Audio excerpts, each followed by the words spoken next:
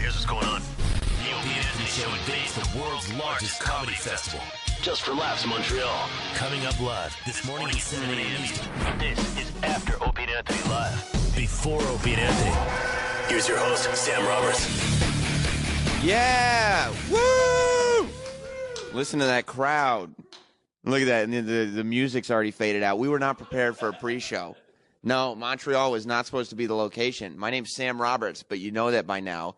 And this is before, after Opie and Anthony. I don't know. This is the after show, but we do it before the show. We're live in Montreal at the Just for Laughs Comedy Festival. Now, usually when we do a pre-show, we got like the audience full of people, and it's meant to actually warm up the crowd. You know what I mean? It's meant like the audience comes in, they go, oh, there's something going on. Okay. You get a little buzz going, and then by the time Opie and Anthony and Jim come on, everybody's ready for a big show.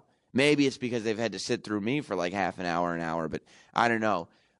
This time, we're trying something different. We're going to go ahead and start the pre-show without an audience altogether. You at home will be listening, but there's nobody in the room yet. Eric Nagel is not here. Let's go around the room, and I'm going to tell you who's here. Travis is here in Montreal. Gary is here in Montreal. He's got his passport. We learned that yesterday. Roland is here, but that's because his room is so uncomfortable that, of course, he's going to be here on time. He's not sleeping because all he's got is a sofa bed, which we learned yesterday. For whatever reason, Roland, the master of getting the dick in the ass, showed up at the Hyatt 2 days ago, and they informed him that the only room they had for him was a room with no bed, just a sofa bed. Since he's checked in, a little update, like people that got here yesterday have rooms with beds. So that's something that's going on here at the Hyatt. Troy's here. Conspicuous by their absences, again, are Eric Nagel and Mark Zito, but those are the ones that are on a little more of the celebrity timeline. So they'll be here when they get here, and of course, the audience will be trickling into this room as the show continues. We're minutes away. Several minutes, but minutes from Opie and Anthony starting day 2 of the big Montreal explosive comedy show. And, I mean, I think yesterday's show, you know, everybody realized it was going to be a good show because you're packing the room full of comedians. I don't think anybody realized how great it would be. I can't give Joe DeRosa credit for making the show a good show, but the fact, I think the takeaway from yesterday's show, and this is one of the reasons why you have to catch these live shows, is Joe DeRosa, in his infinite wisdom, like a lot of comedians, I was talking to Ant about this last night, a lot of comedians, they come in here and they look around the room, especially when there's a lot of people in here, and they realize everybody's killers. Like all the comedians we had in here, Jesse Joyce, Bob Kelly, Chris DeStefano was here, of course, Joe DeRosa, John Mulaney was killing yesterday. Tom Papa was here. All these comedians are here. And Joe DeRosa decides that instead of doing the normal thing, which is to look around the room, to take your shots, and to cover yourself at all times. For instance, when Bob Kelly threw it towards Opie yesterday, he said, Opie, have you ever tasted your own cum? And Opie, with I think quite a revelation, said, yeah, I have. What's it to you? Basically, move on. There's no story here. And made it so, all right, attention is going to be diverted from Opie. Like most of the time, the people with experience here know that you have to divert attention away from you. Joe DeRosa decided to take an opposite approach yesterday, and without provocation, announced to the room full of comedians, killer comedians, that he wants to suck dick. I mean, he said that I've decided I want to find Bailey J., who's our transsexual, transvestite friend. I don't know. She's a chick with a dick who's a friend of the show. And he announced that without question, he wants to perform fellatio on her. Then, as the show moved on, he wouldn't allow the topic to be changed. He wanted to stay on the fact. Eric Nagel has joined the show. Eric Nagel is here. He is in the building. He wouldn't allow the topic to change. He instead brought it back to him wanting to perform fellatio on a man with titties every time he could. And then, in an effort to prove that medically constructed vaginas could look like real vaginas, he started going through his people he's following on Twitter and talking about the transvestites that he's following. Troy, you're here. I don't know why. man, did you understand the logic behind what Joe DeRosa did yesterday? Honestly, I can't say that I think Joe has anything else interesting to say. Is that what it is? We know you've had your history with Joe. You made it quite clear that that's been your stance on a long time. So you think he comes in, I don't really have anything going on right now, so I'm just going to announce something humiliating? Like, Well, does he know this is going to be destructive for me? I'm going to get beat up for this bad. I think if he doesn't go down that road and he's just riffing with the other comedians, he won't get anything in.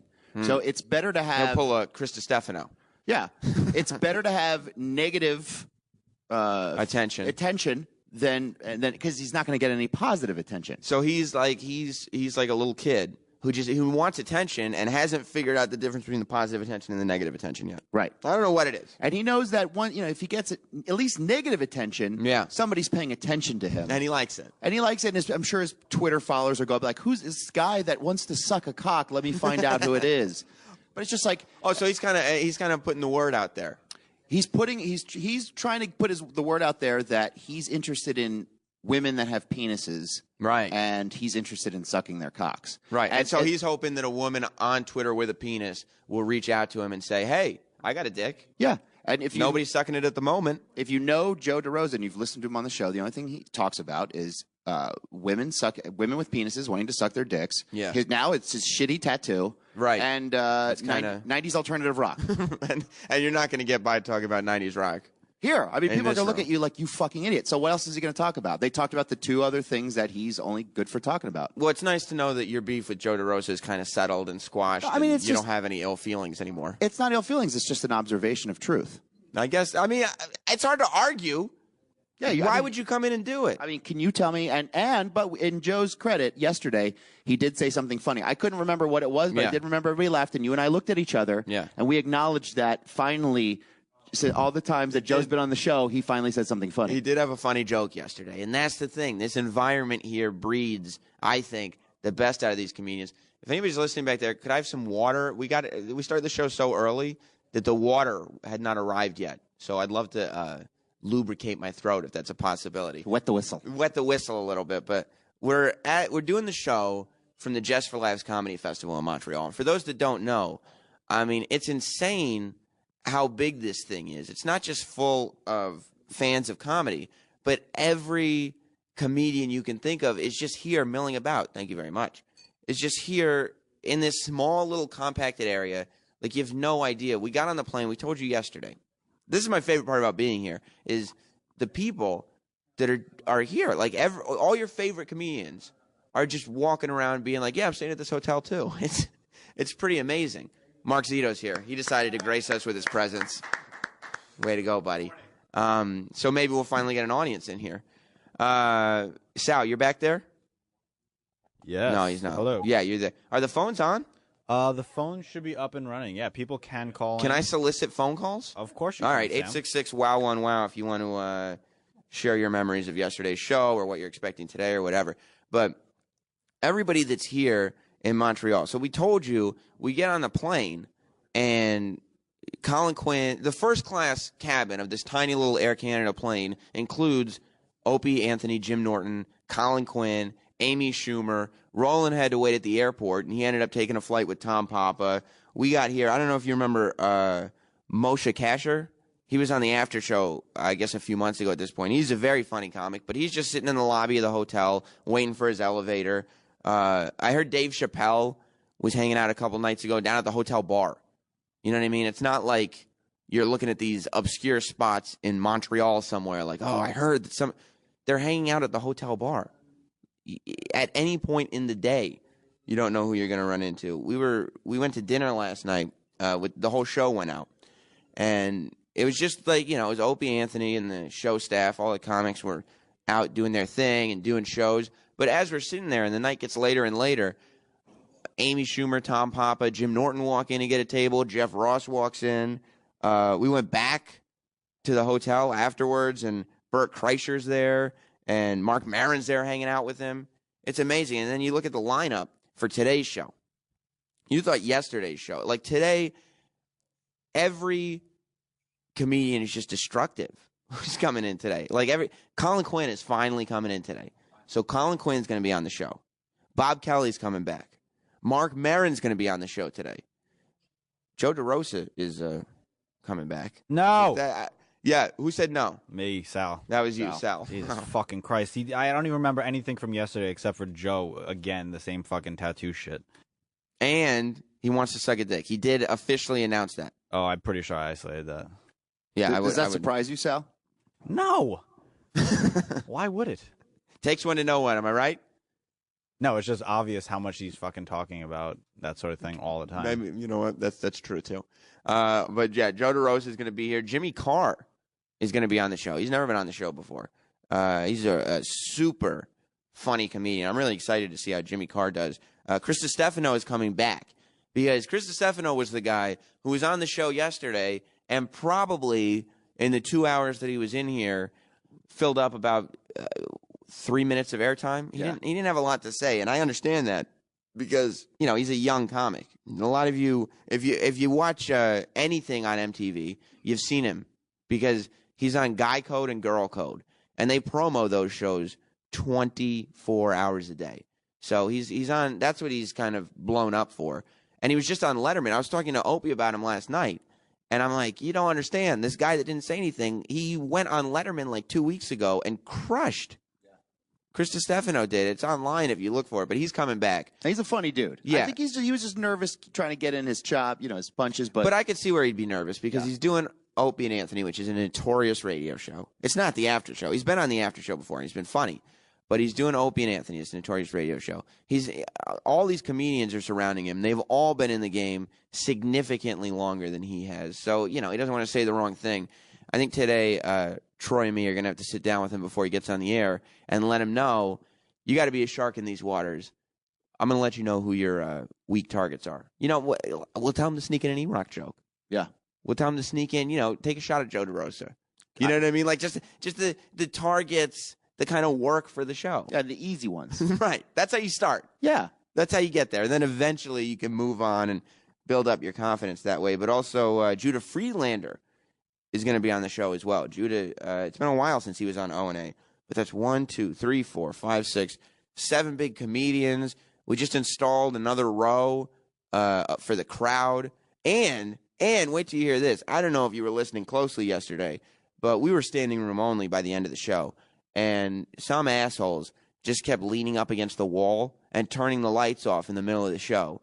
So we're going to we figured out the technology behind this.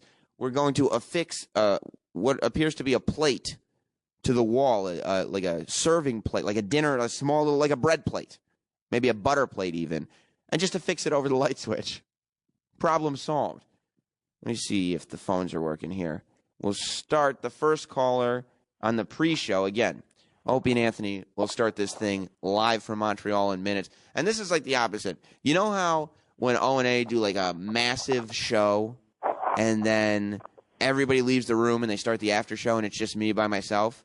This is the opposite. Like right now I'm just echoing off the walls. There's nothing going on in here. But the crowd's going to start trickling in. Start trickling the crowd in. Comedians are going to be in here. And this show, I'm predicting a better show than yesterday. And yesterday's show was goddamn near perfect. So, Matt in Buffalo. Primetime Sam Roberts, professional broadcaster. What's up, buddy? To speak with you, man. Privileged to speak with you, first off. Just got to ask, is Travis's wife going to be on the show? I mean, she is from the Great White North of Montreal and all that stuff. Maybe we can get her input. I mean, I know, Well, I would love to know. That's a good question, Matt, because yesterday, you talk about stars of the show, and there was one moment that I think was a highlight for everybody. It's when Uncle Paul made a disgusting, sickening, revolting child pornography, pedophilia angled joke. And there was the angelic laugh of a 4-year-old girl coming from the back of the room, as if to say, hey, the guy's right. The guy is right. The guy knows what he's talking about. Travis, your wife is from Montreal.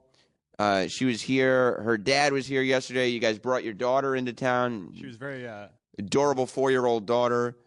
She really got a kick out of Uncle Paul. Oh yeah, I mean, she knows good comedy when she hears it. You know. Was that a little? She's been associated with the show for so long. Is that it? Yeah. She just listens at home. Well, she's she's like, met Uncle Paul like a dozen times at Anthony's house. In fact, I don't even think she's met Jim. No, she's just what's your Uncle Paul? Yeah, she doesn't know who Jim is. But it's not a character. It's not like she thinks it's a man named Paul that's close enough to the family to be her uncle. He just says funny things in a funny voice. Like, do you ever think to sit her down and say, we don't laugh at that, sweetie? Like, No. that's not no. Does she know what she's laughing at? No idea. Or is she just like, they're shoving a mic in my face? She just thinks it's great that everybody's laughing and having a good time. She is. Yeah. We went happy-go-lucky, right? We went down to the pool. What is your wife okay with all this? With your daughter being exposed to the horrendous nature of this? She's fine. Yeah. Good. I went down to the pool. We're all good people. Are we? All of us? Most of us. I went down to the pool yesterday after the show. Troy and I went down and we found some tight bathing suits to put on and did some tandem diving. But we got in and Roland joined us. First of all, Roland's swimwear matches his streetwear 100%. He comes in, he's wearing the same T-shirt that he wore yesterday. And you know it was the same T-shirt because his mustard stain from lunch was still on the shirt. I think that's why he did it. Because he wanted to clean himself off? He wanted to wash himself off, yeah. Well, it was his favorite Bruce T-shirt. Yeah. So he had to make sure that it got cleaned off. But he gets in the pool in his Springsteen T-shirt and gym shorts, which is his uniform for work. It's his uniform for life. And he can't swim. No. Like, he can't swim at all. He won't go into the deep end. Travis's daughter ended up coming down with Travis's wife and getting in the pool. She's a stronger swimmer than Roland. She's 4 years old. Yeah. She just had her floaties on her arm, and she was fearless. She was going down into the deep end. She was grabbing the flotation deals, the noodles, everything. Roland wouldn't get past that blue painted line at the bottom of the pool. He was fearful of it. He wouldn't even, like, we were making fun of him. We were like, Roland, we're getting out of the pool now. Kids go up the stairs. We're going to go up the adult ladder. The ladders are there for grown-ups. The stairs are there for children, so they're okay with it. And Roland goes, the stairs are there for me too. The stairs are there for me too. I'm not a swimmer. I thought I told you this. Keith in Connecticut. Good morning, guys. What's up, buddy? I wanted to agree with Troy. When Joe gets on the air, I can't run to the radio fast enough and shut it the fuck off. I hate him worse than I hated Danny, and that's a real fucking. I hate both of them. And he doesn't pay one. I wouldn't pay a fucking penny to go see him do comedy. We can't just trash Joe DeRosa before he gets here. I can. Fuck him. I guess I don't have control over you, Keith. You're right, but it's not a right thing. He's going to be here. I'll bet it'll be funny today. And it's nothing that hasn't been told to him before. I know, but he doesn't like it. Why would he? Then why does he keep doing it? Why does he keep having to bring up that he wants to suck cock and bad tattoos and 90s alternative rock? I don't know. He came to a realization that he wants to have a penis in his mouth. What can you do? Keith, do we have an update on the night of Anthony Cumia? Sam, this is my first time on the shit show, and I'm not wasting... Give him a round of applause, everybody. Give him a round of applause. And I'm not wasting any of Mr. Cumia's good material on your fucking nonsense. You know what that means? Mr. Cumia's got some good material. Let's give Keith another round of applause. But the fact that Keith is here makes me think that Anthony Cumia did go home last night. So that's a plus. That means he will be here at any point. Who's here right now? Anybody travel from a long distance? What's long distance? It's like, huh? Did you travel from the U.S.? New Hampshire. How far away is New Hampshire? Oh, I'm 3 hours away. And what motivated you to come here? Because you guys rock. Is that it? Yeah. Yeah, I like that. Is this did you plan this or is it spur of the moment? It was kind of spur of the moment, but. And you're here by yourself? I did. My guest did not make it. Why not? Short. I don't know. Just not enough time, I guess. I don't know. So you had to drive did you just come in now? Yeah. So you had to leave in the middle of the night and just drive by yourself? I got a life, man. I can't just, go up to Montreal for the night and all that, so. Yeah, but you're going up to Montreal for the morning. What's the difference? That's true, I guess, but. What's your name? Mark. Mark? It's nice to meet you. Nice to meet you, man. I see some familiar faces. See, that's the way to do it. You got the guy with the beard. Troy, did you hang out with this guy? No, he split after the show. But he looks like a cool dude, you said. Yeah, he looks like a cool dude. How's it going, man? Did you enjoy the show yesterday? It's going great, Sam. It was awesome yesterday. Have you heard the comedians that are going to be on the show today? Do you know who's going to be on? So far I've heard that Colin's on. Yeah. You guys want to know who's going to be on today? I told the audience at home already, but Colin Quinn's going to be here. Bob Kelly is coming back. Joe DeRosa is coming back. And yesterday, like we discussed, he announced that he wants to suck dick. I don't know what he's got for the show today. Mark Maron's going to be here. Nice. Jimmy Carr. You guys know who Jimmy Carr is? He's a big time. I think he's British. But he's a giant comedian. He's got like 2 million Twitter followers or something like that. He's hilarious. Chris DeStefano is coming back, and we're going to try to get him to talk this time because he's very funny, and he's been on the after show before. And Judah Friedlander will be on the show today. Do you think, after witnessing yesterday's show, that today can live up to that? Yeah, I think the crowd's going to be better today. I do too. I don't know if you count the rows, but they added another row of people in here. They did. You feel closer to the action now? I feel a lot closer to the action. You were sitting with that hot girl yesterday. Yes, I was. Why didn't you bring her back? Back where? You mean here? Why isn't she here now? Well, I don't know. They had to work the next day. What? That's what I said. That's awful. I have a bad feeling about the girls, though, today. What's the bad feeling? Well, because there's one here. Look at the ratio of guys to girls. Yeah, but there's another girl out there. Let's talk to the young lady. Which one, her or her? The one who's sitting down already, the blonde. Hello, miss. Hello. How are you? What brings you to Montreal? Where are you from? I am from Montreal. And what's your name? Amanda. Now, are you just here because you heard there was something going on in Montreal and you thought you would stop by, or is this an intentional trip? My fiance brought me. Are you a fan of the show, or he just listens? He just listens. And he made you come? Yep. I bet he did. You get it? He made you come. You admitted it. Yes, he did this morning. You've had sex this morning already? Oh, yeah. That's fantastic. Well, that's why he's like, look, I will bang you if you come, if you arrive at the show today. Yeah, that's pretty much how it went. Did you just come from home, I guess, since you live here? Yep. How far away? In LaSalle. I don't know what that is. I don't even know what LaSalle is. It's about 30 minutes away. I'm from New York. I don't understand that. Do you listen to the Opie and Anthony show? When he listens to it at home. Yeah, so do you know it's not generally, the audience is not overwhelmingly female. Did you know that? I heard yesterday. Yeah, well, yeah, there was like one hot girl in here, and everybody just goes, "Who is that? We have to talk to her." So are you prepared for that type of, what's your fiance's name? Jamie. Jamie, do you know, bringing your fiance here, that she's going to stick out like a sore thumb, right? Pretty much, yeah. Like, it's going to be noticed. Are you okay with that? Yeah, there's no problem with that. What can you do about it, right? Are you a big? How long have you been listening to the show for? About 3 years. That's very good. Is there a big Canadian O&A audience? Because when we were first doing this, we weren't really sure if the audience thing was going to work. We didn't know if we were going to be sitting up. That's every live gig we do, though. We're like, I don't know if we have an audience there. Maybe we shouldn't even invite a live audience. And then we do, and we fill up the room. It's amazing how popular this show is. But we didn't know when we were doing Montreal whether or not we should even have an audience, and we decided to throw some chairs in here, and now it's standing room only. Do you guys know? Is there a big O&A audience in Canada, or are you guys it? You guys are it? Well, it kind of seems like a secret thing. It's like an underground of Canadians that listen to the show. And then Americans listen to it, but just they also not really Canadians. Yeah. Well, I mean, I guess you'd say not really Canadians, but the room's almost half full, and it's like 6:30 in the morning. I've been listening for 9 years, so wow. So, yeah. 9 years. Yeah. Have we even been on in Canada for 9 years? No, I listened to it through the internet, kind of thing. That's pretty amazing. Yeah. What's your name? Derek. Where are you from? Ottawa. Ottawa. How far away is that? Hour and a half. Hour and a half. And is this because I was getting some tweets last night saying like, "Oh, we're waking up at this time and we're going to drive 3 hours. Can you sneak us in?" I'm going, I'm not the door, man. Like I don't know what to tell you. Hopefully, like I'd like to see you, but I can't tell you. Were you on the list, or did you just figure you'd try to show up? Yeah, it's just on Facebook. I saw that they had the contest there, so I applied. Got the email saying congratulations. Came here at about I don't know, maybe 8 o'clock, and checked in the hotel. Woke up at 5:40. Oh, so you got a room here? Yeah. Oh, yeah. Some of these guys are just like they show up. They just camp right out the building. Yeah, I think that some people have just been hanging out in the lobby of this conference room and absolutely. Yeah, catching Z's. All right. Well, I hope you enjoy the show. Who's the lovely lady behind him? What's your name, miss? Rachel. Rachel, where are you from? I'm originally from Alabama. Mm-hmm. I'm living in Calgary right now. What made you move to Calgary? My husband's Canadian. So you were like, I got to move to this great place where all these wonderful men are. Yes. Is that it? He's originally from around here. How far away is Calgary?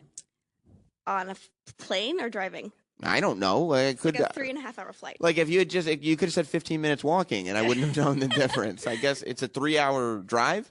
No, or flight. It's a 3.5-hour flight. Oh my God, it's very far away. So did you guys fly in? Yes. For this show or just for the festival? For the festival in general. Why wouldn't you say just for this show? Just say. I gotta tell the truth. Just say literally, like I found out about that they were going to do a pre-show, and I had to fly in just for the pre-show. Do you live near Stu Hart's house?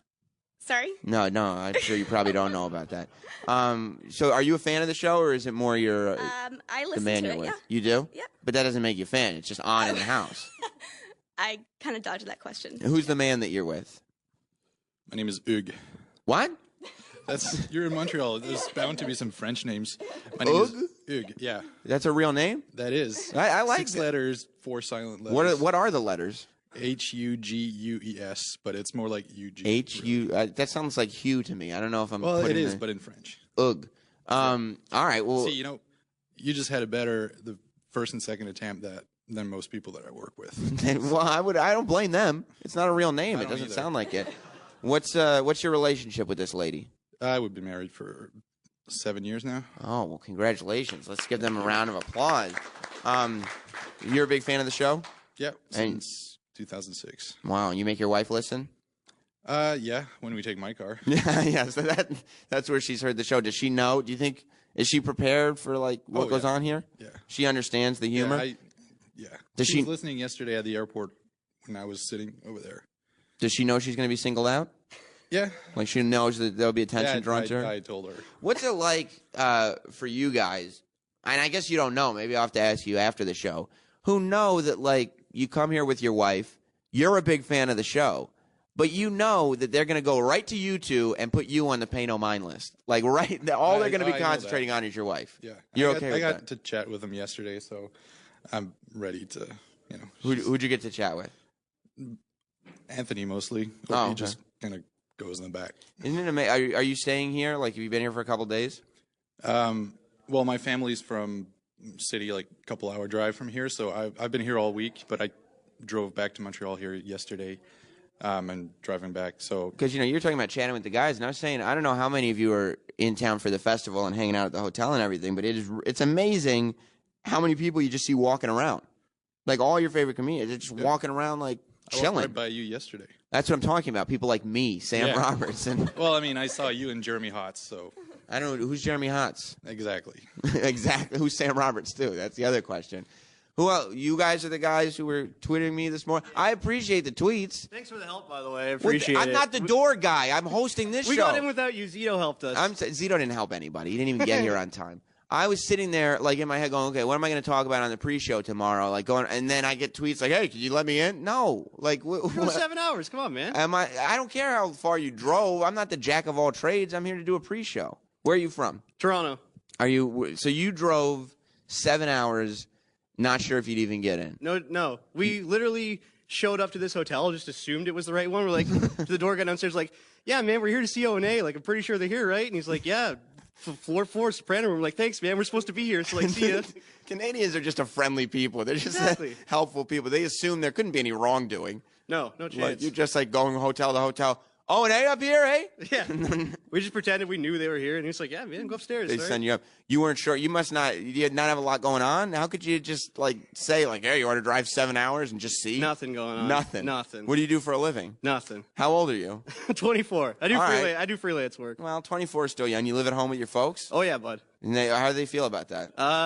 Not too proud, not too happy. And you're like, "Don't worry, Mom. You always told me to do something with my life. Me and my bearded friend over here." Yeah, he looks like a Chechenian terrorist, doesn't he? A little bit. A white Muslim? Are going to drive 7 hours to go watch O&A do their thing. Oh, yeah, did you? And instead of, they're saying, "Oh, well, did you at least think about this in advance and do the responsible thing and get on the..." No. We don't even have a hotel. I didn't do any of that. No, we're going to sleep in a car, man. This is poorly thought out. Guerrilla style.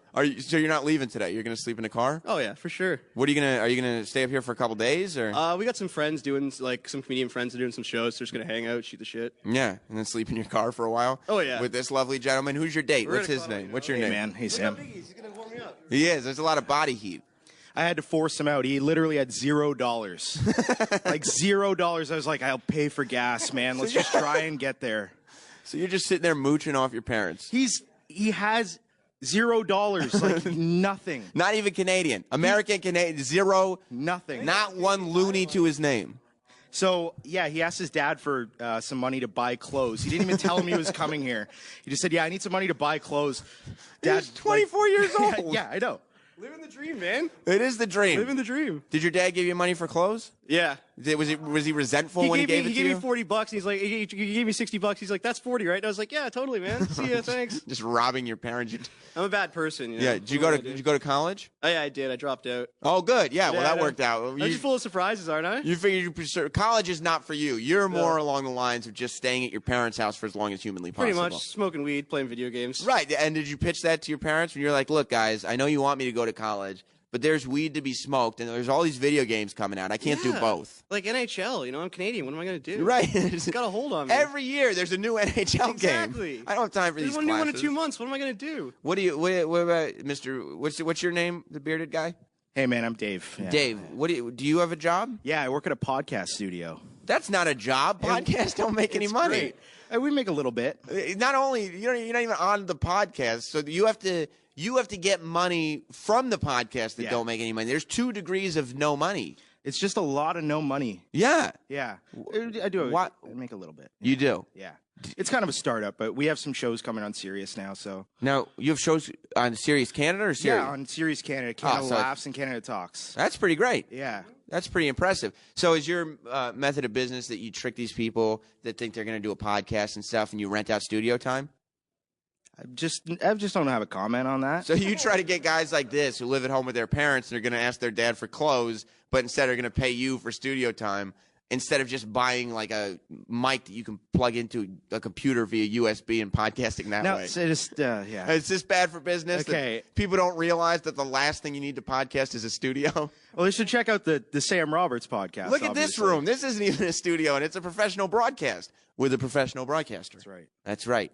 So how much money can you make running a podcast studio? I'm doing a live podcast tomorrow in Toronto. I'm going to get $100 for that, so I'm That's pretty excited. sick. Who's going to give it to you? We're doing bands, so we're going to...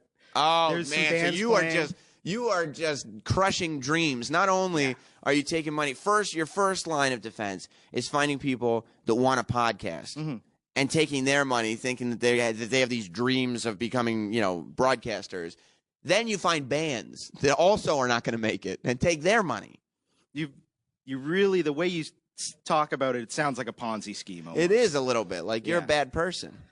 I didn't think so, but now I'm almost 100% sure. But you're better than the dude you drove in here He has with. no money. He's just stealing money from his dad. At least I have, the podcast. How much money does he have? Zero. $0. Yeah. I got about $35 to change on me right now. Where happened to the 60? Yeah, I got to eat, man. Got to eat. No, you don't. I mean, you don't need to spend $25 on food if you. It was a long drive. All right, it's 7 hours. How'd you spend $25 on food and stuff? You look at us. We're big guys. You're husky men. Exactly. But you fit in a lot better than that lady does here with the O&A audience. Well, yeah, that's true. Yeah. So you excited? Oh yeah. You're happy you got in? Hell yeah, buddy. Zito helped you out? Did he ever? More so than you, Sam. More so than you. Hell yeah, more so than me. But you know what? I'm giving you life lessons. All right. And in the end, you're going to come away from this taking some of the things that I've told you here to heart and bringing them with you wherever you go on your we journeys realize of the life. pieces of shit we are now, so Yeah. we got to thank you for that. And your buddy just learned he's a bad person. So where else are you going to find that? Another lady Troy, are you feeling better about the ratio right now? It's stepping in the right direction. It's still way off. Yeah, but we have, how many girls did we have in here yesterday? 3? 3 girls, but we have 3. Yeah, well, all right. We have 3 already girls. have as many, and we got a lot more empty seats so far. It's still, I'm a little nervous about it. What's this lady's name? I'm Kelly. Hi. Kelly, welcome to the show. Thank you. Are you excited? Are you an O&A fan? I am a huge O&A fan. I'm very excited. You see, girls, it's not all just women who have to listen because their husbands have the radio on. There's these other chicks, they're just like, oh, yeah, I listen to the show sometimes. And you can tell because. I'm very excited to be here. Who are you most excited to see? I'm excited to see you guys, too. Like, I'm Me, excited to see everybody. specifically. You, Sam. Sam Roberts. Yep. That's very flattering. I appreciate you saying that. Do you have a favorite member of the Opie and Anthony show? Or you just love the show? I'm not going to say a word. I just want to see everybody. Because you don't want to hurt any feelings. I don't want to hurt anybody's feelings. I just got here. So. You're a nice person, unlike this piece of shit Dave that we just talked to. You're a nice human being with feelings. When did you start listening? I think when I got my car, so 07. And what do you like about the show? What do I like about the show? That's what I asked you. Well, I listen to it on my way to work in the morning, so I laugh on my way to work. I think that's the trick to the show. It's like you're on your way to work, and whatever's playing in the car is going to be better than work. That's true. So it's like it makes you think it's even better because you're not at work. That's true. You know? So what are you excited? Did you hear the comedians are coming in? No, today? I haven't. You want me to tell you? Yes, please. All right. Bob Kelly and Joe DeRosa are both coming back. Yep. Very exciting. Yep. Colin Quinn's going to be here. Good. Mark Maron's going to be here. Good. Jimmy Carr's going to be here. Good. Christy Stefano's coming back. Good. And Judah Friedlander. Nice. Very Good. exciting. Nice. You have a favorite comedian here at the festival? You have a favorite comedian in general, or you just don't take stances? My favorite comedian. I went to see Amy Schumer the other night. She was awesome, of course. Of course. Of course. Always yeah. kills. Yep. And is this your husband you're here with, or boyfriend? Yep. Oh, that dude's not with you? You came alone? Yes. That's dangerous. It's gonna be like sharks swimming around her. Yeah, already. Like, not even. That's okay. The show's not even here yet. It's the guys around in the audience. They're just looking over at her. No, I think that would be a very bad idea. I'm good in the back. You can't hide back there, just so you know. It's scary. Well, what do you do for a living? I'm an accountant. An accountant? Yes. That sounds boring. Yes, it is. That's Where why where in Canada are you from? Toronto. And that's pretty far away. Not really. How long's the drive? I flew like an hour flight. Excuse me. You don't have not like these schlubs. Hey, These guys. Ask these guys. Was flying an option for you guys? Not for $60 flights, yeah. Right, because you had the $60 from your dad, and you had the money you just stole from poor podcasters. Yeah. You guys are a couple of bums. Let me talk to Eric in Virginia. Hey, Sammy. So, Can you answer the callers? burning, Great. Go ahead, Eric. so the burning question on everyone's mind, I think, is since you all went out to dinner last night, did E-Rock fly solo again, or was he actually social with the people from the show who make his life a living hell on a daily basis? That's a great question. Eric was very social last night. He was at the dinner. We were all there, but Eric did, well, not all of us. Zito didn't make it, but he didn't quite make the cut. He's not really part of the show, though. No, he's not. And Opie actually at one point during the dinner questioned, who is Mark Zito? Which probably would hurt his feelings if he heard that. But yeah, Eric was very social last night. We all had a lot of fun at a steakhouse. I don't remember what the steakhouse was called. Some bathroom issues, I believe. Well, with Roland and E-Rock. I think Roland said he got locked in the bathroom and they had to come let him out. Where is he? Is Roland here? Where do you? Is Roland back there, or is he? Roland! He's actually sitting down eating. Of course, yeah, of course he is. Roland, did you get locked in the bathroom last night? Well, ladies and gentlemen, Roland.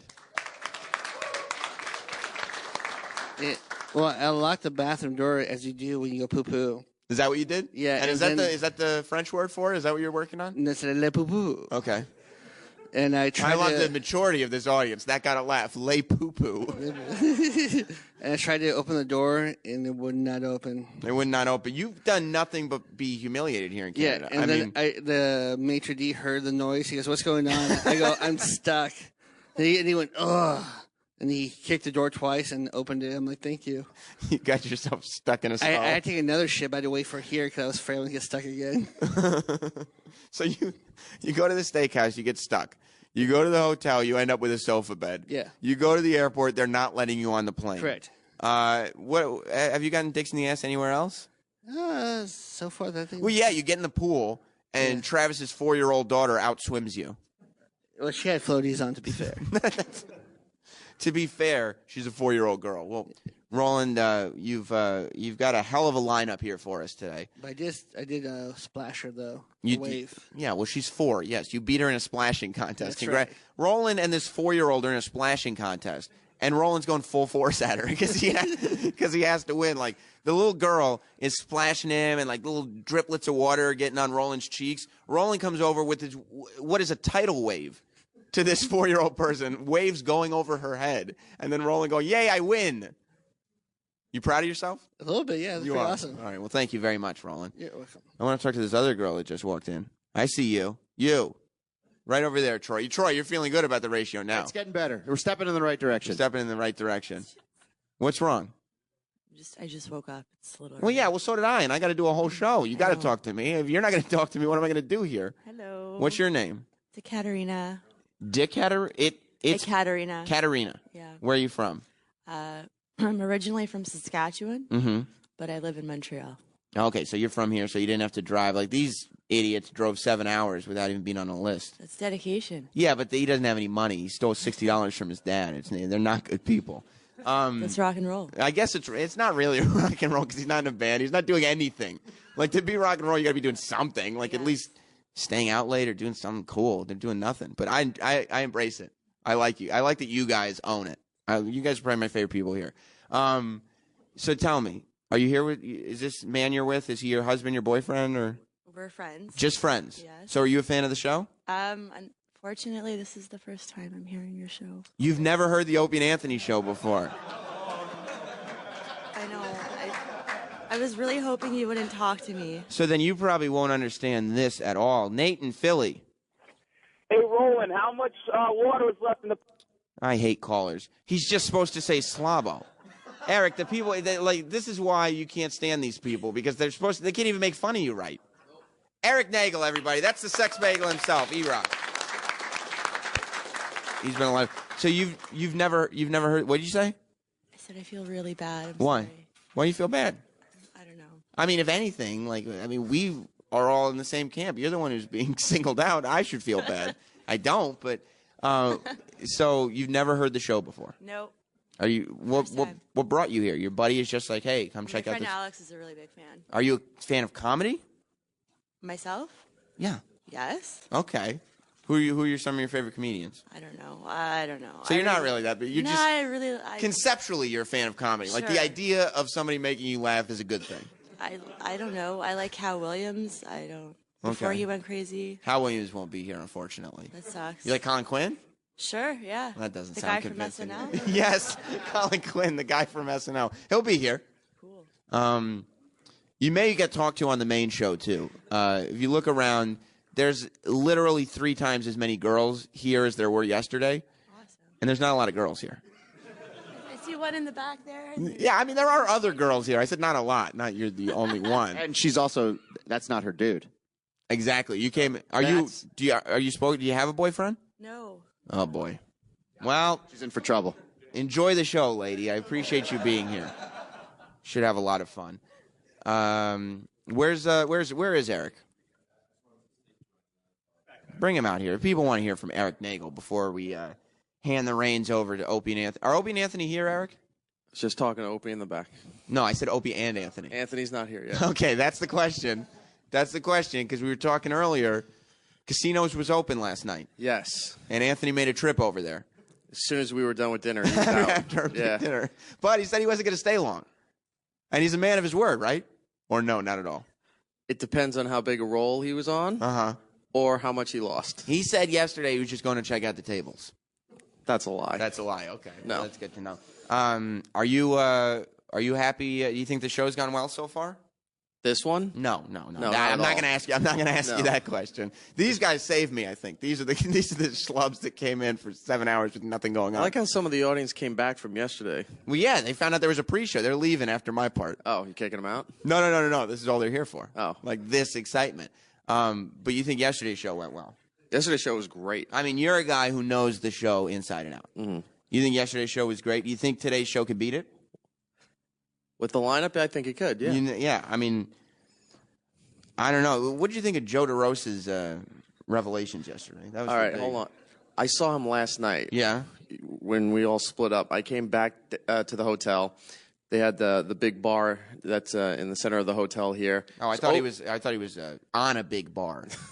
It's an open bar, so all the comics and industry people are here. Yeah. And just out of luck, I run into Joe. He comes over. Hey, E-Rock. And he's doing this little half dance thing, right? And puts his arm around, because he's hammered. Okay. Right? All right. And he puts his arm, how you doing? Today's show, blah, blah, blah. And then he's holding my arm like this, and he's looking around, just kind of bobbing his head, and he goes, there's so much stank in this room. And I'm just sitting there like, you are such a mo. It really is. Because he called girls stank? Is that what he said? Yeah, he's like, so much, but he did the hand thing because he has his right arm on my shoulder like this. With his left hand, it's almost like a rap move. He just goes, so much stank in this room. Miss, who's never, you don't have to have a mic, but Miss, who's never heard the show before, if somebody referred to you as stank, would you consider that like, yeah, this is a guy I might go home with? Sure. You would? Possibly. All right, well, maybe you will. Depends what follows that. Maybe nothing. just Joe doesn't have any money. No, yeah, he's like this guy over He here. has a Nintendo DS. Yeah. Travis, you gave me your phone. You're getting a call. Travis gave me the timer, and you're getting a call from Chris. Well, so you're excited about today's show? Yeah. You were social last night. Did you have a good time at dinner? Dinner was great. Yeah. You got to the best story too early about Roland getting locked in the bathroom while he was taking a shit. I didn't even know that happened. That was news to me here. Yeah, it was funny because he went twice.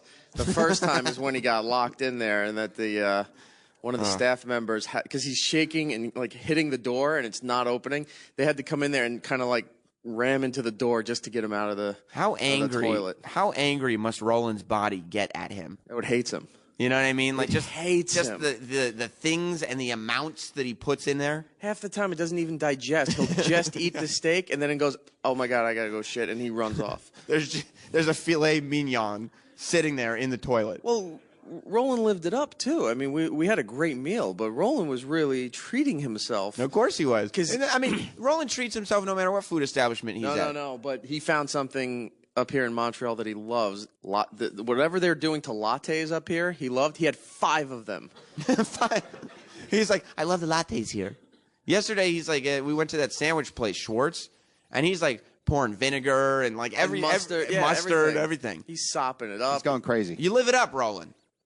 And Eric was really excited because they were both shitting in sync with each other. Yeah. You were shitting together? Our periods lined up. But you got out of your stall. Well, that's true. Your shitting cycles lined up. Well, I went first, and then Roland went in, and that's when Roland got stuck. Listen, if you thought this whole thing was amazing. I didn't. Wait. Well, I'm not asking you. I'm talking to the audience. Oh, sorry. Wait until you hear what we have in store for you next. Because coming up, it's day 2 of the Opie and Anthony show, live from Just for Laughs in Montreal. You guys ready?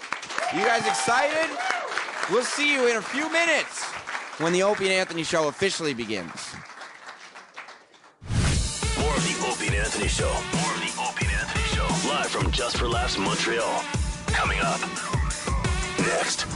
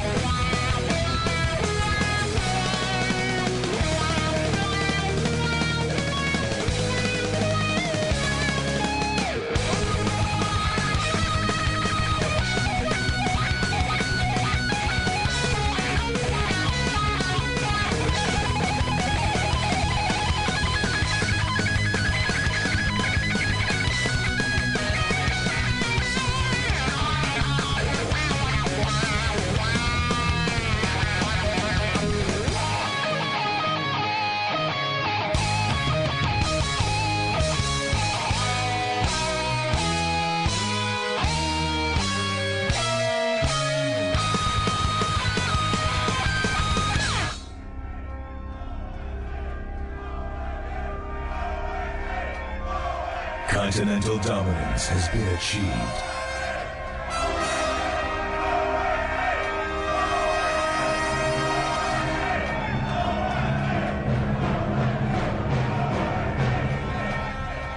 Through sheer force of gas and profanity, Canada submits to a comedic monster like it's never seen before.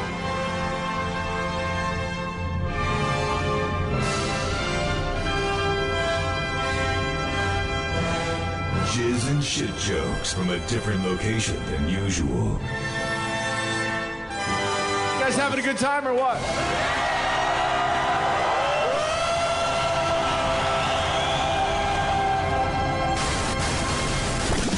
Live from the world's largest comedy festival, Montreal. This is the Opie and Anthony Show. Here are your hosts, Opie, Anthony, and Norton. But enough of this palaver. Let's get the show on the road. Yay! Yay! Oh, look at that. Day Wow. 2 from Montreal, the Just for Laughs Oh, my Festival. goodness. Another rousing day. Good morning, everyone. Here in Montreal. I hope we can keep our energy up. I'm a little... Keep it up? From yesterday. Have to get it. Well, that's what I'm saying. Yesterday we had a lot of energy and a great radio show. Oh, my God. I know I'm a little banged up, and I'm sure you're a little banged up. Just a bit. We went out for stayed steak out. dinner. Yes. And I said to myself, you know what, I don't think I'm going to drink. Yeah. And then that fucking waiter just kept pouring wine like it was water.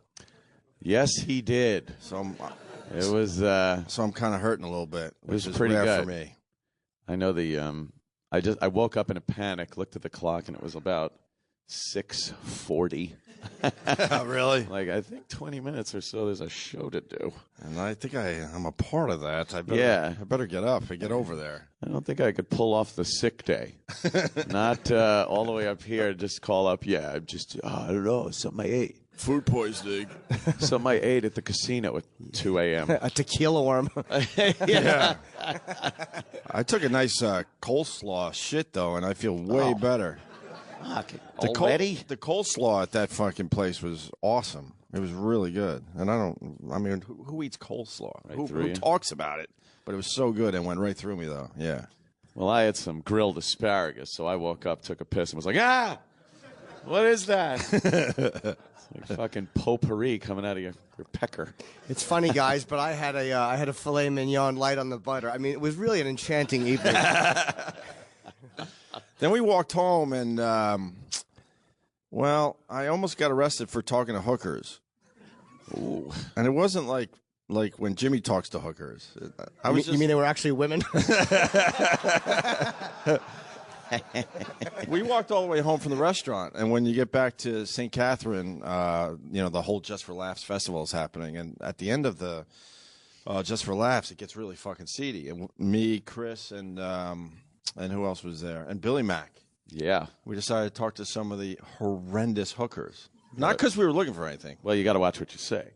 Well, yeah, but then a homeless guy came around with a hat, so I started taking money out, and there were cops around. Oh, yeah, it looked like you were. And Chris goes, man, if he pulls... Billy, you want to talk on mic? Look at Billy Mack. Because Billy could explain it better. And then they're scared if I pull out another $1, we're going to get arrested, because now we're showing cash. Right, exactly. You're conducting a transaction in their eyes anyway. A transaction. So, Chris and I were trying to, keep your hands in your pocket, man. Yeah, because I like talking to street people, which is fucking a weird little hobby I have. And they were horrendous looking. They were ugly. And they were trying to get me and Billy Mack for a 2-for-1 special, $40 each. It was about $40. $40 each for a 2-to-1 special. Yeah. All right. Not a hint of a body on them. No teeth. The one was pregnant. One was pregnant. Oh, so you're getting 2 for 1. Yeah. Oh, that was the 2-for-1 special. That was the 2-for-1 special. The fucking fetus. Right. Wonderful. I go to the one that was pregnant. I go, what's your deal? She goes, I need fucking money. I need to pay my fucking bills. For sexual intercourse. Yeah, she said that too, for sexual intercourse. And we're having a good time just talking to them, and then all of a sudden we notice there's 3 cops. They just finished their meal, and they're right outside. What was it, like a peep show or something?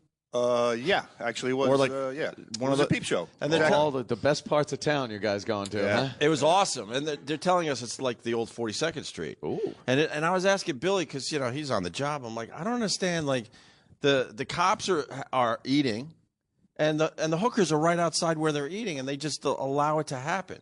Yeah, which is strange to me because in New York they have shut everything down. Yeah, she was speaking obviously French, and we didn't know what she was saying. So she could have been saying, "Hey, officer, these 3 guys are like right, trying to get hooked up," and then it was screwed. It was obvious we had to move on because the cops were looking at us like Greg Opie Hughes locked up abroad.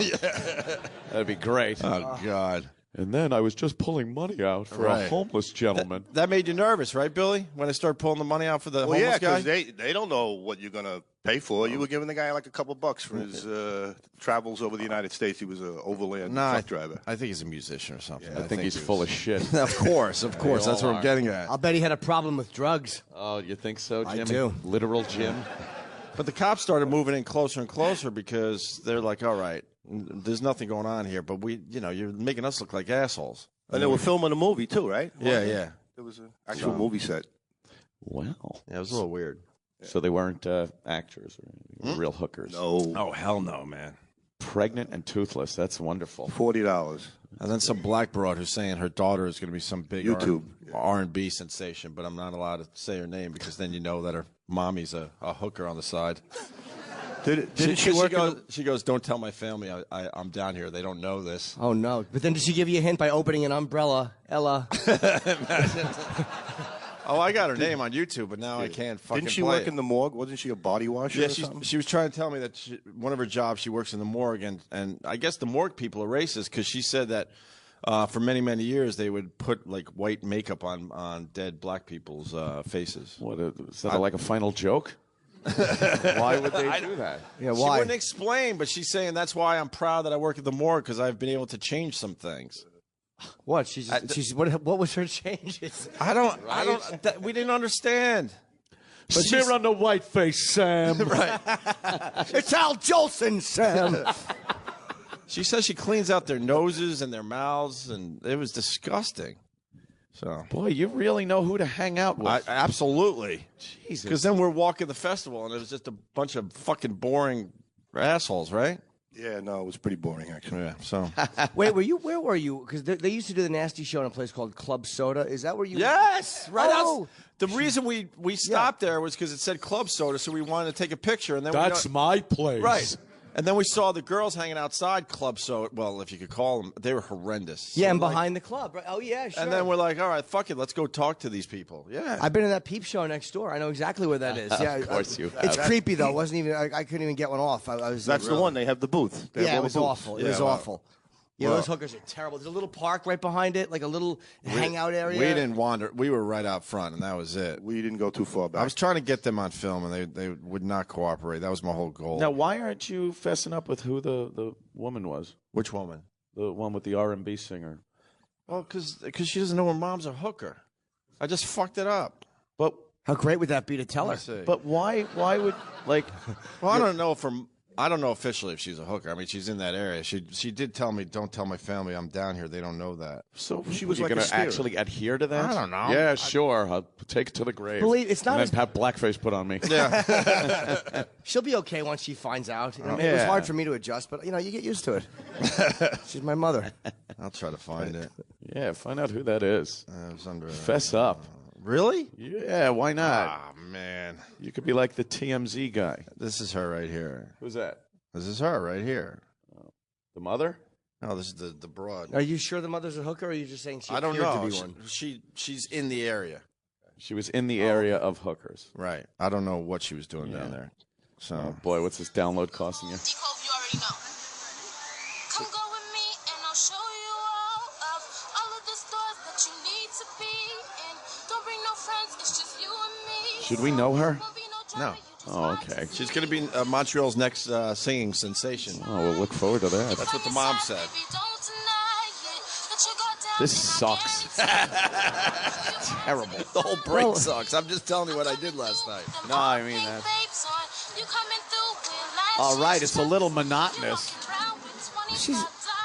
She wrote it too. Well, one of her friends might hear her on the radio and say, you sing, and she'd go, yeah, and they go, well, I got good news and bad news. Right. They played your song. You were on the radio on an international radio show. Yes, and that wasn't bleach on your mom's collar. Her mom was very nice. Oh. It was just a weird little, I don't know, I can't. Yeah. It was strange. What time did you get back to the mothership? Not late. No. Like 11:30, somewhere around there. No, that ain't bad.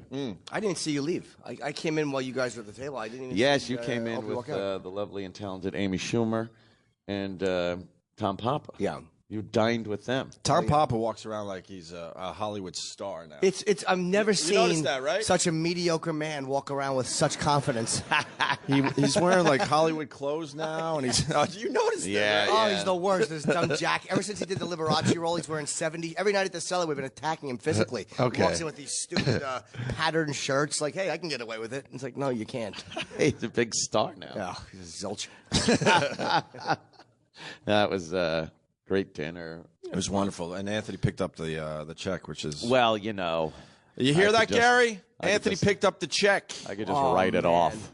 I write that off. That was nice. Whatever that means. Write it off. I'm getting at something, though. You picked up a huge check last night for dinner without even thinking about it. You're probably not even going to even fucking give it to the company. Me a bag of shells. Gary made the staff pay for their sandwiches yesterday. Oh. See, people talk, Gary. Oh. Could you get a mic and explain why you made our staff pay for sandwiches? How much was it? It must have been very expensive if he made them pay. Gary, we had an amazing radio show yesterday, and then I guess Gary, I don't know who wants to talk, but a lot of individuals talked to me. And Gary brought everyone to lunch, right? We all went to lunch. Oh. I didn't bring everybody to lunch. This is like testimony. I love it. We all went to lunch. Sam? Not necessarily. Sam, what can you add to that? When you say, I don't know who wants to talk, but individuals came to me and you're looking at me and Gary's in the room, it kind of defeats the anonymity. But you love it, so. I don't mind it. Tell me what you know. Well, I mean, I know with the four of us, was there, or six? I think there were six. Gary. 6 people. Jesus. Went to have sandwiches at Schwartz's. Right. Uh-huh. And 6 people paid for their sandwiches. Oh. But they might not have been staff people, though. The company's not supposed to pick up just random people's lunch. Like, it was me. Your staff. They had Troy. He's staff. Gary, obviously. Gary he shouldn't be staff, but he is. Okay. Staff infection. Right. Roland. Yeah, Roland staff. Who else was there? E-Rock. Oh, wow. That's 8 sandwiches right there. And well, Mark Zito. Who? He's a guy. He works outside. Oh, well, he should have paid. Zito? Yeah. But then I guess they had to get individual bills for their sandwiches. Oh. Gary, what are you doing? Gary. How much could a sandwich be? It was $7, yeah. $13. So why wouldn't the company just pick up the lunch? Everybody's getting reimbursed. Oh. Nope, it's not coming out of anybody's pocket. Oh. But why wouldn't you just go, hey, man, I got all the sandwiches, and I'll figure it out with the guys. It was cash only, and I paid for both cabs, so I was out of cash at that point. Oh, good excuse. But the company, It was a good excuse. They can actually write that off, though? Like they get paid back. Oh. Yeah. In like 18 months. Yeah. You'll get that money back. It just doesn't look good that the staff has to pay for their sandwiches and hope that they get the money back, what, 3 months later? I'm sorry, people in the back seem to think that we have a fucking steel wall here. But can you tell them this is not the War Games door? This is a curtain? Who's blabbing? Who's back there? Who's blabbing? Oh. Who's back there? It's your breakfast. Oh, thank you. Oh. Sorry about that. Yes, please continue talking. Yeah, I don't want them spitting in our breakfast. Carry on, do whatever you like. Oh, so he didn't have any cash on hand. Yeah, we went to the ATM. Left. Asked him out. Troy Kwan, anything to add? No, there was an ATM right across the street. Were you kind of bummed you had to pay for your own sandwich? I mean, I'm used to it at this point. It's the principle of it, though, right? Yeah, it would have been nice. But even if you get it back eventually, it's the principle. It's sort of expected at this point. Really? To be treated like shit? That's not treated like shit. It was just, it's fine. Like it is what it is. shaking up the cage, don't you? I love it. Well, that was. Well, we do appreciate Anthony picking up the bill last night because we had a great steak dinner. Yeah, it was nice. What are you gonna do? It was good, and then like you said, the glasses of wine were going down quite easily. I thought I'd have like maybe a glass or two, but that guy kept pouring it, and you picked a good one. Yeah. What was that? A nice Syrah. Yeah. Then I decided it was a great idea after dinner to go to the casino. Well, it wasn't that late. What time was it when I saw you leave? What time was it? About midnight, almost midnight. Holy fuck! You left at midnight to go to the casino? Yeah. Wow. I wanted to play some cards. Boy.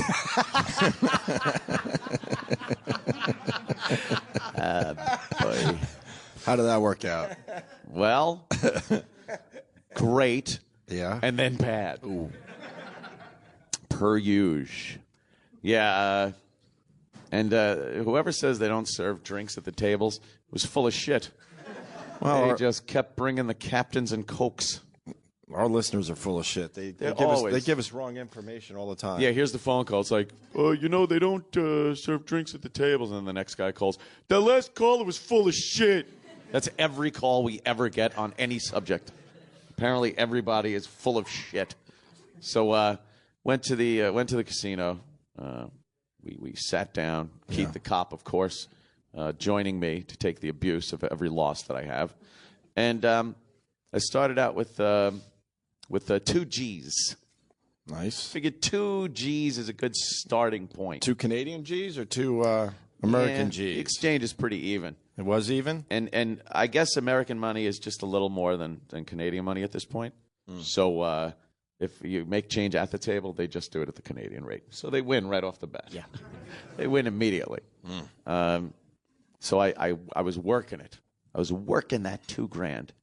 And, I'm betting it was a $50 minimum table. So betting some 50s and kind of getting the stack up a little. And then I just start betting some hundreds.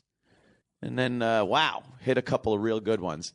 So I got them chips. In the U.S., they're called pumpkins, the thousands. But here they're white chips. I don't know what's that. Chips. Chips. It's too early for that, please. I beg you. Started betting those. Yeah. I got the stack up to $12,000. Whoa. Who said walk away? Strangle him. That would have been a good idea. Of course, the judgment was a bit clouded from the wine and Captain and Cokes that they don't bring you at the table that they brought me every fucking 5 minutes. And, why leave with $12,000 when you could leave with $24,000? Whoa. Well, I didn't neither. Oh, no.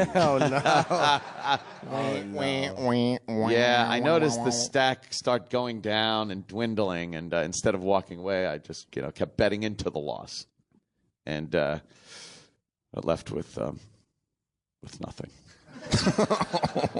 Including the original 2? I lost the original 2. Oh, fuck. God, if we just knew how to walk away. It would just walk away. I know. I don't know why. I guess because it was still relatively early, 3 a.m. And you were saying, by the way, I don't know why. I think I have an idea. Oh, because you have a problem. Yeah.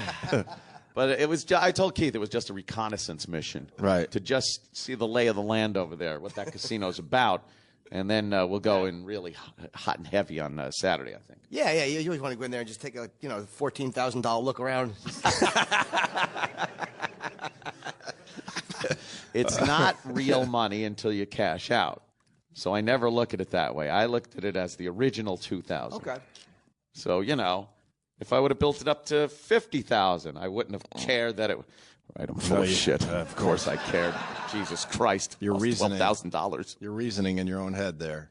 Yeah, I like doing that rationalization, as they call it. I guess the theme of the night was walk away. I walked away from, the hookers, and you walked away. Well, almost walked away, I guess. Right? No, I didn't walk away in time. I know. Jimmy, what about you?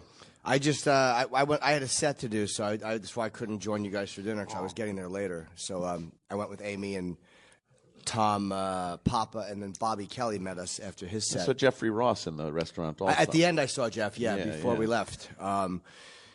And, it was very uneventful at our table. We just laughed. We talked about Colin's keynote. Colin's keynote. He's coming in a little later. Yeah, it was amazing. Was it good? Yeah, it was great. Yeah, it was great. I went. And I was napping. Oh. Oh, there he is. Oh. Quinn. Come out here. My coffee. That was almost like magic. I mentioned Colin, and there he was. Oh, great. Why didn't I mention a girl with big tits? Colin Quinn, everyone. Look, E-Rock didn't want to come out during that. Colin Quinn. Sit down, Colin. Carl. Take a seat, Carl.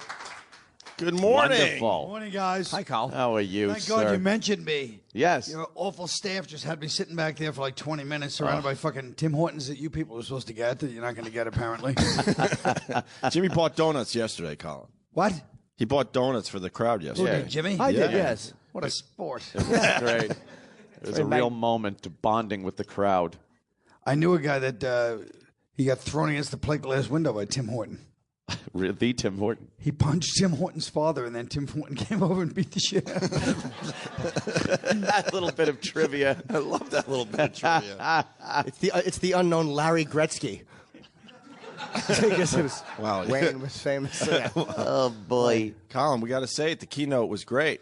Thanks. I loved it. Did you work hard on it? Did you toil? I did, but I got very little done. I feel like the other guys doing the keynote came in from L.A., so they had all those 8 hours on the plane. Right. I, unfortunately, was on the plane with you guys and sitting next to Amy, and a certain gentleman was blowing gassers the whole How terrible was Jimmy on that fucking plane? It was awful. Oh, it was brutal. It was delightful. I was Flight attendant hated our guts. You think she noticed? Yes. Everyone noticed. And I don't know why we answer his questions, because he loves this. It was so ugly. He gets so proud. Amy almost threw up. I know. Yeah. If I would have got Amy Schumer to fucking vomit on herself in the plane, I would have just got back on a plane and come right home. Mission accomplished. Nothing tops that. Yeah. The farts are brutal. Holy fuck. So yeah, the speech was really good. It was what is it's like the keynote. It's just about comedy, or is it more two comics, or is it about the festival? Because you spoke a lot about comics and what we should be doing right and what the business is not doing right. Right. It's great. I don't know. I just saw they did it the past couple of years. They don't really tell me what the hell it was about. You just figured you'd do it. I figured I'd really do what you want to do. Yeah. You mentioned some direction. Fuck them. You mentioned something in your keynote, and I wish you would have expanded on it. Oh. What part were you up for in Austin Powers? I was up for the Sun in Austin Powers. Oh. I know. I seem a little long in the tooth for it, but I really stopped them with that one. They're like, oh. No, because that was interesting. During your speech, you were talking about how Mike Myers called you. You had this part, but you were working on your stuff. I was working on my stuff. It was a combination of arrogance and fear, and it was like, oh, no. I just kept talking. I know it was hard to believe. Oh. And so then I just was like, yeah, man, I'm doing my own movie. I had this script I was writing. But his movie was like a go movie, like a big. Oh. I mean, there was nothing about. I gave like 8 reasons why I didn't want to do it, and he gave me 8 reasons why that was cleared, and it was no problem. Yeah, but you didn't want to go in an audition. I understand that. No, I didn't have to audition. He gave me the part. Oh my God! He gave him the part. Now, dude, it was based on a part I had. The only thing I had done, I wasn't like some actor, but he was like, yeah, I saw you do this Larry Sanders thing. Just do that. What you did there, just do that. And why didn't you? I think I think it was a combination of I was scared and I had this whole idea in my head I was going to get my movies made. Right. That never happened. Yeah, I found that interesting. We were talking about that yesterday. Yes, it was arrogant. Terribly arrogant. But not as arrogant. I mean, that was a little bit of fear. I'll say the Crocodile Dundee thing is a lot more arrogant. Oh, writing 10 years before. Right, rewriting the script. Rewriting one line. I have one line in the script. Reading the script, just being like, "This is not New York, man." And then rewriting it. I mean, I was like the worst screenwriter of all time at the time. My poor girlfriend had to type it up. And then I go, she's probably thinking, why am I dating this ass? She's not even in the business, but she's like, oh, what am I doing? Oh, and you actually turned it into somebody. But they say, I think it's important to remember, they say if you act like, like a success like that, you'll be successful. Oh boy! But in these cases, it didn't work for me. No. Unlike Tom Papa parading around in his multicolored shirts. You notice that. Wear. Everyone's noticing Tom Papa's dressing. No, I just heard you guys when I walked in. Okay. I said it's 7:05, and these bastards are trashing poor Tom. And he's not even probably here. on here for 3 hours yesterday, Yes, doing he his was. best.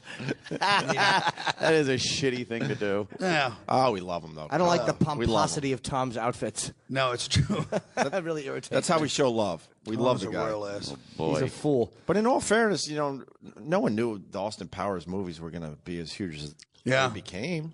No, it really does kill me when I think about those three in a row. At what point did you when you did that? Like, how far into it did you realize oh fuck? Like how long was the movie out before you're like, oh boy? No, like years later, I was like, fuck it, man. I didn't give a shit. I was like, I'm gonna get mine done. Once I couldn't get any of my, because if I had done those movies, I probably could have got my things done. That's how it works. You have to be in those things, and then they're like, okay, now we'll do your thing. Yeah. But I made Seth Green's career. I mean, that's got to be worth something. Oh man. Wow. Yeah. That was a really good story yesterday. Thanks. Oh, that's magic. I knew the story. It was, but I didn't know all the. I didn't know the fear was the surprising. thing. Right. Yeah. Exactly. Well, I didn't want to admit my gutless spinelessness. But I figured if you're going to give the keynote speech, you have to be honest. I like that you opened up, Colin. I really enjoyed that. So. Oh boy. Were you nervous giving the speech? No, only at the beginning when stupid Todd Barry. I thought I didn't know. I thought Todd Glass. Todd Glass. When when he yelled out "fuck Andy Kim," I was like, "Fuck you!" I didn't know who it was, and I was just furious. Some idiot was heckling. Yeah. Oh, that was Todd Glass. Yeah, it was Todd Glass. Don't heckle a keynote speech. But he wasn't heckling Colin to fuck him up. He was like trying to agreeing with Colin, like I know. He was trying. No, he was trying to like do a. I don't know. He explained it to me last night. He was very stoned. And he's like, no, I was doing like the guy that doesn't get the point, and I was like, right, but except I didn't know it was you. And what an asshole. Was he mad?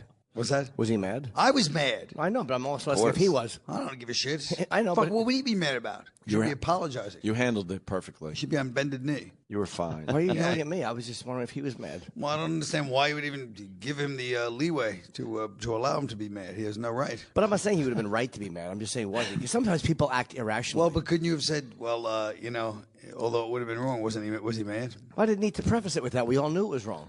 Are we ever going to go to strip clubs? I hope so. Let's go tonight. I think tonight. We decided. Don't you guys have like a midnight show tonight? Tonight was sex night or something, what right? is it, so when's it? We're going to surprise strip club show. at fucking 5 in the morning. I like a good 7 p.m. strip club. I like a nice post-dinner strip club Where it's still light outside. Where it's still light outside. You go You're in, the you have early customers. Yeah, one of the early customers. You get the girls when they first come in. They're fresh. They're in a good mood. They're fresh. They're day strippers. We've talked about it. You walk in during the day and your eyes haven't adjusted and you're just banging into things. You can't tell where the seats are. Yeah, and then when you leave and it's still light out, it's even more tragic. You feel you're just shitty fucking about looking yourself. at the sun like you're a vampire. Right. Yeah, I've never done that, but I like to be headed home by 7:45 p.m. I think that's a nice. Yeah, you start early to at bed, 7. early to rise. Nice 45 minutes in the strip club For a nice dinner, right? Yeah, Jimmy? you have a little dinner buffet. Sure. It is. I used to know a girl who worked in a strip. What the hell was it called? In Port Washington. Port Washington, of course, on Long Island. It was run by these like terrorizing bikers. I didn't even know they were all bikers are on on Long Island at that time. You know, pagans. Yeah. The pagans run all the strip clubs. Don't touch the girls. They used to back in the day. Yeah, absolutely. How Yeah. bad was the place? It wasn't that bad. Oh, it wasn't bad. But it was All like right. I didn't know at the time that these guys ran the club, and I'm like talking like as if I'm in charge. Once again, I think the pattern in my life is delusions of grandeur in every situation. And this guy just comes up, this big guy in like a denim, it was like 1978, and just grabs my arm. I'm like, what the fuck? You know, meanwhile, he's like twice my size. He could have fucking destroyed me.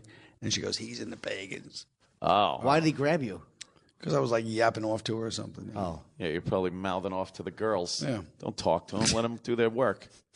What did you not want to pay Only for a a dance? comedian. No, I was a real free spirit sport. But you know, only comedians have to yap every 2 seconds. You have to yap at all situations. I used to love those Long Island strip clubs, though. They tried turning everything into a gentleman's club. Right. You know, you used to have to go to the That was city and sit there, and that was the $20 lap dances and shit like that. But on Long Island, it was all about down and dirty, man. A couple of dollars in your pocket. You could give a girl $1. She'll fucking writhe in front of you for a while and then move on to the next guy. No, it was like that in the city too. It was Was like it? that until like the Gentlemen's Club came because of your people, the Italian mob decided. Oh, is that it? Because the bikers are like, hey man, just bring out the girls, see some titties. But then these gavones get involved, and Hey. they're like, a gentleman. People enjoy because they enjoy being a gentleman. Italians, you know. They're like, yes. They like the suit. Hey. And they get the massage. We're going to open a classy joint. Like their whole thing is to try to be like Wall Street. Like they wanted to assimilate the way the Irish actually did, where they'll be like the new wasps. But they just couldn't pull it off. So instead, they're like the outer things, like, yes, I have a suit. They have a couple of guys on Wall Street beating the balls off of brokers. And then they always give out envelopes for everything, like, yes, here's an envelope. Here's an You, envelope. John. That fixes everything. An envelope full of cash, full of ill-gotten gains. Yeah, here you go, huh? Hey, I appreciate what you did for me. An envelope full of ill-gotten gains. Yes, yes. And then they decided to fuck the whole strip club thing up. Yes. By making Gentleman Club. That's correct. And you go in there, and you know, all you want is to see some fucking girl shaking her ass in front of you Right. for some expensive, They turned overpriced it to beer. Five-star meals. Yeah, yeah. You have to dress Yeah, properly. right. No hats. What? Yeah. What the fuck is that about? You have to buy, or you want to buy the lady a drink? Right. No, fuck her. Let her be thirsty. Right. How about I want to buy the lady some cum. Right. Let her be the whore she is. Yeah, exactly. Oh, sorry. A lady's drink was expensive. That was a little too harsh. Yeah, the ladies' drink. Jesus, sorry. And it was very odd. You could get away with not even giving the girl any money in the strip clubs because you'd have the bar, you'd have everybody sitting at the bar, and the girl would be dancing like 2 feet away from you because she's dancing in front of the guy sitting on the next bar stool. And there's no wall up, so you're just looking, going, yeah, and then she'd cut to you, you put your head down, she moves along. Right. And you get to see some, you know, some shit. Now they put up walls and all sorts of shit. You want to go in the back for... No. No. You want to go... Yeah. We have the diamond room is over... The diamond room used to be the fucking bathroom in this shithole. Right. What are you talking about? But it's a good psychological thing because they go, you want to go in the back, and every guy, doesn't matter what kind of misery you are, you're like, once she gets back there, she'll end up wanting to do something with a guy like me. She's going to dig me. I'm a gentleman. It's the worst when you go in and you see there's a couch with a bunch of other people, like a private. It's not the ultimate private room. It's there's a bunch of people. Yeah. And I'm like, fuck, I can't Nothing come gonna like this. happen here. Yeah, I would always try to sneak one in during the lap dance. Like if the ass cheeks are on my dick and it's going tuk tuk tuk tuk back and forth evenly, I'm like, I might be able to blow a load. And I have a couple of times. I've won a couple of times. Yeah, it's the greatest feeling. I love that you're trying to sneak one in. Oh. Yeah. I love that. And I love the audio. Tuk, tuk, tuk, tuk, tuk. Well, I'm What trying the hell's going on out there? I'm trying to. That's his penis head. No, that's the motion of her. Yeah, it kind of is actually. Her ass cheeks over the Right, dick. that's what I mean. Yeah. It's moving over your penis head. It's a very, very steady motion. You need a Foley worker here to fucking make the sounds. Yeah, but then one time a fire broke out. Radio the way it's meant to be. Yes, yes. Kyle, what did you do last night? Anything else? Yeah, I had to go do my show, and then I had to go do a gala, and then I had to go do... Holy shit. Did you do Big J's? It was a full night. Well, how'd you like this? 1 minute, I'm doing my show, the lovely Unconstitutional. I'm feeling so good. Oh, yeah. Then I go over to the big gala. Eddie Izzard. It's like how many thousands of people. I got to go do that. Right after that, I have to rush off to the Titty District and do Big J's show. I come in. He's on stage in jorts, like a true jerk off that he is. Jorts. Yes, he's wearing jorts, and he's like, and it's like a crowd work show. I spent the whole time trashing him because it's a crowd work show. You're not allowed to do material. You just work the crowd. Wow. He opens up, working the crowd, all the people up front. By the time I got, hey, and he's like, he really is generous. He leaves a lot for you. Hey, what do you do? Why don't you go suck 40 guys off, honey? Fucking look at this guy. Fucking go blow him. There was nothing left by the time I got there. I'm like, thanks, Jay. Oh, wow. Oh, you just destroyed the whole fucking Except to crowd. trash Jay, which, of course, there was plenty of that left. You're doing Unconstitutional every night up here? Yeah. That's Fuck, pretty man. good. I hope these people, these locals, go and see Colin Quinn's one-man show. It's amazing. It really is. Thanks. Is it odd, though, that it's a whole different country? What's that? It's a different country. So Unconstitutional is like, hey, here's how things worked in our country. Right. It's a little strange. You got to change it up a little bit, right? No, you can't really change it, but Wear a powdered wig or something. Powdered wig. Talk about the Magna Carta. Right. Whatever that is. I really am a crushing bore. No. I'm only going to get more boring as I get older, too. Oh, This is my do you next think? show. I like to do a show about electronics. I bet you'd like to do that, Anthony. I love a good electronics show. Wouldn't that Yeah, be good? I can see the headlines. Colin's show is shocking. You working on another show? No. That's your thing now. You got to work on more one-man shows. No, man. You're done. Yeah. That's it. 2 and done. And you know who came in last night? Huh. Just to show the kind of clout I have in this society. Lawrence Fishburne Wow. came in. Then we're walking over to the gala together. I'm walking to the gala. People are supposed to see, like, hey, Mr. Quinn. Like, hi, Mr. Oh, and they're like shoving me aside. I'm on the show. Nobody cared. Fucking Morpheus, man. Of Yeah. course. That's pretty Do you cool. know him, or Right. did he just decide to come see you? Yeah, no, he grew up around the corner from me. Oh, so you know him. Really? I know him since like 9. No way. Come Yeah. on. So you knew when he was in Apocalypse Now. I actually, we were talking about that last night. I was on the bus. He had moved. But we were on the bus when, like, just a city bus, and he was yellow, and he starts telling me, yeah, man, this movie with Marlon Brando. And I was sitting on the bus going, yeah, Lawrence Fishburne cracked up. He lost his mind. Oh, really? I thought he was crazy. But he really Making did. up a lot. Actually, ladies and gentlemen, Colin Quinn was offered the part of Charlie Sheen. Yes, and Robert Kelly was offered the part of Colonel Kurtz. Bobby was saying he came in here yesterday. He's brutal. On 1 hour's sleep. And one of his eyes was all infected. He goes, dude, I come in right away. They're like fat. He said he just got brutally hammered for like He passed it on to DeRosa, though. Yeah, no, he was killing yesterday. Everyone. Were you on the podcast? You were on his podcast, or did he tell you what I did to his in his room? No. Oh, yes. He What showed a happened? picture of a defecatory moment you had in the room. Oh, did he? I had to take a shit, so I told Bobby I got to use your toilet, and because he's staying here at the Hyatt. Of course, I'm not. And I went up, and I was so proud of myself because he left me alone in the room. So I dropped a horrible deuce and then just left it. And I put the Do Not Disturb sign on the door just so the maid wouldn't come in and spoil it by flushing and cleaning. And I left the fucking thing up, and I couldn't have been prouder. Wow. But I really was disappointed in myself because as I'm doing it, I'm like, if I had 1 ounce of moral fortitude, I would shit in his tub. Oh, God. If I had 1 ounce of balls. What stopped you from doing that? Because he has to be up here for a few days, and it's like him fishing my shit out of the tub. He might have just it might have been too much. Would have put him over the top. If it was his last night here, I would have shat in his tub. I just couldn't pull the trigger. It might have been like a sit down moment. It was like, dude, I mean, we joke around, but see. Yeah. Dude, I got to put my feet in there. Dude, you know. What he said, the saddest part of that story, he told that on a podcast yesterday, was that he actually, you used some ruse that he fell for. No. He was like, you were like, hey, man, I have to go up to your room, but you have to come with me or something. Like you had to... There was no ruse. I wanted Bobby to come with me because keys demagnetize all the time. So I'm like, just come up with me in case I can't get in the room because I had Right. this shit. I didn't want to be up there with your key standing outside your room. Like, if he couldn't get in, maybe he can get a maid to let us in. So that was no ruse. I didn't know he was going to leave. We were getting the seats for your show. And he's like, I'll go down and save us a couple of seats. And I just decided, like, why waste it? It's here. Right. Why get rid of it without Bobby enjoying it, too? It was about being giving. And I'm like, Yes. But I wasn't a ruse. I didn't plan on doing it until he left me alone. You should have left it in the tub. Dude, without it, it will go down as one of my great regrets. A nice bubble bath.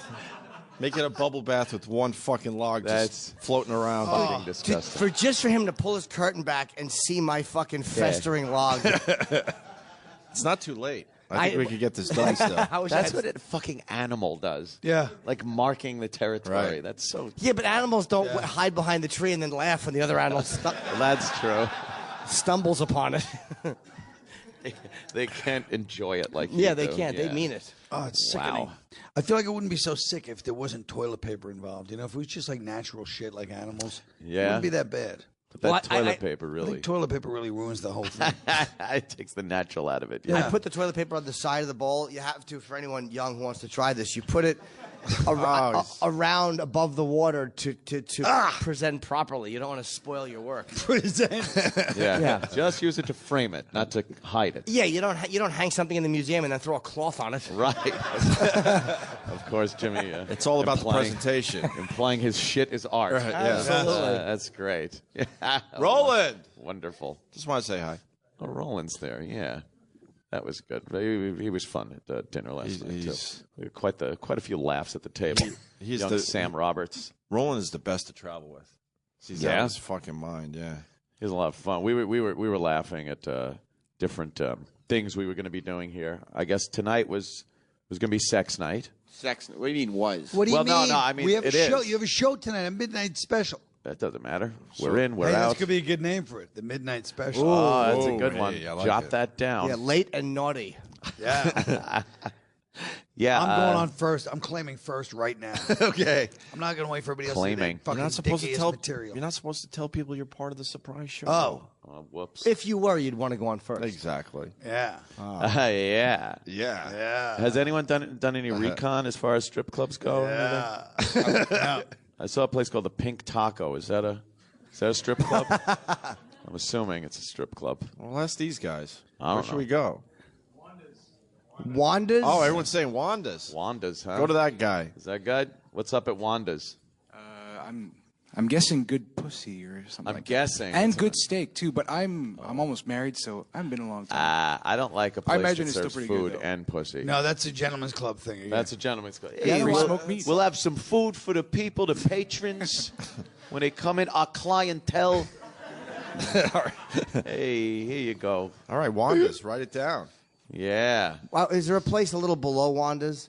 Like some place where they might be making meth in the back? Yeah, what's the next step down from Wanda's? Because you want desperation. You don't want girls that are making $1,000 a night because they're the fucking worst. I want a girl who might make is true. $30 or $40. but needs 1,000. Needs it. I want. So your 20 looks like looks like 1,000. I want my crisp US 20 to look like a fucking beacon in the night. Yeah, so Wanda's, huh? I went to a dump. I shot a pilot for MTV right before we came back on. This is like the end of 2000, it might have been 2004. And it was a terrible pilot where I was like a camp counselor and there was a fucking, there was a little, that was the Mikey the Chimp. That was the pilot I did with the chimp. Oh, Doesn't sound terrible. Adorable. No. It was really good. They figured BJ and the Bear worked so well that they would bring the chimp and fucking guy thing back. I understood the connection. Yeah, I really did fucking leave that one hanging there. I caught a hanger. So the chimp and then you, and who plays Modern Man in that? One third actor. It was not a good pilot, but I went to a strip club after, and it was actually right before we came back on because I knew we were coming back on. Take the chimp with you. Adorable. Yeah, it was cute. Then he ripped the clit off a woman and threw it, because she smiled at it, not knowing the teeth were a sign of aggression. And it was really great. They were all broke. It was upstate New York, and I probably spent. I think it's the only time I've ever left a strip club broke because I got lap dances, but they were all real fucking dirtbag girls. Can you describe the sound? Yeah, it was like. And then the horse came. And then so did I. It was the only time I ever left a strip club broke because they were all so fucking desperate and dirty, and it was total nudity. Like, you know what I mean? You'd hand her like a few bucks at the bar, and she would just pop the thong aside and let it flop. It was a fucking marvelous place. They all wave goodbye as Jim leaves. Yeah, it was heartbreaking. It's the whole story. I like it. Yeah, me too. It's a good story. Yeah, so we're gonna do that tonight, I guess. I don't know, before or after the fucking. That midnight thing is really fucking us up. The midnight thing was a horrible idea. I remember when I first heard it. I was Yeah. like, really, guys? You're doing the fucking midnight show? Yeah. We don't have to do that, right? Yeah, you do. You can't get out of it now. Fuck. Christ. What do we have to do? What's our Nothing. fucking... We just say, hey. You guys could probably shell out about $8,000 to get us all out of it if you really want to. Yeah. Yeah. We just have to go, hey, here's Colin Quinn. We don't have Where's to it say gonna that be? for every comic. That's all we have to do. Yeah. Is it at Tim Hortons? Where is our show tonight? Does anybody know? I don't know. I have no idea. Anybody on the staff know where our show is? What? That's the middle of the strip place. That's where I was last night, right? St. Catherine's Theater. Is that how far from Club Soda at Metropolis? This cocksucker is ignoring my perfect MapQuest directions and going right over my head right Wait, now. what did you say? I told you that's what Big J shows in the middle of the strip club district. All right. How dare you dismiss me? Out of hand. No, I'll just go out and we can do it during the show. Shut up. Fair That's not what enough. I'm saying. Good We point. can't do it during the show. Why not? What kind of ridiculous thing is that? You're going to go to get a lap dance and then get back to the show? Yeah, That'd sure. be nice. It probably That's could, absurd. Yeah. I fucked a girl over the toilet at WNEW and made it back on the air. Ooh. Yeah, during the I'd like to commercials. hear that story. Yeah, during the commercials, he did. A girl that took. How about the time What's-Her-Face came on and goes, "Hey, Opie, you want to blow job?" Sandy Kane. Sandy Kane. Oh, and I said It no. was my happiest moment because it was somebody with self-esteem. Right. Where she literally said in front of all of us, Opie's walking by the bathroom and she goes, "Hey, Opie, you want a blowjob?" And he goes, "Ugh, no." And that would devastate most 90, you're offering your sex. And she goes, "What are you, gay?" Right. Yeah. Holy fuck. Yeah, apparently if you don't take a blowjob from her, from a fucking 90-year-old woman. A witch. Oh, great. Now she's going to sue us again. Fuck. Thanks for bringing her up. Yeah, she tried to sue us. Last year, this time, we had to go to court 3 times. She didn't show. She was playing us, Colin. She knew she had no case, but she knew she could fuck with us. She knows the system. So we kept going down there, and she didn't show up. And instead of, throwing the case out, they're like, well, we're going to redo this in a month. She got us 3 times to go down there. 3 times. And each time, I started laughing. I'm like, all right, that's pretty good. I wasn't mad. Each time walking back from the court, I went through Times Square, and there she was. Right. She was supposed to have been in court, and there she was with her fucking E.T. body and cowboy hat. Fucking, you guys know her? Horrifying the tourists. Yeah. Her pictures are going everywhere now. She's becoming an terrible. internet sensation. She is? Why? Because she's a monster with a guitar. Right, so people are. Is a monster. Her pictures is popping up everywhere. But she played us, Carl. And I'm like, all right, that's all right. I can't be mad at that. Oh, bitch. Fuck No, her. but Jimmy, he took a broad into the bathroom. A girl that drove how many hours? Jimmy? 10 hours from Cleveland. 10 hours from Cleveland. She took a bus. A local. She took a local from Cleveland. Yeah. And then 10 hours. In between breaks, he went in the bathroom. I told you about the time Jim had during his phase when some girl would show up, like this girl from, I guess he met like a Craigslist runaway or something, and then we're driving her back to the, I should do with a young lady, back to Penn Station, and Jim's driving and I made some crack, and she goes, "What do you want to have sex with me for $250 or something?" Oh yeah! Wow! What a gimmick! I guess remember they that. figure that wouldn't, count if it's a cop. Well, she was basically saying instead, the theory, what do you want to have sex with me for $1 million? But she actually had an amount. Yeah, she had an amount that's been previously negotiated. Yes. I don't think I ever fucked that girl. I know who you mean. I don't remember her name, but I remember her. I don't think I fucked She's her. a delightful person. She was. She was beautiful, but I didn't fuck her. I want to talk to the woman that has never heard us before, and she's here. She must be horrified. Oh my goodness. She must be Someone horrified. that never heard There's us. a woman that never heard this show. What, miss, did you just get ears today? Hi, what's your name? Hi, it's Ekaterina. Hi, Katerina. Are you horrified? I just need to know because these No, guys. not are, at all. I think okay. you're hilarious. Okay, because good. these guys are used to it, but I someone that has never heard us before and is listening to this. No, not at all. Yeah. What made you come today? Who brought you? My friend Alex, he's a really big fan. Alex. And Alex, Thank you. What happened, Alex? You said I kind of want to bring you someplace to possibly end our friendship. I was going to come with a friend of mine. He bailed, so I called her, and she's like, yeah, I'm totally down, so she came with me. Oh, Nice. very cool. Why wouldn't she be first choice? I don't know. I'm sorry. Were you a faggot? It's okay. Let's drive a wedge between this friendship. Yes. Let's have them hate each other. Yeah, 'cause on the way home, she will be like, "Yeah, why wasn't I first, by the way?" Yeah. He'll be like, "No, Don loves the show." I think we broke up a couple relationships yesterday, right? Yeah. Holy fuck. They just came to enjoy the show and we're beating them up. That one girl was really sexy. I got a nice email from her boyfriend. Oh, really? Remember Elliot, the artist, who we Yes. talked about Yeah, yesterday? yeah. But he was fine. He's a big fan, and he said, "Hey, thanks, man. I love the show, and I wish I could have come." So we were happy as girlfriends. She had a really good body, so we were making her do yoga I poses. saw that yoga. I was here for that. Oh, you were here for that part. I Okay. escorted Tom Poppett down to the show and then left. Oh, right. She sat on my lap for a photo, and it was kind of funny, like ha ha ha. But I was like, "Oh fuck, her hiney feels good on my leg." That was crazy. You must have loved getting the boyfriend's email. I was so happy that Elliot enjoyed it. Yeah, But great. he was a good sport. He was checking up on you. He handled it better than I would have. Yeah, He was a good sport. That's how humiliating it is. No guy sees me as a threat, though. Like, it was cute. She sat on your lap, you little slug. Yeah. Are you That's single, by the way, wonderful. Katerina? Oh, cool. How long have you been single? Oh, sorry, you don't have a mic. I'm just curious. Hold on. Troy Kwan running in. Can we have a fucking uglier staff member do it other than Troy? Oh, If I'm trying to talk to a girl, can we not have the fucking guy in shape with the fucking cool tattoos? Yes. Could you? I would say about a year now. About a year? What happened? It's just we decided it wasn't working out. I don't know. Okay. Bitch on wheels? I'm not sure. Yeah? Yeah. Do you miss him? No. Oh, good. It's amicable. It's not a bad thing. So you're dating now, just kind of casually? I'm just enjoying life.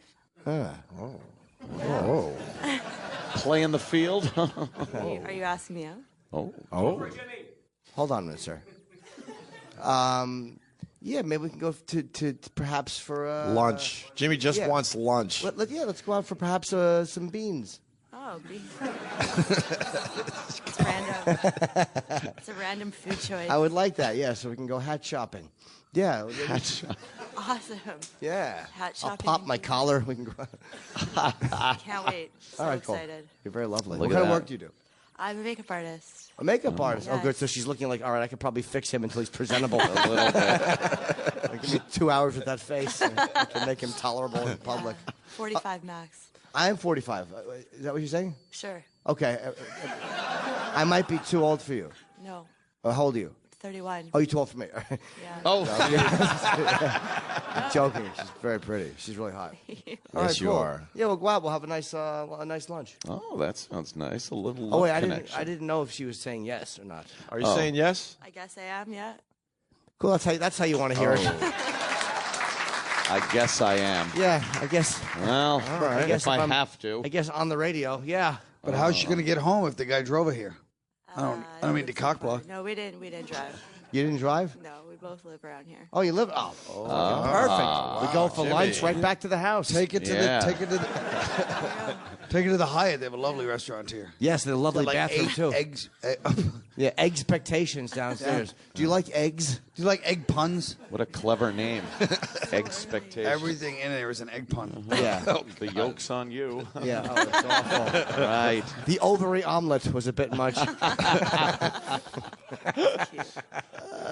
Now, a bit much. now, are you going to curtail what you say so as not to offend her for the rest of the show? No, I'm just kidding. Why would I? I mean, I just no. talk about respecting and honoring women like I do every day. Wow.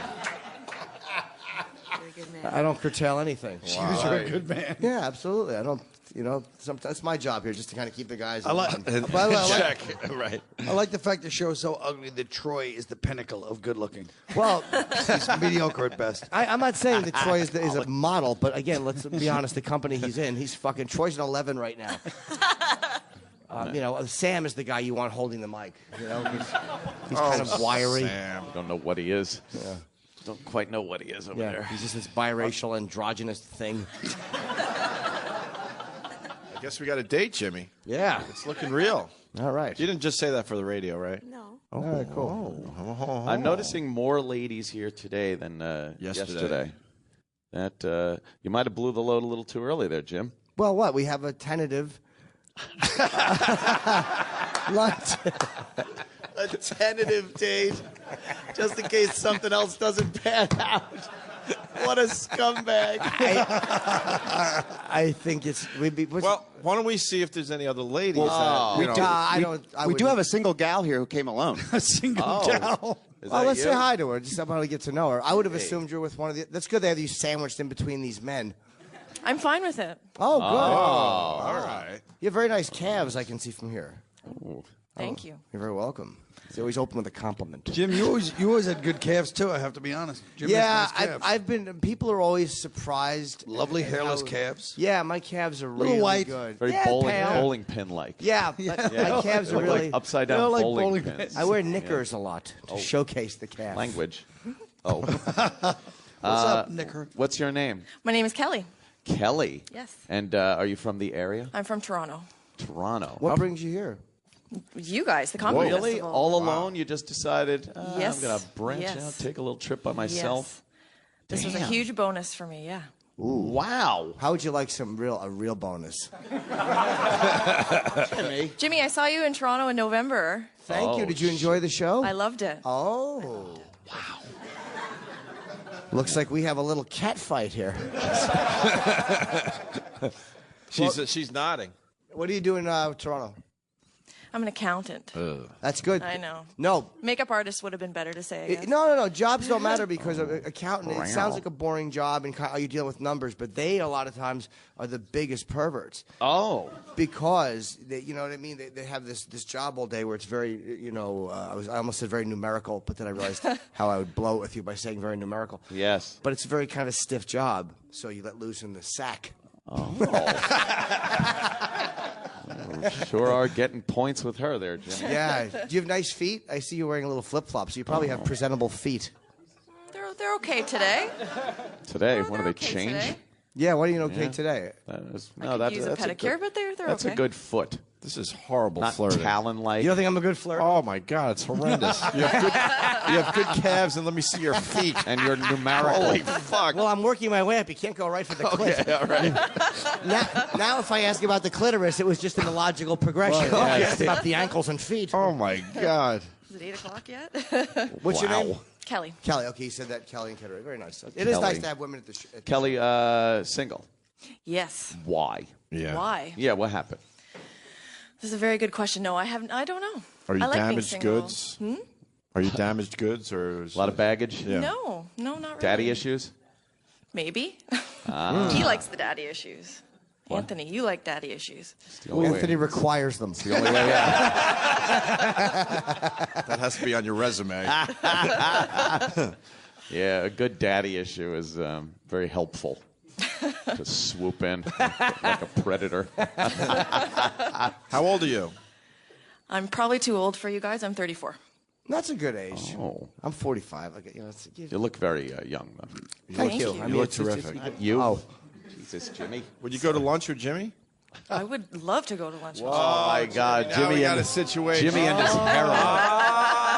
No, because there's Like lunch. a Three's Company plot. There's brunch and there's lunch. Why don't we go hack and do a That's date? true. Let's do a dating game now. Let's go hack. Oh, And have Jimmy like pick one of It's these not hack if ladies. it's done correctly. True. There's no Colin. such thing as hack unless if So- it's done right. You guys heard my airplane hunk that's- yesterday at the keynote. Wow. It was great. Any other single ladies here? One more for dating game. This day. No? You got a No couch? more. Look at that. This is already. So you're taken back there? You're taken? So, Jimmy, why don't we ask the two girls a couple questions and then maybe. Oh, and then Jimmy can decide. Put him on the dating game couch. I want to see. Yeah, him. let's put him on the couch. Get on the couch, girls.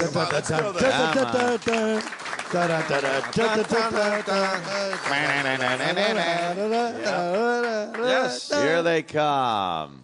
All right. Let's bring out our bachelorettes. We got the makeup artist and the accountant. Oh, well. Oh boy. Oh, well. They're very beautiful. Yes, Couple look beautiful at girls. this. Beautiful girls, Kit Kat Club. Yeah. Yeah. Jimmy, you're going to have a tough decision here. They're both fantastic. Whoa. What are you going to do, Jimmy? I don't know. So, Jimmy, you got to ask these two girls a couple questions. Delightful young people, girls. Yes. Ladies, the lovely and talented Colin Quinn, of course. Hi, ladies. There you go. Hello, Colin Quinn. Oh. Oh. I didn't like the way Katrina was batting her eyes at Colin Quinn. She's already better dealing me. I didn't know you saw that. I did. I I caught think that. it's my Norma Desmond stance. Yes. You girls can catch a man in his final days on this planet. That's kind of hot in a way. That's why it'd be a great story to tell. I went on the last date with him before he hung himself in Montreal.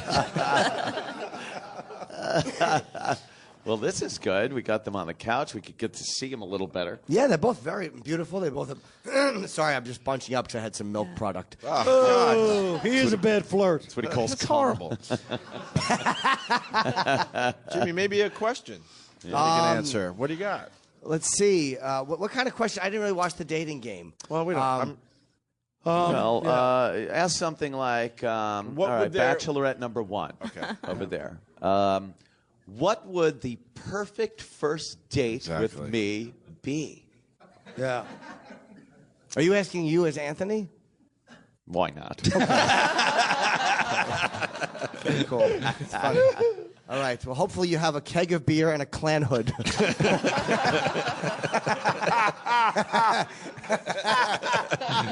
The perfect date would end with a fire, yes, on someone's lawn with a crucifix. So what do you? Yeah, what would be? What's that perfect first date for you? Am I bachelor number 1? Well, Bachelorette. If you're bachelor number one, yeah. Japanese writing. Yeah, you're two. Just because we're a little tired, we got to keep this.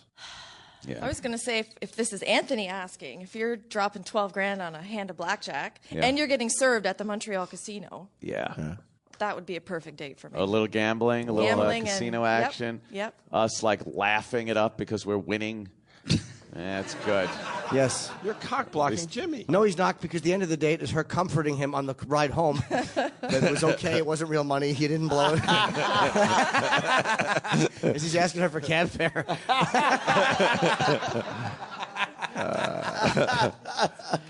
All right, so she that gave you a little insight. Absolutely. She likes gambling. She likes gambling and having fun. She likes the high life. Materialistic things. What about drinking? I like drinking. Wow. Like a lot? I wish I had been already right now. Oh, man. Get her a drink. What are we doing? What are we fucking... This girl's all right. Wow, okay. They're a goer. How about number two? A lot of pressure. I'm going to say maybe beer darts and LA Guns. Whoa. Oh, you like the band LA Guns? Well, I saw them last night. So. Oh, you did? Okay. And I don't play beer. I also don't play beer. I don't drink beer. I'm not a good dart player. But it doesn't matter. But how about the fact that she came for the LA Guns concert, probably 2 hours sleep, and she's here? You I like that kind of I do like that a personality? lot. I like both of these people. Like, she's probably a little hungover, and I like the fact that she drove. Did you drive here from Toronto this morning? No, I flew a couple days ago. Oh, you got on a plane just for this. Wow, she's got a little good. money. Little And cash. it shows some real incentive to meet this Yes. program. Yeah. But how about the girl who likes LA Guns? She must have loved me.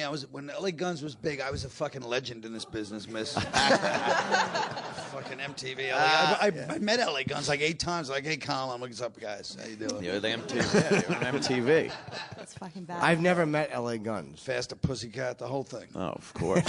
Yes. I once shared a cannoli with King Diamond. Is that You're my hero. You like King Diamond? Yes. Oh, very cool. Look at that. Yeah, Okay. that's a rare one in a hot girl. Usually you do a Merciful Fate reference to a hot girl. Like, There's some points for number two. Yeah, some music thing going there. Yeah. You like any older rock, like Ozzy? Yeah, Black Sabbath. I love Black Sabbath. I love Randy Rhoads. Randy Rhoads is one of my favorite guitarists. Oh, shit. What? Man. No, I don't know. And She's winning with the Randy Rhoads. They got back together. They have a new album without Randy Rhoads. But, Yeah, well, yeah, right. Well, They haven't he's had a been new gone a album long since Randy time. Rhoads since '82. Sorry, They did get back together, though, yes. And the 3 of the original members did the album. And well, let me ask you an important question. Either one of you, this is off the subject of music. Do you find that thong... I wonder what the subject will be. The thong or boy short underpants are more comfortable? I'm not asking you what you're Good wearing question. now. Good I'm question. saying in a general sense, do you find thong or boy Good short question. underpants more comfortable?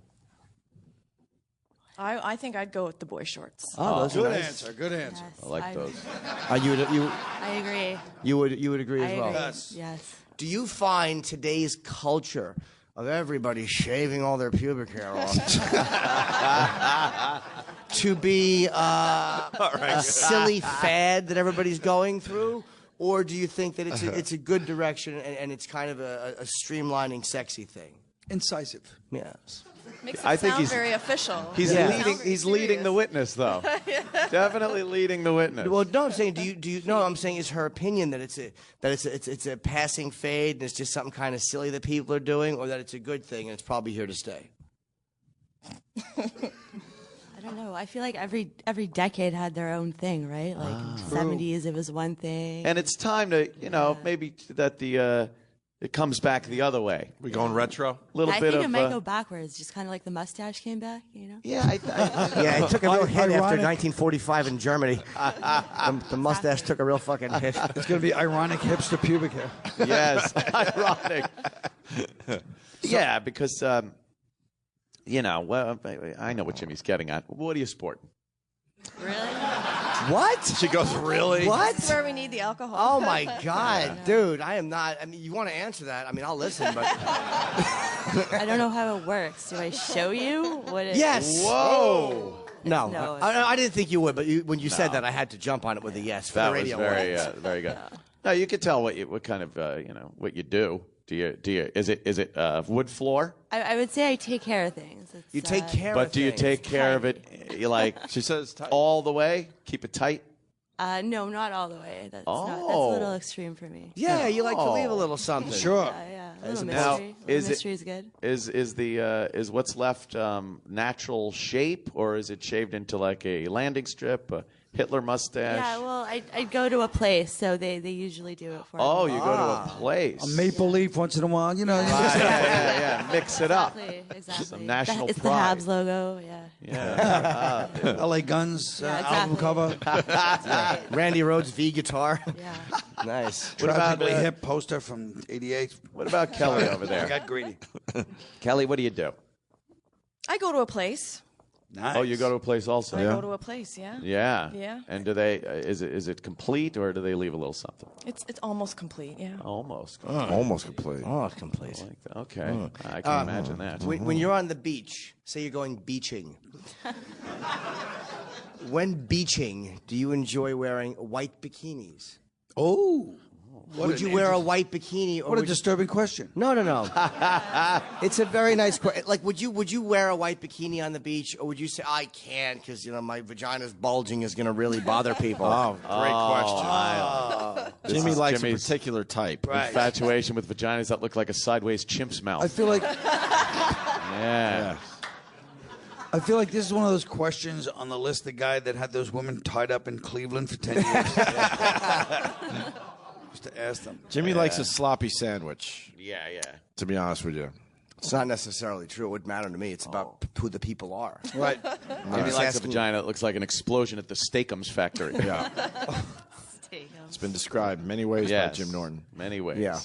You want to take that question on, ladies? Yeah. Is I wear a white bikini. Oh, okay. Oh, you cool. could. Yeah, I don't really see the problem either. I Yeah. don't know why you seem to think it's a problem. Hey. Oh no! Whoa. Nice. A Combative. feminist twist onto the show, Jim. No, Wow. I Spunky. let me Point Kelly. let me rephrase. He was saying just the opposite. I was saying just You the might want to opposite. phrase it delicately as a 3-year-old just walked in the room in the back. All right, well, here's the thing.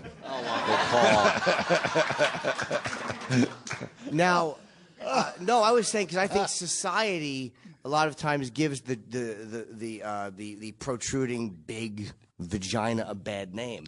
I happen to defend that vehemently in all walks Yes. of life. You're right. Like a lot of times a woman with a large clitoris has been shamed. Oh, hey, elephant trunk clit, or whatever it is.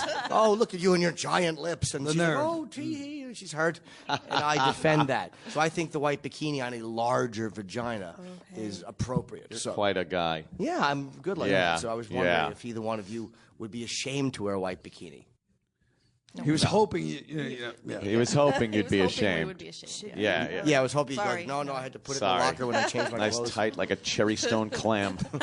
That's good. One of those unshuckable clams. I like that. Where the guy has to put it down and go, fuck this. Can't open it. Nice. See, I don't like that. What? I don't need that. Unshuckable clam. What do you like? I want it to look like just fucking the 2 shells with sashimi piled on it.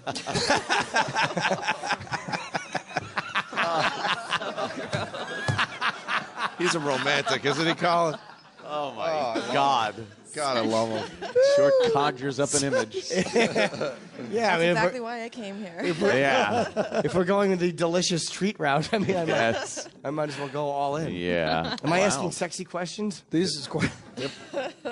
What's a good question? Maybe somebody from the audience would have a good question. I could ask one of the girls. Oh, All right. That, yeah, Sam you guys know what Roberts. Jimmy likes. Anyone have a question for the ladies? Yeah, ask In the back there. Right On back Jimmy's there. behalf? Yeah, but be nice. The girls are very nice. Troy got fired from his job. I'm glad to see Sam really is in charge. Oh, he Yes. must That's be right. Very busy. Sam looks like a Montreal resident, doesn't he? Yeah, he does. Like a hipster Montreal. How many people have spoken French to you immediately? Everybody speaks French here. Wow. Good answer. Everybody speaks French here. It's like they got a different word for He everything. got your number. Yeah. Sir? Salut Sam, comment ça va? Oh. I have a question for the. Actually, I have a question for the friend. How awkward is this? Very good. Yeah, they're just friends. But is the friend trying to, get something going with her? Were ya? Were you trying to get... No? No. Okay. He's like, yeah. A friend is a friend. No means yes. That was a question on Jimmy's behalf. Anyone have a question? Yeah, For the lovely lady. Sam, Sam the Roberts. second row over here. Asked him the question. That serial. Remember the serial killer on a dating game? What were the questions they asked him? Yes. Yes, long arms McGillicuddy. Yes, this guy. Oh. He's got big arms. Have you ever worked at like an animal shelter and had to milk cats? Oh, why? Delicate squeezing. Wow. That's a. What the I didn't even know they milk cats. They don't. I think he's implying... I think you caught somebody jerking a cat off and they lied to you. Over their cereal. I might be wrong, but I think he's implying the fact that Jimmy does like having his nipples tweaked. Oh. I like my nipples toyed with. Sometimes I'll just brush them like this, and I'm like, that was delightful. Like I like a nice brush of the nipple. Would you just put on a disgusted face if you had to deal with that? No, I don't think so. No? You'd find that, like, sexy? The cat thing or The nipples. No, No. that was just weird. That is weird, but I saw where he was going there. Yeah, okay. Yeah, no, yeah. I don't think that's strange. No, you don't think that's strange? You'd be into that. Oh, Now, okay. how do you feel about spanking a gentleman? As a theory, do you think spanking a gentleman while he's over your knee with his trousers pulled down? Sobbing softly. Yes. With his. In that case, you'd probably have to. Oh, you'd have to. Yeah. Nice. Wow. Couple of good swats, right? Yeah, because most women like to be spanked, but a lot of them don't like doing the spanking. No, they don't. But then they get into it. If you just they get a lot of hostility in women comes out if you let it come out. You know? Oh, really? Yeah. On a 1 to 10 scale, let's say, 5 being just normal, average sexual conduct. A 1 to 10 scale. Yeah. You don't have to say 5 was no, because but it doesn't. The middle of that would be a 5. But Carl, 1 isn't the base here. 5 is. Because 5 would be normal sexual conduct. 10 is outlandishly perverse. And 1 is a bore in bed. No, it ain't. Oh, no. It's not an age scale, Uncle Paul. You're a goddamn liar. Uncle Paul is just Bigot. despicable. How would you? Where would you place yourself in your sexual prowess? And I don't want to tell everyone. Good it's point. Like giving it away. It's just a number. Are you really fucking crazy? It's just a number, which is what he said to his last 3 girlfriends. Yes, it's just a number. That's what I told the DA. I feel like if I tell you the real number, everyone's gonna think I'm putting you on. And if I pick something in the middle, it's like. So I'm just gonna say 5's. No, whatever's average. on. 5 is whatever's on. average. We won't think you're putting us on. We won't because it's just the way you. Well, just for the sake of things and being a lady, I'm gonna say 8. Nice. But she means 10. She's crazy. She's nodding. She's a little nutty. Yeah. I like the way she said it. She said it with total conviction and confidence. Yes, There's no yes. like acting. She's like, look, I know what I do. Kelly, what about you? I was going to say 7, but I guess Yeah. I better say 8 now. Nah, 7. 7's fine. 7's All right. probably. I think 7. She's conservative. She's an accountant, so she's like, hey, Yeah, 7's the good number. Yes, better to err on the side of caution. That's right. Exactly. Sometimes it's missionary with my shoes off. Yeah. She's a wild woman. Only on special days. Yes. Yeah. I think they're both pretty good. Yeah. You're going to have a tough choice, Jimmy. They're both fucking great. Very gonna be a well-maintained lunch to remember. tootsies. We could. We do have to take a break. Yes, we do. We've been So going maybe maybe you could think about it. We could come back, ask more questions. Yeah, you're maybe they'll tweak your nipples or something. Ooh. You're both staying for the show, right? Absolutely. Okay, good. By the way, do we have donuts today for the crowd? Donuts. All right, good. again. Oh. We have treats for the crowd. Oh, very nice.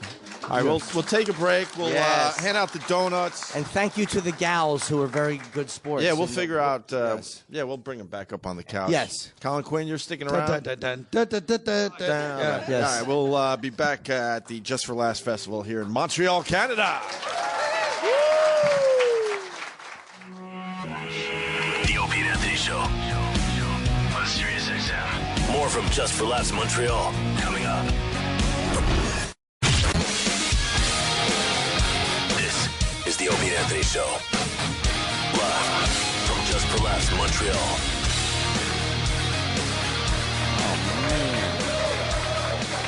Amazing. What a crowd. What a crowd. Yeah, hey. Live from Montreal. Yes. Canada. We're enjoying our time up here in Yes. Montreal. It's awesome. Certainly are. Love it up here. Who decided that Sam was going to be the crowd warmer-up? Stinks. Yeah. Yeah, really, it's not Could working. not find a more disdainful warm-up guy. You don't think he's likable and warm? No, I just think his natural contempt oozes through, and he really doesn't want to warm people up. We're going to go back to the dating game in a little bit. Yes. Jimmy, Yeah, what the hell? Any thoughts during the break? Hard to say. They're both fantastic. They're both beautiful and really nice and kind of open. I think they're both perverted. Yeah. And I say that with great affection. Sure. It's hard to say. They're both really nice. So we're going to have to up the Beautiful, nice girls. We're going to have to up the ante then to get a winner. Yeah.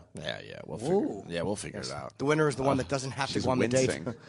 Yeah. Which one is wincing? The girl from Kelly. Toronto? Why are you wincing, Kelly? We wouldn't do anything unpleasant. She knows what goes on. Oh, man. She knows the soft cell setup when she hears one. Like, oh, I didn't save up any logs to dump on Jimmy's chest. Oh, silly me. Well, the other one doesn't know what that's about because she's new to the show. That story I told about shitting in Bob's tub was a joke. Now she's not interested. Yeah. Oh, she's out. Turning her on. Yeah, really. I really blow it quickly. Did your friend say anything bad about me? What? All right. Okay. He's a good boy. All right, we're going to get back to that.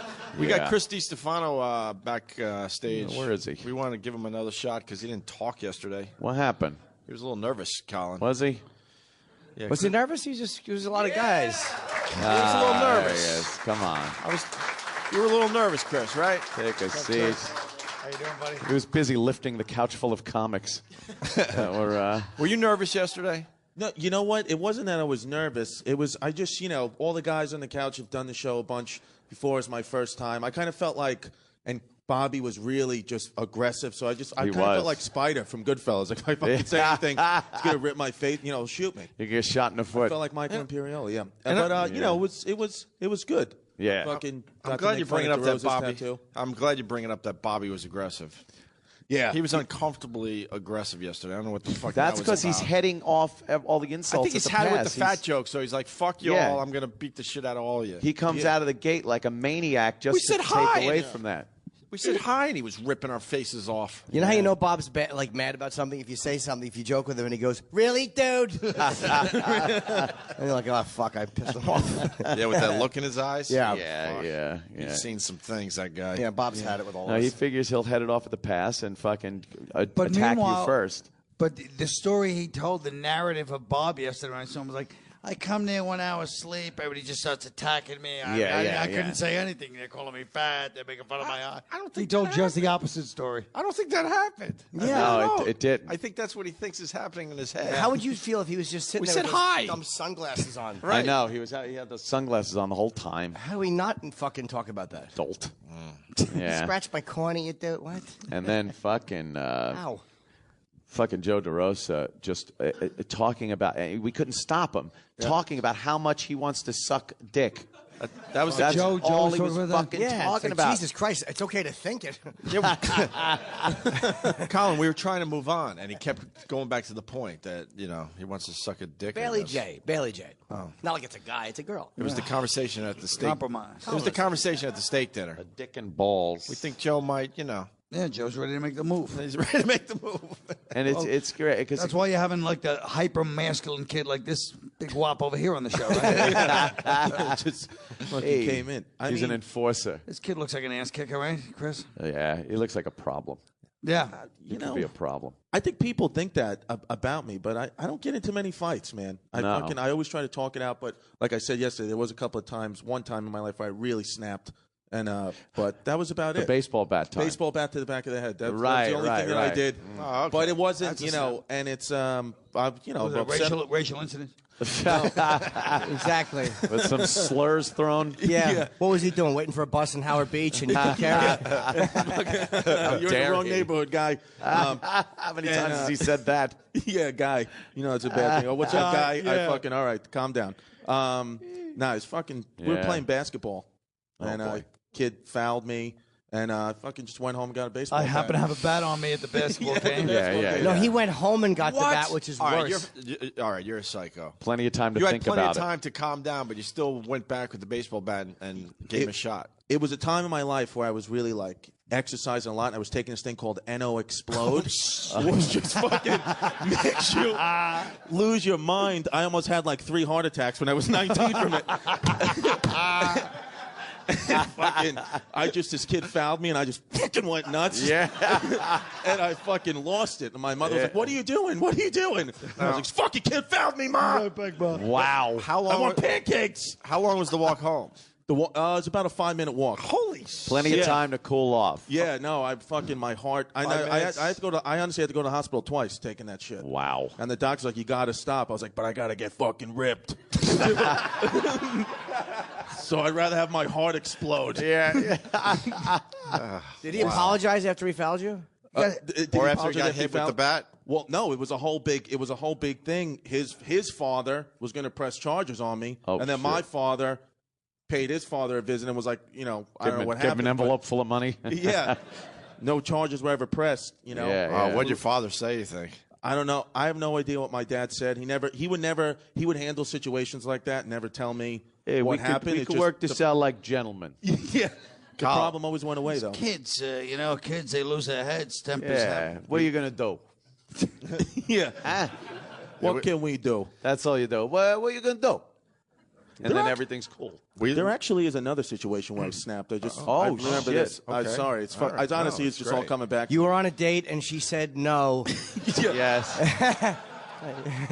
But this is a situation that I think most of guys would snap. So, and this is one time where I did see my father.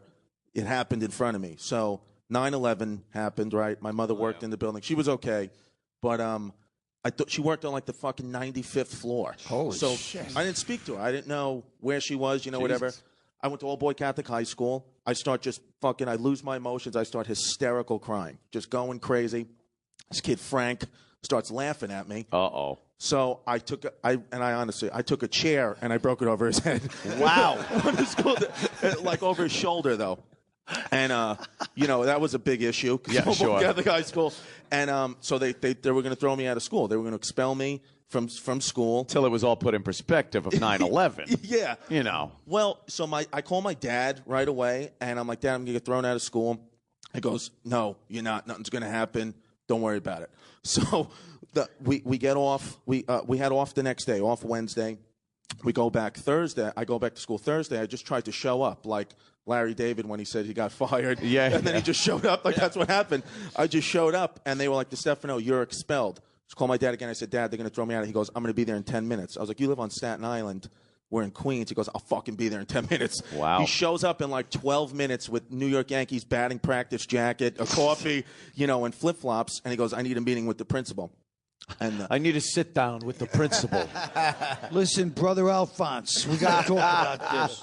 Well, and he says, and they're like, well, you can't just get a meeting, And he goes, just give me a meeting with the principal. So we go, we sit down with the principal, and I swear this is all true. I'm not making any of this up. Principal says he's expelled. And my dad said, there's got to be another situation. There's got to be another. We have to figure something out.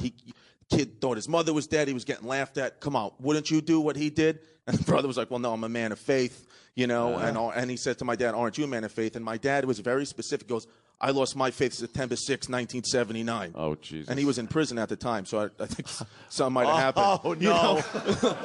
Oh, no. That I wouldn't want to ask you. And then he just looked at me, and I was like, all right, sorry. Head down. There's a date he remembers. Yeah, I was like, sorry, Dad. Wow. And then he really goes, and then he really does. He says, the key says to my dad, what part don't you understand, Mrs. Stefano? Your kid is thrown out. And then my dad takes like a deep breath. He got fucking beyond pissed. I think because, number one, he just revealed the fact to his son that he got fucked in the ass in jail in some weird way. And, number two, he fucking, you don't, my dad type of guy, like at that time, he just didn't say that type of stuff to him. Yeah. So he says, Brother Roy was his name. Brother Roy. I'm going to give you two choices right now. That's what he says. Oh, shit. He says, the second one's really going to suck for you. And he goes, choice number one, we work something out right now. Choice number two, And he said, this is going to suck. I'm going to come over that table and break both your kneecaps. And then he says, I know you're going to think that I just heard that from a movie. I'm the guy they write the movies about. So I was like, holy shit. And then he stands up in front of the door. Waiting for the answer. And says, I'll call 911 right now. He says, I'd rather go to prison for the next 15 years than have my kid get thrown out and have to listen to his mother's fucking mouth. He said, so you make the choice, make the right one. White as a ghost. And he says, well, what do you want to do? And I was on the basketball team at the time. And my father was like, well, let's just expel him from the basketball team. I was like, fuck that, Dad. Break his kneecaps. I want to play ball. And that's what wound up happening. You know, and then actually they became friends somehow by the time of graduation. But I got expelled from the basketball team. Who became friends? But my dad and the brother and the principal became friends after that. But it was that was like the second time I snapped that I just remembered. And then I almost got thrown out of school for it. But instead I just lost a basketball scholarship. Oh, wow. But, man, that... Yeah, and then my dad, He's the revealed real a specific deal. thing. Yeah. And then I started, want to become a comic. After that, I felt the pain. I was like, oh, shit. Couldn't go into the family What business. high school was this? Archbishop Malloy. Oh. Yeah. And you started for them. Yeah, well, I was... I know that Queens basketball CHS. My brother played for Ford, so I don't want to hear his scholarship. No insult, but you don't seem quite tall enough for a basketball. Well, I was, like 40 pounds lighter and just fucking like ripped. Yeah, I was ripped and I was just like very aggressive. Plus, he was hard to stop scoring because if you fouled him, he'd go home and get the bat. Right. So there were no chairs you for drive the lane. Probably. You knew that. Now my team was good though. We were top 10 in the country. Yeah, Malloy. Yeah, we were fucking. You got to no rep joke. everyone Kenny sitting on beanbag chairs. Yeah. We had a couple of kids go to the NBA. So it was fucking really? pretty. Yeah, on my one team, which is not white though. No chance. Yeah. No white. The baseball kid Mike Baxter, he played for the Mets. White guy. We were in the same homeroom. He saw that whole shit go down. Yeah. Yeah. Fucking. Holy shit. He saw the whole shit. And I tell him to give you free Mets tickets, so the same will happen to him. That's it. Throw that weight around. Yeah. Wow. Another kid in my high school class was a Golden Gloves boxer.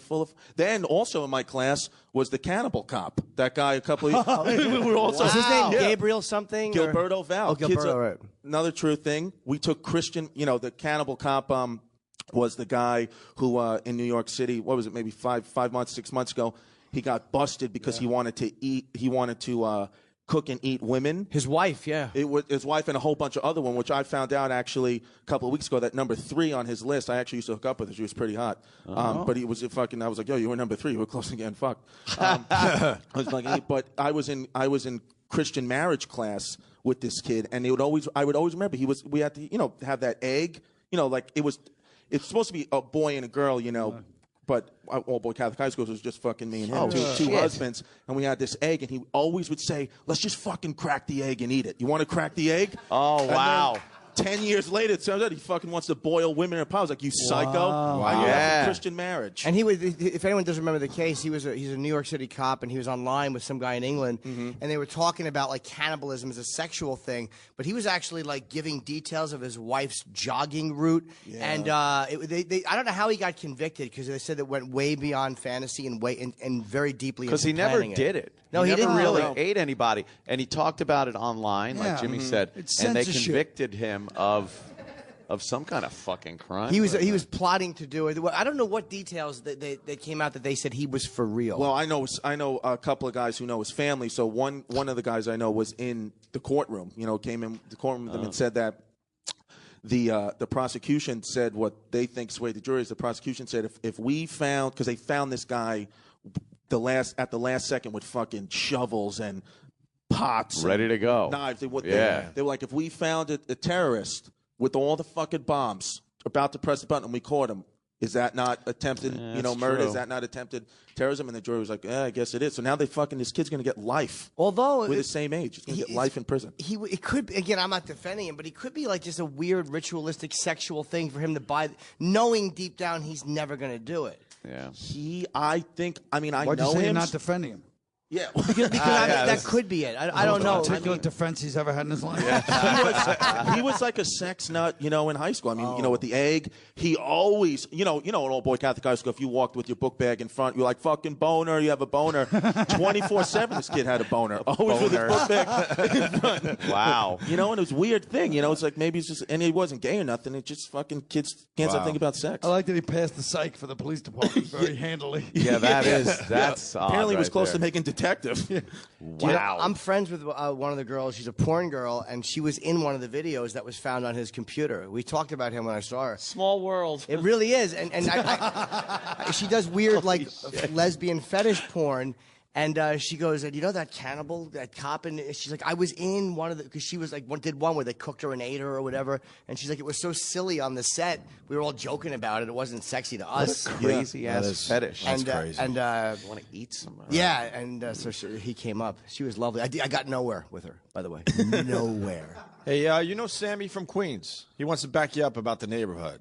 All right. Put some headphones on if you got him close. Oh, we're taking a call? Why not? Let's see if this works. Can the audience hear it or no? Of course not. They'll be able to hear? I'll put him through the monitor. Did he switch his carrier for this call? It's very expensive. Very expensive. These guys have been great in the corner, setting up this whole fucking place. Thanks again, guys. Sammy, what's up, buddy? Hey, what's up, boys? Hey, Chris, it's Sammy Rodriguez from Ridgewood. Hey, Sammy. Boy. What's up, Sammy? How you doing, Sam? That was not doing, a brother? recognized. Well, listen. He gave. Let me put that look in words. Who the fuck are you? Pretty much. And hold on, Sammy. Sammy, hold on. We'll say that for the record. You're saying you're this guy from Ridgewood. We don't know who he is. So you gotta say that. I don't know who you are. Sammy from Metropolitan. We'll see him no more. I am from St. Matthias. He knows who I am. I know his dad. I back up all this shit.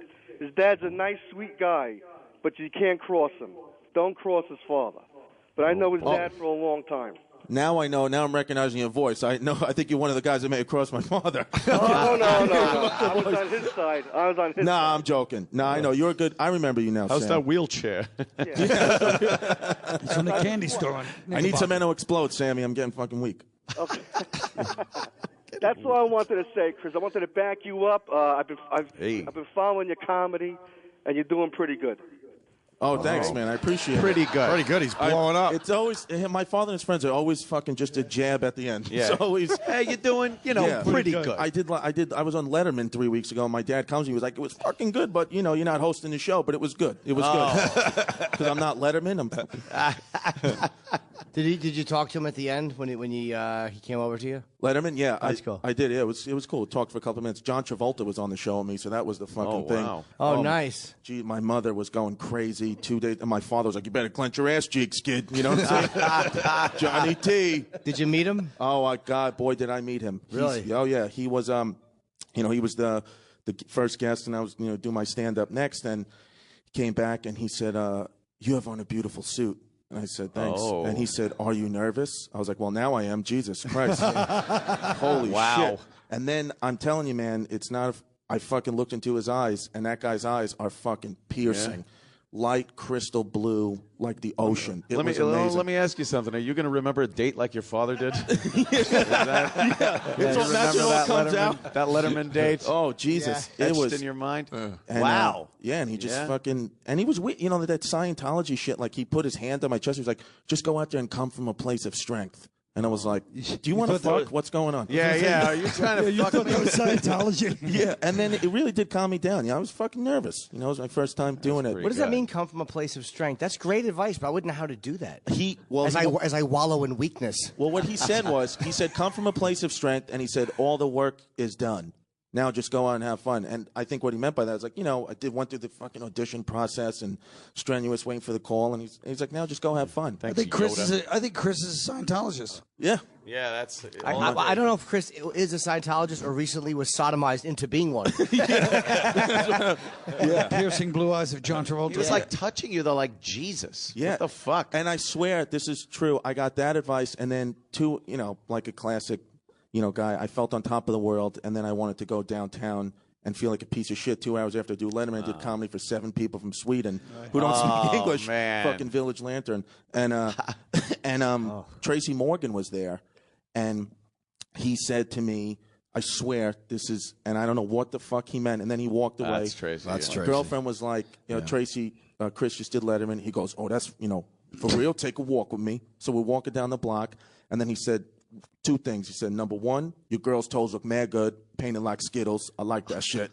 Oh. Taste the rainbow, son. She's nice. And then he said, back to back, he goes, 2 things I want to tell you right now. Working hard is different than commitment, and pregnant pussy stay wet. I swear to God, and then you walked don't even away. have to swear to God. Yeah, we know. Absolutely. That's actually better advice than I was expecting. Yeah. And then just walked away. So you're doing good. Yeah. It's like, all right, thanks, Trace. Life is like a fruit roll-up. Yeah. It's sweet, and then you peel it. Yeah. What? Yeah. The fuck do you mean? Life is like a box of chocolates with stretch marks. Yeah, Tracy is a weird guy, man. Very good. But that's, Congratulations that's to good. Oh, thanks, yeah, that man. is Yeah. pretty Great. goddamn Thank you. good. The set killed, too, man. Oh, I appreciate it. Chris Thank you. DeStefano. That's a great fucking room to do stand-up in. I've done it twice, but it's braggart. Well, I'm a lot older than Chris too. It's a little humiliating. He did it at a much younger age than I did, and it's like a fucking regular theater gig. It's a beautiful Ed Sullivan Theater, lovely space. I added nothing. You really? I was thinking that while you were saying it. Believe me, I was like, thinking what of it the too. fuck? I was gonna just try to bond and say it was a good theater, but then I'm like, it's not about me. You just wanted to tell people that you also did. Everybody knows. Like, I would then say something like, I remember when I did Letterman too. It was very exciting. Yeah. Which then lets everyone know, oh wow, he did Letterman too. Yeah. Carl. I did it a couple of times. All But I don't like right. the fact that he barely fucking talked to me in the breaks. He just sits there. Yeah. Oh, so what you're saying is that's Colin's way of saying he did panel, and we No. did Right. Very good. No, I did the thing, but then they sat me down once, but he didn't even say a word to me. All right, we didn't sit down. We talked to Dave at the end. He came over and he was standing up, and we chatted with him. Oh, look who's here. Mark Maron has arrived. Mark Maron. Hi, Mark. Take a seat. You know, Wow. Hi, Mark. what's up, Mark? The Good to lovely see you, Mark buddy. Maron. It's like, I can't stand when these guys get TV shows because you were fucking like just Mark Maron, the comic guy. And now I'm like, I saw him on TV, and it makes you're a different guy now. Yeah, now You're I'm the just, TV guy. Yeah, I'm just that asshole on television. Right. Yeah. And now I'm looking like all kind of, ooh. No, don't do it. No, I swear. No, just stay. Let's keep it the way it was. It's very funny. What the fuck's wrong with Mark? Let's just keep it there. Do you know Yeah, Chris okay. DeStefano? Do you know Chris? Is very funny. I know So, Colin. Mark, Do you how know are him? Hey, buddy, how are you? Good, man. How you doing? Don't cross his father. No, Just be nice. trust us. Be nice to him. Trust us. Don't even cross him. He'll fucking lay a chair over your head. No, That not. couch. I don't got any NO explode in me, so No. calm. Yeah, you are. You're looking weak. I know I am. I feel weak. Get your hands on some of that. You go to the Canadian pharmacy, you pick up heroin. Whatever you need, my friend. I love that. Oh, yeah. Oh, well, what do you want? Codeine. What do you need that for? Yeah, I have some back pain. Oh, right. Okie doke. Here you go. Whoa, that's No all problem. it takes. Yeah. Love it. Mark, how's the engagement? You announced that on our show that you're getting married. Yeah. Well, it's a little difficult. Again? Yeah, already. Why? Already. Well, it's weird when you get engaged. A couple things happen. There's supposed to be joy there. That didn't happen. They're supposed to. Yeah, Yes. but no. As soon as you get engaged, I just find myself now. I'm overly critical of her. Like I'm sitting there looking at her, like, oh no, like a lot of that. Because now it's not just a girlfriend. Now it's the future wife. Right. And I thought, I got engaged. It buy me a little time. But now every day it's like, when's the wedding? When is the wedding? Where are we going to have the wedding? And we actually had a fight a couple nights ago over that. Like because at some point, like, I don't know if this is true for everybody, but she goes, well, what kind of wedding you want? I'm like, I'm not the fucking girl. You know what I mean? Like, isn't that your choice? And it became it's sort of a big deal. And so because of that fight, we almost weren't engaged anymore. Wow. So, yeah. So I need to. They push want to feel though that the guy is as excited as they are. So when they say what kind of wedding, they expect you to go, oh yeah, I want this. That. Oh no, I don't. What I say is I've been married twice. This is number 3. It's nothing to me. Yeah. Well, no, I'm not gonna. Oh, you should. You can't say it means that. Nothing. It means nothing to me. It is a one-sided contract I'm about to enter into. Outside of that, it's going pretty good. Okay. Yeah, Do you know what year you're getting married? Well, I imagine next year. Oh, Jim. it is next year? Yeah, I mean, I can't. Date not set. No, that's a big problem for them too. I mean, I really thought it would buy me a little time, but it's not. And it's her first? Yeah, it's her first. So she wants the whole deal. No, she doesn't. It's beautiful. Oh. She's like, she said, no, I just want it to be us. And then she said, your mother can come, but I'd rather she didn't. Wow. My father said that a lot.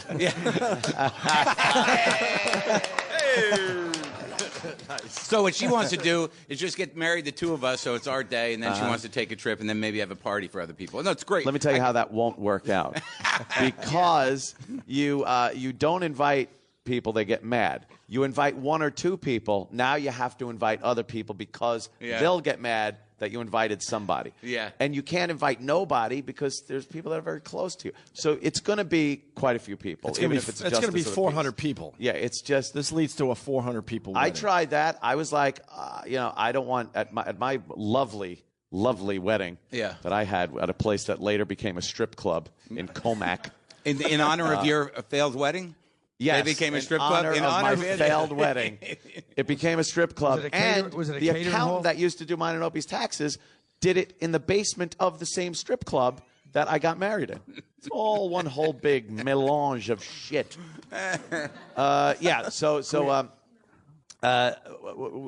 didn't want to invite anybody. Yeah, and then she's like, "Well, my mother has to." Right. And then I'm like, "Well, now if your mother comes and my mother finds out." And that I didn't invite her, so then you got to invite that. And now what's Mom going to come alone? No, she needs fucking Sal with her, and this one needs that, and then the fucking brother and sister now have. And before you know it, full house, 400 people. Well, the second. What were you asking? Sorry, Mark. What were you asking, Colin? You were asking me. I was asking if it was a catering hall. First, I'd like to know if we're on an episode of The Fucking Talk. Now, listen. Now, I'd like to ask if it was a... You asshole. That's funny. I want the name of that catering hall that you got married in Comac. Oh, well, it's now called... It had to be like the Debonair. The Debonair. It was the Inn at the Crossroads, right, where Jericho and 347 split in Comac. I bet the DeStefanos have a piece of that, too, right? Yeah, of course. We may. I think I saw you at the door a couple of times. That was wonderful. What a wedding. What a wedding that was. It was the place my mom worked at. I did the small wedding, the second one, and that didn't work out. I mean, I got married in the backyard for the second wife, and that happened pretty quickly. And the rules on that one, I think, was no fathers. So there were no fathers at this one. Yeah, so that's going to work out. A little baggage, when she says, I don't want my dad here, I'm like, all right, this is not a red flag. That's good. Oh, my God. I'll just step into that role, I guess, is what's going to happen. So, the steamer trunk of baggage. Yeah, but I knew it. And I kind of know it this time, too. But I'm older now, so I figure I'm tired. She wants to have a kid, so I think, that's what. No, that's okay. No, that was not what that look was. Well, he doesn't like kids. I was just thinking it on my own. Unless Again, I was thinking it personally. Of yourself? Not anybody. Everybody I've seen that has had kids, Opie and stuff, and Yeah. Travis, they love it. It changes your life, right? And that's a good reason to have a kid. changes your life, Change Mark. your life. Change your life. Yeah, yes. yeah. I want to have a kid because I don't feel good about me. Well, yeah. Isn't that the reason people have children? That's kind of why I don't want to. I kind of like the fact that I could just fucking, walk around. I don't have to worry about looking at my pool if there's fucking something at the bottom. It's great. Yeah, that's the last thing you need when you're taking a dip. Whoops. To see that little chew toy. Oh, boy. A shoe. I don't need that shit. It's all going well. It's going to be good. That's I'm good. excited about it. I love her. It's crazy, That's and good. but the neighbors haven't called the cops or anything, so we're on a better trajectory. Has every girl you've been with had some kind of father issue? Don't they all? Do you go for? I'm assuming they do, and the ones that say they don't are full of shit. Yeah, the ones they say that don't, they're kind of boring. I mean, if people don't really have, if people aren't fucked up, I mean, they're not even on my radar. It's not even going to register, other than like, oh, what's that person doing? I've had people tell me though after a while, because I apparently every ex-girlfriend I've ever had is batshit crazy, and I've had people go, maybe it's not them. Maybe you're pick, and they start doing that, and I'm like, "Fuck, man! I don't even have anything to come back to." I find if a woman is like, and I'm not just meeting somebody, but if I date somebody and they're attracted to me and they enjoy our sex, there has to be a problem there by default. Something's wrong. I found that in my life, as soon as a woman says, I'm getting along so much better with my father, I'm 2 weeks away from a breakup. Yeah, that's it. Yeah, yeah. And the one thing you don't want is to get together with a girl that has problems with the father, and then they have this like makeup thing, and now he's in your fucking life. Yeah, she's talking to him a lot. You're just an idiot. She made a mistake with. Her dad's telling the same stories you've been telling her about the same shows. My favorite Martian. Where have I heard that? Oh, my boyfriend. Yeah, when you could really carry on a real relatable conversation with the dad.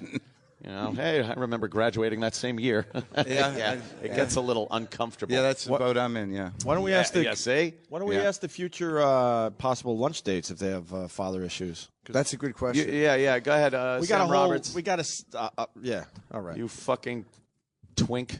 Jimmy might go out on there. a date, Mark Maron, with one of these girls. I met a couple of the gals here. Yeah, I mean, he's still trying to figure it out. You're going over there, huh? All right. Any daddy issues? They shove the mic in her face. They don't always know, you know. I know. That's why I mean, they don't see that they have any issues. They're just not speaking to him, and they cry when they hear his name. This would here's the baggage my ex-wife had. Yeah. As far as daddy issues goes. I guess she was probably 13, 14 years old. Christmas Day. Mm-hmm. Christmas Day. Nice. The dad walked out on the family on Christmas Day when she was 14. Got himself a whole new family. Yeah. And never spoke to the other family again. So Christmas was a joy with her. Holy shit. Every fucking, here comes Santa Claus, here comes oh, fuck. He fucked them up. Oh, my God. Big time. Christmas Day. So every Christmas and Father's Day and anything to do with dad just was a fucking piece of shit. Yeah. It was terrible. Let's ask the girls there. Anything? Kelly? How's your relationship with your dad, Kelly? I guess if I said I had no daddy issues, you would know I was lying anyway. So maybe a little bit. I can say the fact that you flew here alone to see this show leads me to believe that you don't have the Ward Cleaver type dad at home. You're probably right. Yeah. So when did he walk out? I was 19. 19 when he decided he was just going to what? Take off? And was it another lady? Yes, it was. He was cheating on your mom? Yes. And well, it's nice he waited till you're at least legal. Yeah. Yeah. It's not like he left his in childhood. That's good. Did you still talk to him? Yes. Oh, yeah. Oh, all right. Did you know things were amiss before he left? No, I was. Oh, wow. Afterwards, I was like, oh, yeah, obviously. In hindsight, yes, right? Of course. Yeah, whenever I walked into the bathroom, he was washing his dick in the sink. Wow. Oh, my God. This is the saddest dating game ever. It is sad. Did your mom badmouth him a lot after that? Like, not too bad. It wasn't too bad. Yeah. Really? Yeah. Maybe she kept it to herself because that's always the best thing. Because my mom and dad, believe it or not, didn't have the most ideal marriage either. and my dad pretty much got as far away from my mom that he could in the continental United States. And she badmouthed him a lot, which just made me want to go out there and live with it. It sounded great. What an asshole. He chases women, he drinks. He goes, this is fucking fantastic. I'm going to base my life on this. So you still talk to him. Oh, yeah. Yep. But you think he's like, you can't be happy with what he did. Yeah, you get over it. All right. She never got over it. Never. That's good. Okay. Now let's see what happens over here. What do you got? Yeah. Top that. Yeah, I don't know if I can. What did your dad do? Oh, my dad. Cross-dresser? No, my dad's I like to wear women's clothing. Yes. Not quite. No? He's a very large man. He's very much a guy's guy. I grew up with a bunch of brothers. Nagel? So. What's that? Thought his name was Nagel. Nagel. No, it's Paul. Huh? Yay. She doesn't get any of these jokes. She's new to the program. Yeah. She's never heard the show before. Nope. And she was the second choice of the friend. Yeah. Yeah. What did I miss? Oh, wow. Paul's just a character. Let's recap 20 years of It's a wonderfulness. lighthearted character. Yeah. Yeah. So he's a large man. large man. Still married to your mom? Yes, they're still married. Miserable? No, he had a wife. He had a wife before he met my mom. Oh, okay. This is a little evilness. Any family? You have any half brothers? Yeah, I have 2 half brothers. Half brothers. I do. Do they want to fuck you? What the? Anthony. I just say what everyone thinks. Wow. That's fucking terrible. The question is, have they? No, one of them is gay, so no. Oh, well, Jimmy. Oh, wow, okay. I know. Oh, okay, so that is your dad can't be happy with that. I'm not saying it's a bad thing. I'm just saying most dads don't want the thought of their son getting a big dick in their ass. It's Greek? We're Greek. Ah, okay. So, you're Greek? It's kind of mandatory. It's a sexy national. Exactly. Yeah. Yep, comes with the flag. Yeah. Yeah, oh, okay. Are you 100% Greek? Yeah. Oh, cool. Wow. Have you? Right? You know the stereotype. Right I remember the first time I heard the term Greek was my friend Dean Miller, who taught me. He was a little older and more advanced than I was, and he told me about getting Greeked. And I'm like, what's that mean? He's like, well, just go home and tell your mom that you want to get Greeked. So at home, I was telling my mom, I really want to get Greeked, or I want to Greek somebody. You called in your dad.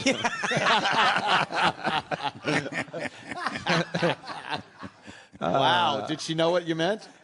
Of course. Wow. Apparently she was a better egg than I thought. Oh, shit.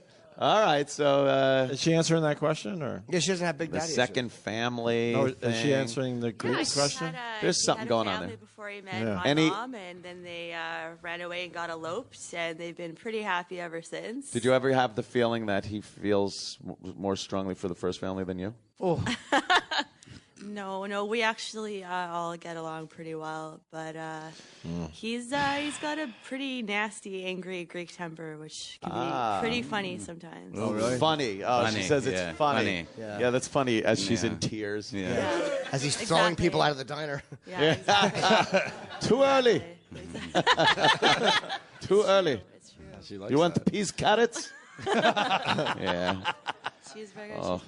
Brings home those dumb baskets with the pickles and coleslaw in it. Hey, pickle coleslaw. You want? Very good. Yeah. Oh, okay. So, well, that's not really anything. You win that one. Oh, she didn't answer the other question. Yeah, terrible. He was asking about the Greek thing. Either girl want to answer that. What's that? That's acceptable. I think people know that. Oh, I think it's understood. No, but I mean, do you find that to be, not that you would do it, but do you find that to be an objectionable activity? No, I don't. Oh. Whoa. Point. Back to Toronto. Wow. Yeah. What about Toronto? I can't beat that. Wow. Damn. I'm not big on ass fucking. I mean, I've done it. Whoa. I'm just saying. I'm being honest. Is that what we were even talking about? We were dancing around that. My God. Yes. No. I'm just throwing that out there like I would no matter what you're talking about. Jimmy, you ready to make a decision? Did someone try and fuck you all up about it? No. No one's ever tried. I'm gonna give Come her on. that one. I'll You were give her asleep, that one. half drunk. Come on. Then I wouldn't know. No? Oh, okay. You would know. Yeah, if you woke up and you thought you sat in cranberry sauce. Then I would know. Yeah. You guys are psycho. Hey, I was referencing an injury. Wow. Oh, my God. Okay. All right, Jimmy's not ready to make his decision yet. No, they're both fantastic. They are very He's taking one of these lovely gals girls. to lunch there, Mark. Beautiful girl. To lunch. Very lovely. Yeah. The one girl has never heard the show, and the other one's a pretty big fan. Such a fan that she flew here alone from Toronto. Well, then I think you should go with the one that you're going to surprise in a couple hours. You've got a whole new audience here. I've never had anybody want that on their chest before. You might want to break that to her, Jimmy. I thought this was lunch. Why are we showering? You want to break that one to her, Jimmy? Well, just, I've joked about being tinkled on. Yeah. Maybe it's just a crazy thing I've joked about. She's nodding. Yeah. She said she's an 8 as far as craziness in Out of 10. So she was being conservative. She was lowering her number, though. Yeah, she said an 8, but she was lowering it. And so she wasn't bragging because we asked, and then we're thinking you're 10 crazy, which would probably include a little squat over somebody, a little tinkle. Right? Well, no, if she spends 2 hours with Jim, she goes to 10.4. Okay. You get add percentage points. That's it, with that crazy little sound girls make.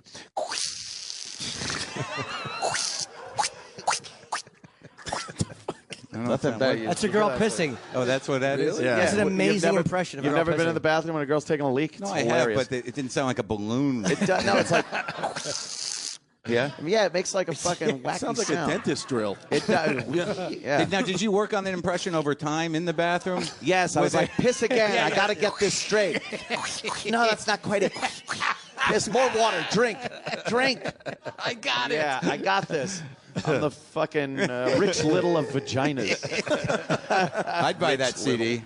Yes. What are you kidding me?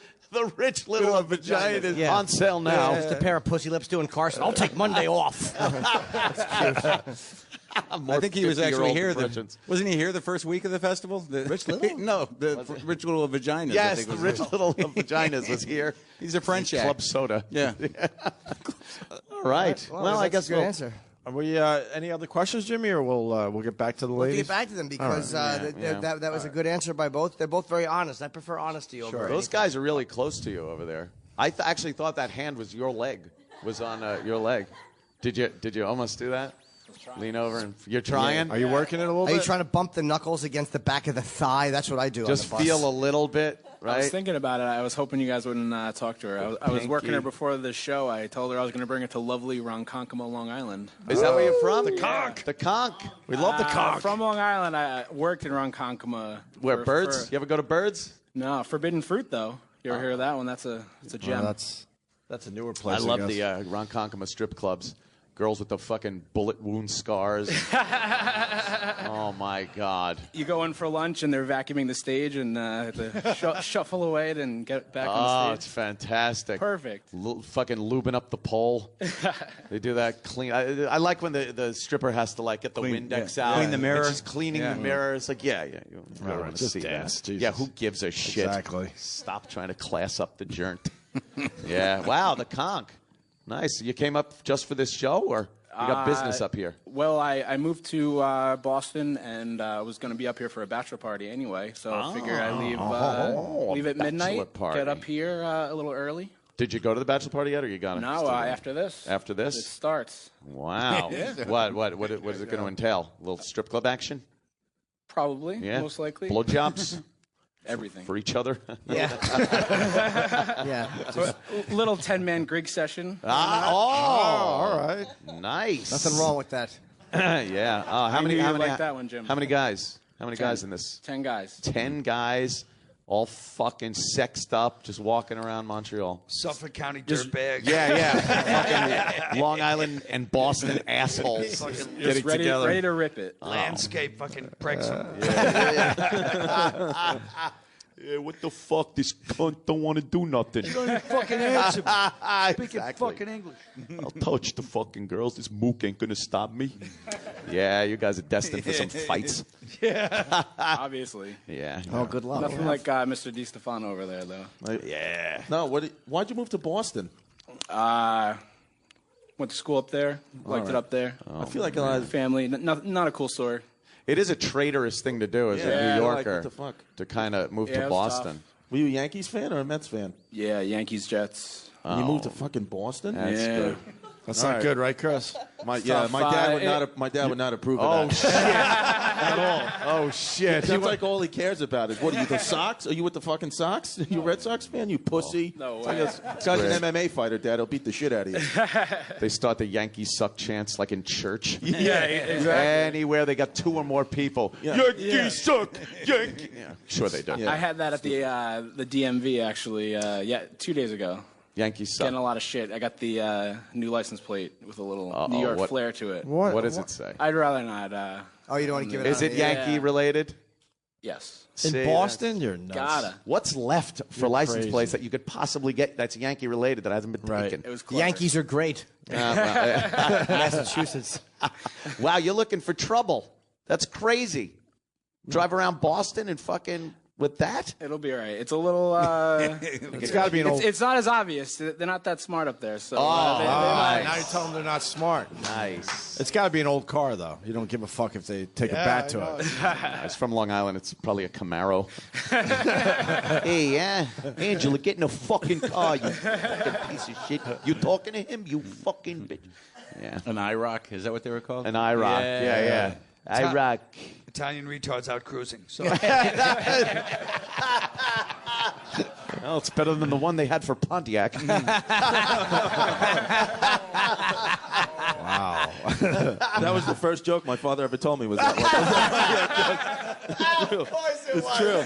Yeah, I always remember that. Of course Holy shit, I don't even know the joke. It's, poor old nigger thinks it's a right. Cadillac. Well, look, I don't say the N-word. Yeah, except I'm just offended then. by saying N-word.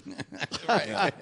Yeah, but that's what it was. Yeah. I think in Canada I just committed a felony. Apparently, you could we're be not in Vancouver. They hauled off to jail. Human for Rights Commission. Even saying that. I don't know. Very diverse crowd here today. Yeah.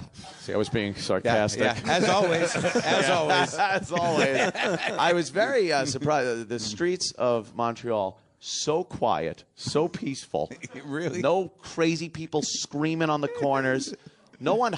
We were in traffic yesterday trying to get to dinner, and not one person honked a horn. No, It's wait till you- amazing. Wait till you go to that theater tonight. You'll see that's the fucking district. Is that when it comes out? Maniacs walking around, giant fucking homeless dogs and fucking all kinds of shit. Yeah, Right up the street, right? Is it crazy? It's Yeah. like that Occupy Wall Street. It gets a little. They're psychos. Yeah. So a guy fucking had a dog. There was a needle in his. It was gross. It was gross in that one part. I don't know what it was. Yeah, yeah. It's right. A few blocks away. It's heavy up there. Yeah. I had my keys. And I was fucking ready to go. Keys in your knuckles, ready to go, man. Not that, because I was with my girlfriend and they were saying something. So I was just like, I don't, because like I said, I'm not a fighter at all. But it's just like, you don't say anything to fucking her. Don't say anything to her. And I almost lost it. Shit. That's, you serious? I'm not a fighter at all, but no. Well, I think we get really protective of women. I don't. He'll start throwing if you fucking. Right. No, I had no doubt. Yeah. He just said he said something stupid, but he was all fucking junkied out. So what was I gonna do? She's got red hair, So he just said something. I don't know. It was in French. I just assumed it was stupid. To me, it was stupid. Yeah. French is stupid. You can tell by the tone. Yeah. He said, I was, "What the fuck you say? You fucking Pink Panther motherfucker! You want to go at it?" No, But you're not a fighter. Don't You're feel not a bad. He fighter. said the same thing to Sam when he walked by. Hello, Rouge. How are you? Something about the rug matching the chapeau. Something like that. Something like that. I understand. Very offensive. Yeah.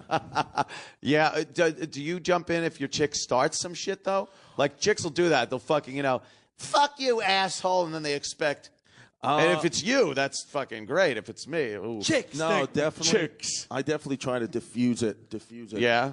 Yeah, absolutely, 100%. Tell your chick to shut up? You ever do that? Yeah, well, yeah. I'd rather get into a fight with her than have to fucking, Right. knock somebody's teeth out and then what? Because your chick calls them an asshole. Right. They call her a fucking cunt. Now you got to jump in. I got a good chick because she's hot, but she doesn't, and she knows it, but she's also does comedy too, so she's and she's got a lot of daddy issues, and so she's but she's comfortable and she's good, and she knows she can take care of herself, which is good, and she's 100% Sicilian, so she's fucking, wow. And her brothers are, machines of men, so. Oh, right, yeah, okay. So she's cool, she's protected, but I wouldn't, no, she's good, but this homeless guy he almost pushed it too far and almost kicked his fucking dog in the fucking jaw. Oh, wow. Who are you, fucking Patrick Bateman? Why don't you get a job? Well, after I was on the show yesterday, one my buddies were like, hey, we were listening. He was like, they were telling me Chris, you snap more than you realize, and I was like, no, I don't. And then they were like, no, you do. And then I started getting really aggravated. You were ready to snap. At expectations. I was like, I'm gonna fucking put somebody in a coma right now. All I want is ham. But that's always the best response to that. You have an anger problem. What the fuck does that mean? Right. What are you fucking even talking about? Yeah. Wow, that's yeah. I'm one of those guys who I just I guess maybe you want people to like, me or something like that. And I just feel like I hold a lot of shit in. Like, a lot of shit bothers me, like, about some of the things my friends say. Or I just never say anything. I'm like, I don't want to cause an argument. You look like you're having a nice day. I don't want to ruin this. But then I go home and I fucking brush my teeth till my gums bleed. And I'm just like, I'm trying to wiggle my teeth out. I'm squeezing soap, I just sit on the toilet. I don't even have to shit. I just want to squeeze. You got a lot of that. You keep it inside. Yeah, but I never have snapped. Besides the baseball bat. Baseball bat and the chair. And the chair. But it was 9/11. Yeah, it was 9/11, and the other guy found me. Yeah. We understand. Yeah, other than that, I'll never. No, I don't like to fight. Yeah. Well, obviously. I find that as I get older, like if I get in a fight with my girlfriend, obviously there's no bats or chairs. I don't know what happened here earlier, but. But I'm literally too fucking old for it. Like, we get into a yelling thing because she'll go at it with me. Like, there's a couple kinds of women. They're the kinds that cry quickly, and then the ones where it takes some time. And like so we fight, and she's yelling, and I'm yelling, and it's like Joe Pesci in that scene from Casino where he's kicking the guy and he got to take a break. Yeah, he's like, like literally, it's like I'm screaming. I'm like, I got to sit down. I got no more. I'm too old for this shit. It's ridiculous, and I'm exhausted the next day. And she's like, "What's the matter?" I'm like, "You're gonna kill me. I'm dying from this." Yeah, and that's why I love her. When I fight with a chick, it's like Pesci from JFK. She pulls off her blonde wig, and I realize it's just a bald guy. A terrible fucking weakness. Fuck me. That crying part is a fork in the argument road right there. When she cries? When she starts crying, the original argument becomes like it morphs into something else. No, then there's no argument anymore. Right. Then you just become an apology monster. Because right. As soon as they cry, then it's a different issue. Like you're an animal, and and the argument has no bearing on anything. Then it's just packing clothes. Things are being loaded. It's horrible. Yeah. And then you have to. And I've talked about this before. Having sex on a pile of clothing that's been taken out of drawers to leave you with is the best sex. Yeah, everything depends on it. It's very important. Jesus, that's cutting it close. It's a metaphor. It is a metaphor. Yes. Oh, really? People these guys are like, what's fucking wrong with Carl? him? Anthony makes his girlfriend cry. Colin. Yeah, you're good. Uncle Paul. I want to say I fight less. We fight less. I fight less with this one than I ever have, and it's getting much better. Everything's good. It's just because you're resigning yourself to the fact that I have to. Enough already, right? Yeah. Why jump in sometimes and get into just take it. A brawl? Yeah. Just I wish my girl would start shit with people because when she doesn't. Then I hear about it for an hour. Like if something happens, like that guy's a fucking ass. Did you see what he did? I mean, it's entertaining, and it's probably better that she doesn't start shit. But a lot of times, like the discussion of how much of an asshole someone is based on one interaction. Right. Like he didn't say thank you. That's an hour that we're going to talk about that. The assessment of that situation. That sounds like a problem. No, it's all right. It's entertaining. Yeah. Then I don't have to talk. I just listen and go, okay, yeah, what an asshole. It's horrible, that guy. Do you feel like Marky? Do you feel like your girl ever provokes you? Like I feel like my girl, like if I miss something, like she'll let me know, like, oh, that guy just said I had a nice ass, And I'm just like, well, I didn't see it, so would you want me to go back? Yeah. And then I feel like if I don't, like there was one, last week, as a guy was hitting on her, I didn't realize it, and she was like, when we got back, she was like, you just let that guy hit on me? I was like, what? I thought you guys were talking like human beings. God. Do you want me to go fucking find him? What do you want me to do? And then she just gets me charged up, and then, it's just a fucking blowout fight. Right, and then with her.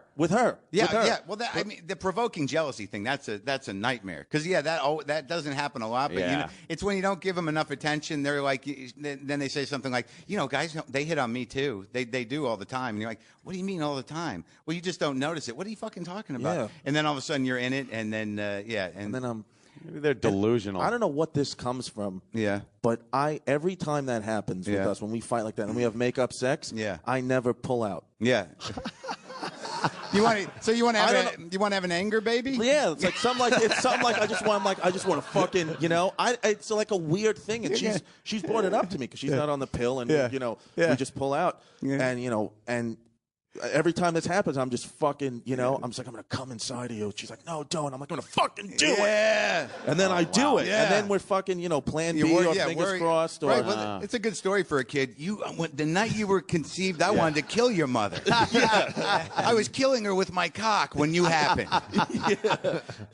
And I'm saying that through a fucking glass window in prison. She's holding up the baby. There's another thing, that look that a girlfriend will give you when you ask her a question or say something, and you realize from the look, it's like, oh no, she told me this before. Oh yeah, I'm asking her a question. Yeah. She obviously told me this, and I was just not paying attention or listening. And like the question is, do you mind if I fuck my ex? She's addressed. And this. you get a look and then you go like, oh fuck, and then you just start rattling through your head and cannot remember what she was rambling on and babbling about. Like we're supposed to pick up the tidbits of real information in that inane, droning babble. Wow. Damn. There's a lot of love there, Anthony. Yeah. A lot of love there. Come on. Or what's worse, I don't know, is when I know that happens on my side where I'll tell her something, she's like, I know, you told me this before. Oh, yeah. And then you just feel like a stupid old guy. That's the other. Oh, no, you never want to do that. It's the worst. The old guy thing it's never going to go away. Yeah. She's 20 years younger than me, so I'm doomed. And it's just never going to go away. The old guy thing is just, it's a constant thing. Every day you wake up and you're like, I'm so lucky I'm dying. It's like, I can't, that's the biggest problem. Nothing sexier in front of a younger girl than having to pull out your reading glasses right, and having them low on your nose as you look up at her. What? Excuse me? Oh, it's just so sexy, I bet. The worst thing is when she hovers right here and she looks at the side of my head. She's like, we got to do your ears. That's why don't you just whisper, "You're old. You're old." Oh my God. Nothing better than looking at the multicolored nail polish on chewed up fingernails, running it through your gray chest hairs. It's a treat. And it's your hand.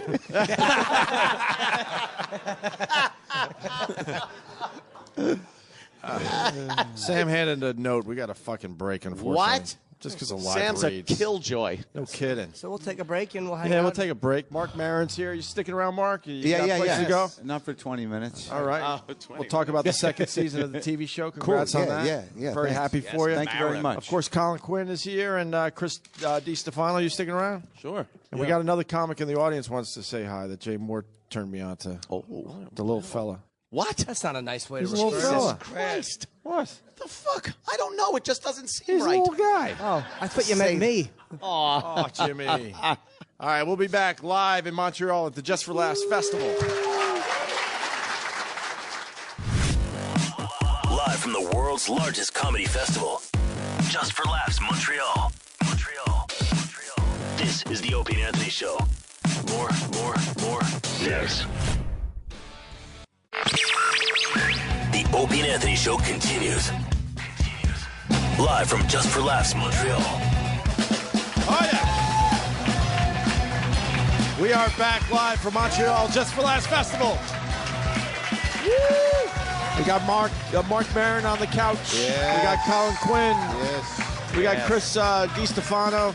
And we got a old guy sitting on the couch. Hey. And he just takes a seat. We didn't even say take a seat. No intro, yet. nothing. No, why not? I figure it's the O&A show. Midgets are a great accessory. Oh, that's so politically incorrect. I was telling Anthony. I think he can say it.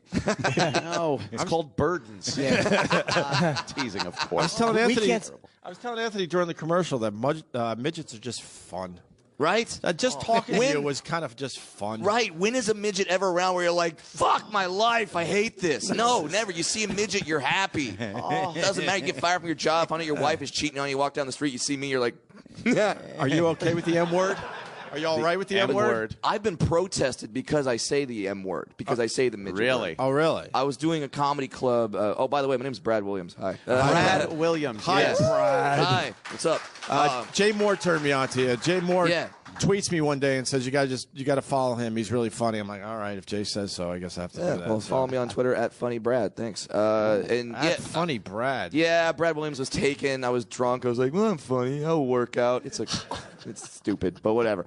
I I was in Detroit, Michigan, and I was doing a show at a comedy club called Joey's Comedy Club up there. Yeah. And 24 midgets came out to protest me with the picket signs and everything. That's adorable. Well, Yeah. I know, right?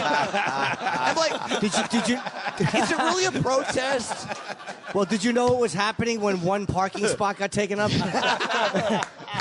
Like, is it really a protest if the entire thing could be blocked by a Mini Cooper driving by? Like, is it really? So yeah, They're protesting their own. yeah, because That's they're like, pretty fucked up. because they're saying like you say midget, and they did the whole. And I know it's kind of a hack bit, but they're like, so when you call a dwarf a midget, it's the exact same as calling a black person the N-word. Oh boy! And I'm just like, midget, please. No, like it's not like because black, that's totally different, because like black people had to go through slavery, which was terrible, but like midgets were never slaves, because we would have been the worst slaves on the planet. Yeah. You know, the slave, fetch me that jar, second shelf, boss, you're fucked. Yeah. Like, What? Can I ask you a question? yeah, fire away. So what is the appropriate? Is it the dwarf is okay, or is there a Yeah. difference between a dwarf and a midget? Yeah, technically, like we like being called dwarves or little people, but to me, those words sound kind of Little condescending. people sounds bad. We like Right, does sound like bad. you're No. just a little person. Yes, Yeah. you are. Yeah. Little Oh, but you're okay with dwarf? Yeah, that's because we have dwarfism, so it's kind of like I like dwarf. I'll go with that. Yeah, you go with dwarf, but like to me, that's kind of like. Mark, we've gone with kickables. So. We have. That's the word we use on the show. That's the type of show you're on, Brad. Kickable. We call them kickables. That's awesome. Oh god! Yeah, I don't know, but like dwarf to me has kind of like the fairy tale connotation. Sure. Like you hear, oh, he's a dwarf. You're gonna walk on the radio, just hi ho, like something like that. But so what is midget? What's wrong with midget though? Oh, it's got some like carnival references, but to me, it doesn't sound bad. It almost sounds French, like fancy. Like my friend is a midget. I like that. What?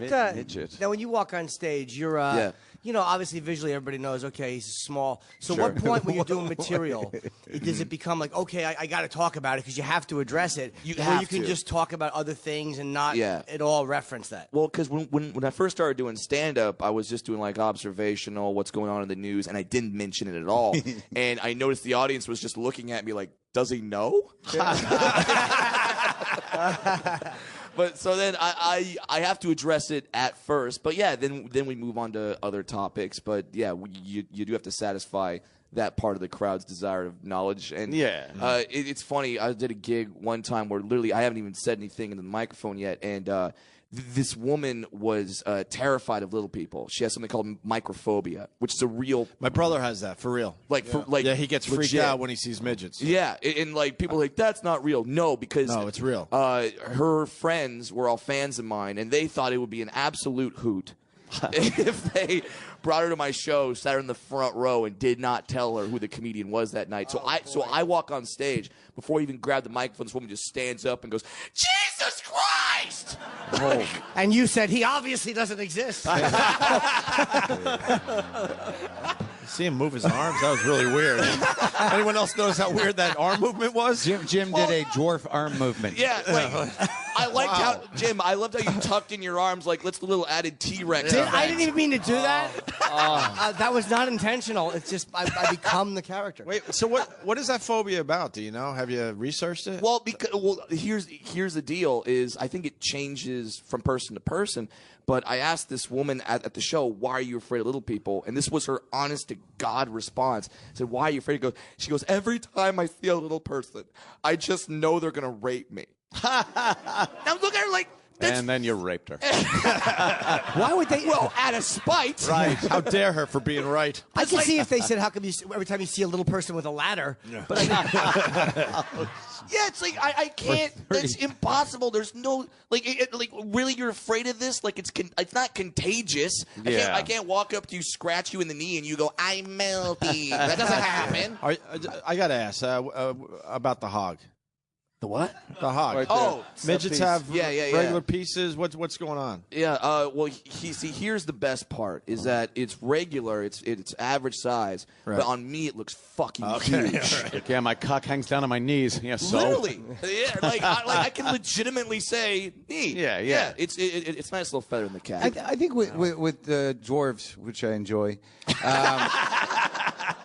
I like how he says dwarfs like it's a summer salad. Dwarfs. Dwarfs. I It is enjoy very that. I enjoy a Waldorf dwarf. A Waldorf. No, but I think the reason people freak out is because it's you don't see a lot of you. Sure. And when you do, like it's sort of like a car accident. You know, when you have to look. Right, you have to look, but everything becomes very immediate. You know what I mean? Like when you see a little person, it's all like, holy shit, it's right there. Yeah. And everything becomes very immediate, and you kind of everything revolves around you for a second. Sure. What's ridiculous is that I've realized that the only stereotypes about little people are fantastical stereotypes, like we make cookies with chocolate, live in a tree, all that shit. Some of you can fly, correct? Correct, absolutely. Yeah. So then I feel like whatever I do when people are looking at me, that's what people think like all midgets do. Like if I'm walking out and I'm like eating a Twinkie, like, oh, midgets love Twinkies. That's their thing. Like they do that. Well, I think the sad thing is it's always going to be entertaining for other people. No matter what, you could be having the worst day of your life or have a limp or something, but they're going to be like, look at that guy. You should do things that aren't conducive with who you are, but just to fucking annoy, like just to give people the wrong impression. Once you ought to walk into a room just going, hoodly doodly doo, hoodly doodly doo. Oh, that reminds me, St. Patrick's Day is the scariest fucking day. I never go out on St. Patrick's Day because I know I'm just going to go out to the bar. Some guy's going to stop drinking, look at me, and go, he knows where it is. Hey, what kind of cereal you like?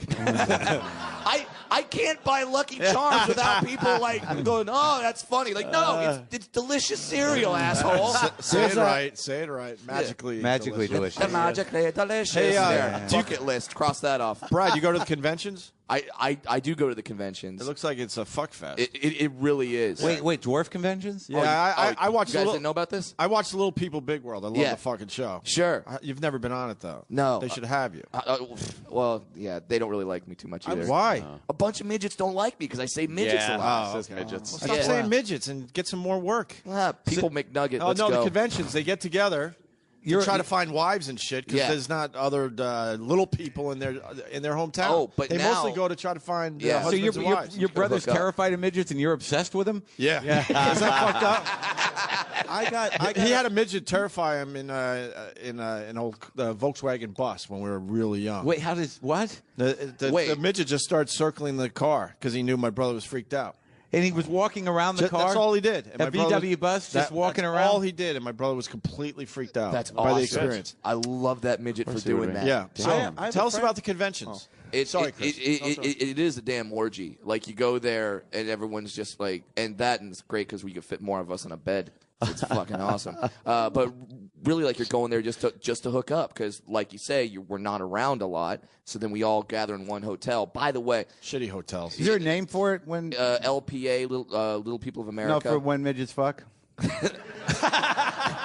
Show on Discovery Channel now. There is actually the technical word is aw. But that convention is open to regular people too, right? Yeah, because I have a friend regular people. I know you almost said real people. Didn't you? The normal people. They're open to human beings. Not God's mistakes. They can come too. No, I got a friend who's banged like 3 midgets. Wow. So he's got the fetish. He's been to the convention. Yeah, I bet he has. He absolutely. Yeah, his name has is been Rich there. Voss. Yeah. We'll bet that in whatever convention we're doing, we always have it in a big hotel, and I'm always like fearful of the people that are just staying in that hotel just as a regular vacation, like they're just coming in and they walk out of the elevator totally hungover. There's 1,000 midgets in the damn lobby. They're like, "What the hell did I drink last night?" Yeah. I have a question for you too. Sure. About. Oh shit! I forgot what it was. Oh no! Do other midgets or dwarves? Do they see you as kind of like the way a black guy would see the guy who was dancing down the steps with Shirley Temple? Like Tom? Literally. He's an Uncle Tom Thumb. Yes. Oh yeah. That's the name of my next album right there. Uncle Tom Thumb. Oh, that is fucking hilarious. That is great. That's great. Is that why they dislike you? Some do. Yeah, some do. But then they either fall on two different sides of the midget spectrum. It's either they hate me or they just like they think I'm like a god of some kind. It's insane. God. Yeah. Buscemi said in a movie, there was a movie Buscemi did, and there was a scene with a dwarf, and the dwarf was fucking annoyed, going, "How do you think every time there's a dream sequence, I'm in it?" Like just talking about all these shitty things about that they put dwarves in. And it's like after a point, doesn't it get to be fucking irritating? Like we get it. Well, sure. That's why it's so cool to see guys like Dinklage on Game of Thrones. Just He's like fucking rock star now. So cool to see the one guy. The one guy. We have one. It's nice to know I have a 1,000,000,001 shot of being famous. Yeah. The mini Dr. Evil, he was a famous. Yeah, with all that dialogue, he had poor an Austin Powers. Colin could have been in that movie. Remember? Way to go, Chris. Way to go. Oh, that's what you were talking That guy about. became a huge Tearing off that celebrity. scab. Huge celebrity with no lines in that movie. You would have been talking. Yeah. How could they have found a mini Colin? It wouldn't have worked. Hey, you know. Oh wait, was that who you were supposed to? Is that who you were supposed to be or no? No, he was supposed to be Scott. Scott. Oh, Mini me. Mini Colin. Well, I never saw the movie. but that guy has his own trip going on. What is he? Sure. He's way shorter than you. Yeah, dude, He's like a foot tall. Would you bully him? Fuck yes, I would. I have to know what that's like for once in my god. Like I just pat him on the head. Way and stuff. down. I think he's got a sickness of some kind. No, he has dwarfism too. Oh, but it's extra. There's over 100 different types because it's a genetic. There's that many? Yeah. Now, do you guys are Like there an subgroups at the convention where each type gets to hang out with the types that are like them? Or Yeah. Oh, there really? is. Yeah, there's a primordial dwarfism, SED. I like that primordial dwarfism. Oh my god! They're the ones that talk like this. Yeah. Hey, how you doing? I'm a grown man, motherfucker. Yeah. They talk how people think I should sound like. Because I come on the radio, people are like, "Oh, you're a midget," and then it's radio, so listeners are like, "We can't tell." Yeah. Sound like Sounded a lot taller on the radio. Do you make fun of the midgets that are taller or shorter? You know how like black people, they have this pride that they have to be really black and shades of black. So like if you're over 4'5", is there a thing that happens with the midget shorty, thing? yeah. Where you make fun of him like, oh look, he's not as short as us. Fuck him. You know what? It's more like the short ones talk smack on the really tall ones. Oh. That's what they do. And I'm 4'4", so believe it or not, I'm like Yao Ming to my people. Yeah, like that's a tall guy. Yeah, exactly. So yeah, I post up. We one of the worst moments on our radio show. Worst or best? We have a lot of them. We had a midget that wanted to become a stripper. And she came in because we consider ourselves experts, especially at the time. Yeah. And we put her up on the console. And she to audition. We wanted to see if she had what it took to be a stripper. I think I know this woman. Really? Yeah. Okay. Let me tell this story because I think it's the same person. Really? I was doing the Comedy Works in Denver, Colorado, and braggart. And all these fans came up to me afterward. They're like, "Dude, you got to go to this club, La Boheme. There's a midget stripper."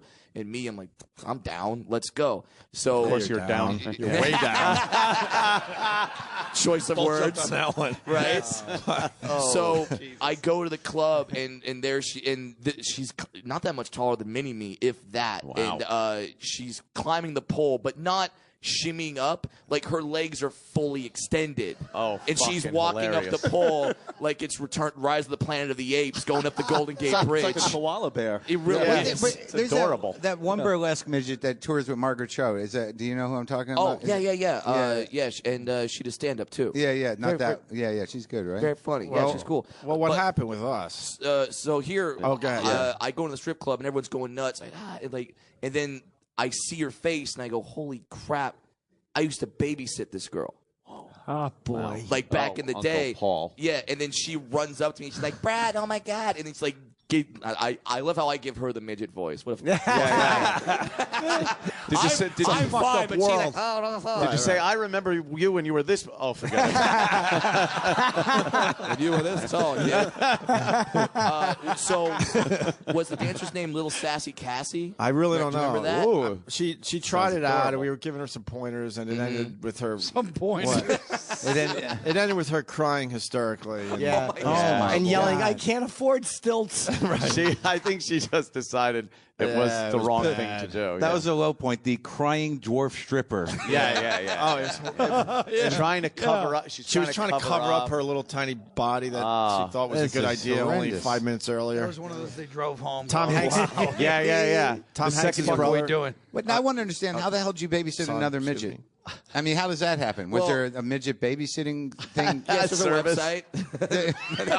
Just coincidentally used to babysit another dwarf? Well, like a lot of us, choice of words again, growing up. We get it. We were all, we all know each other because we all hang out. We all kind of. I knew it. We all run the same circles. Yeah. So when people have kids, we understand that. I get it. I get it. There's actually now a dwarf dating website. I was going to ask you if there's a midget app. Oh, that there would is. rule. There is. Yeah, it's called datealittle.com. Oh, date a little. Date a little. See, the thing is, That's good. if dwarves don't want to be it's kind of hard to get out of that. All right, we're short, but it's if everything they do has short involved in it. Sure. You know what I mean? Big people, little people, big. We're all right. We're little. Everything has little. Right. Or so it's how do they expect to?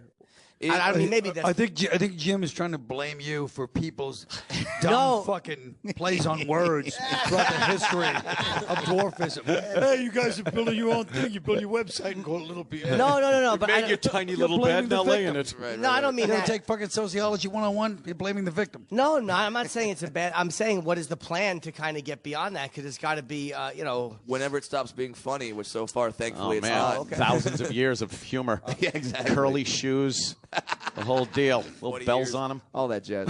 We have to pointy hats. We have to say goodbye to Mark Maron. He's got Maron's other press to go. do. Thanks, you guys. Let's hear it for Mark Maron. Great seeing you. Always a pleasure seeing you, pal. having you. Any plugs, on the Mark? You program. good? Thanks, man. All right. All right. Mark Maron, everyone. Great, man. See you, buddy. Love having Mark on. And I hear backstage there is Judah Friedlander. Oh, the world champions. World champion, of course. All right. Here's why Maron's I'll great. never get to a certain level in show business, because just now when you said that, I was laughing to myself thinking how Joe DeRosa's here and nobody's mentioned him. Oh, shit. Oh, man. Why would that make me laugh? It Is shouldn't. Joe here? Yeah. Yeah, he's back there somewhere. He's back there. He's Back there good. pacing. I'm sure he's drinking or something. He's fine. We'll get to him. Jesus. Trying to scald his arm. Hi, What's up, Judah? Judah, take a seat. Isn't Mark Maron happy these days? How are you? He used to be a Oh, miserable you're shaking fuck. now. How come you give all them the handshake and me the fist? Wait, you don't like shaking hands, Judah? In general? Yeah, because he saw what you did in Robert Kelly's hotel room. Just to get you up to speed, we're making fun of the midget. So Yeah, I know. if you want to jump in, Brad's a cool dude. no, Brad's actually hilarious. How long are you doing stand-up, Brad? 10 years. Oh, okay. So you've been around. Yeah, I've been around. And in midget years, how many years is that? Cut him in two and count the I'm rings. just curious. I don't know. I mean, I was listening earlier. You were saying midget left and right. So, It is very mystical. I don't say it though. When I You know, don't say it? Well, I know some little people, and some I know get really offended. So I just call them by their names, which are Wow, that's unique. That's strange. It's a very polite thing to do. Right. Yeah, Just treat him like a real person. Yeah. Great. That's amazing. thing. Yeah. What are you doing around these parts there, Judah? You busy? Doing shows. Doing here shows? In town, yeah. How is In it? How's Montreal. the? Yeah, they're pretty cool, man. Yeah? There's some weird vibes in Montreal. What do you mean? Well, I don't know. There's a lot of unspoken sort of issues that nobody wants to talk about. It's it's almost like the Trayvon Martin Zimmerman case, but it's with French and English and what language to use. Oh, And, really? Yeah. So it's I feel people. It's not everyone, but some people are divided. Divided, and they're so afraid of. They're so polite. And they're so afraid of offending anyone that there's never any honesty happening. And it's just a fucking weird little vibe. Wow, that's going on? Yeah, they're trying to get rid of English up here, right? Yeah. So it's a little weird. Yeah. Right? Is that But true? it's cool, you know. These guys know. Wow. Yeah. It's nobody likes to talk about it. You really want the English out of And then Montreal. it's That's how you are in the Trayvon Martin case. That's nothing compared to what we got in the States as far as that whole division thing. Oh, wow, they don't want to speak English. Right, but in the United States, people are a little more if they disagree with you, they might just like yell at you and say you're an idiot. Where here they're like nobody's saying anything. No one says anything. It's just like a weird energy. I didn't know that. Well, how ingrained in this culture are you? I mean, it's like you might have just like you haven't. How many of these discussions have you been in? I've been here 4 days and I've just learned a lot, Norton. I'm very perceptive. He's taking it all in. Yeah. Yeah. But I started a website, and hopefully it won't get me banned from every comedy club. But I'm starting a website to try to and do it in a friendly way, to discuss it, but not making anyone the enemy. But I want to try to get rid of, and I think every comic hates it. I want to get rid of the check spot. The check drop, the dropping of the checks during the show. Okay. Yeah, and I just launched a free shows for everyone. No. But I'm saying, dropping the checks during a show It's the worst while for you comedians are performing. Comedians hate it. Audiences hate it. At the end of the night, or the comic is still on stage, and you'll see the waiters and waitresses come by and start handing out the checks, and then people start chattering about the bill. check, And and they're grabbing money, and it really distracts from the guy and that's on stage. you can't blame the audience because they're getting the bill. It's dark. They're watching the show. They're trying to watch the show. They're trying to pay their bills. And it's a massive disruption that lasts anywhere from 5 to 30 minutes. And it's during the show. Imagine but seriously, imagine if you're going to the movies. If you don't know what we're talking about, it's like going to the movies, and with 20 minutes left of the movie, all of a sudden all the ushers come out, and they're just giving you your checks and making you pay your bills right there. Yeah. And like, what? I'm trying to watch, So what do you suggest? The website is, well, there's a few comedy clubs I know of in the country who don't do that. The Stress Factory doesn't do it. Stress They Factory, wait. the Stress Factory does not do it. The Comedy Cellar does not drop checks, and they do 4 shows every Friday and Saturday, and they still clear the room out and turn around in time for the next show. That's amazing. The Stand does not do it. The Laugh Factor in L.A. does it a different way. They make people just pay for everything they get as they go. And that's still much better than having a check spot. That's good. I guess after the show's the best. We've taken care of, cancer, Alzheimer's, AIDS. This is a good cause that you jumped on. real relatable to the ordinary person. Well, we all know cancer and AIDS are overrated problems that the media has said that is so bad. So, anyways, the website's called don'tdropthechecks.duringtheshow.org, and you can sign it, and it just went up an hour ago. Who had .com? Yeah. Why not just? I was gonna go .com, but I was trying to be all serious. Wait, so why I not went just .org. drop the checkspot.com? Oh, it's that also. But I noticed, like in LA, like comics don't call it the check spot.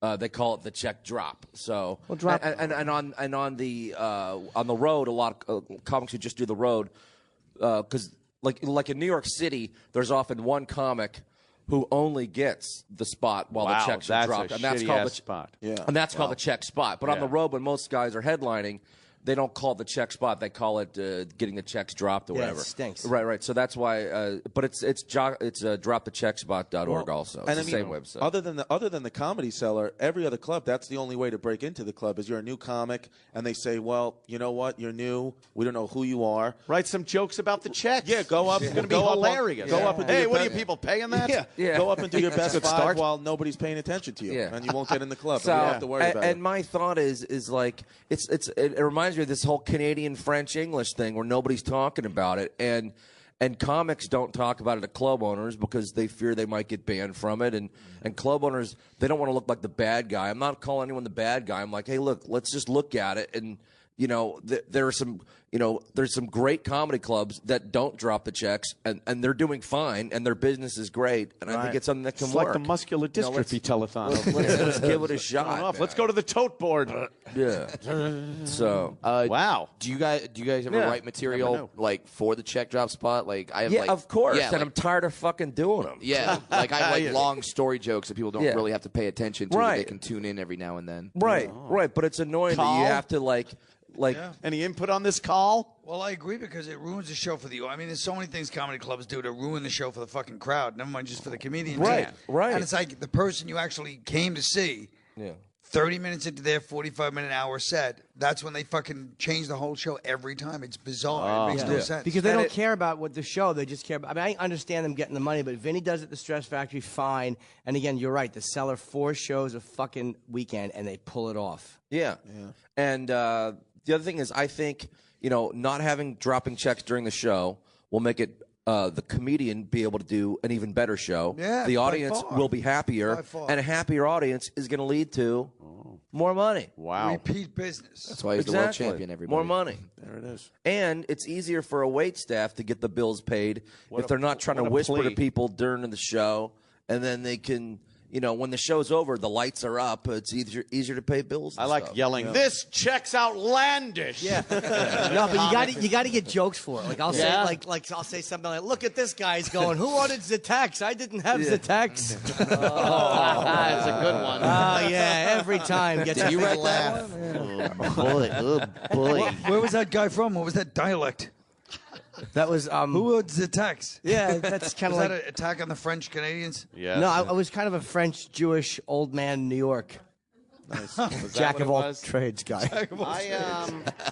I have something here that I was playing around with. I don't know if you could hear it, but what does this say?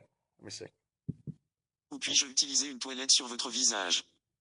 Wow, they killed. Yeah. It's killing. It's killing. Do it again. That's cool. Wait, do it again. Do it again. All right. Let me see.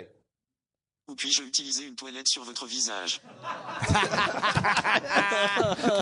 See, Fucking bilingual. I was using so that funny. last night because it sounds like something that could be legit for someone that just doesn't understand the language. It's something to the effect of, "I need to go to the toilet on your face."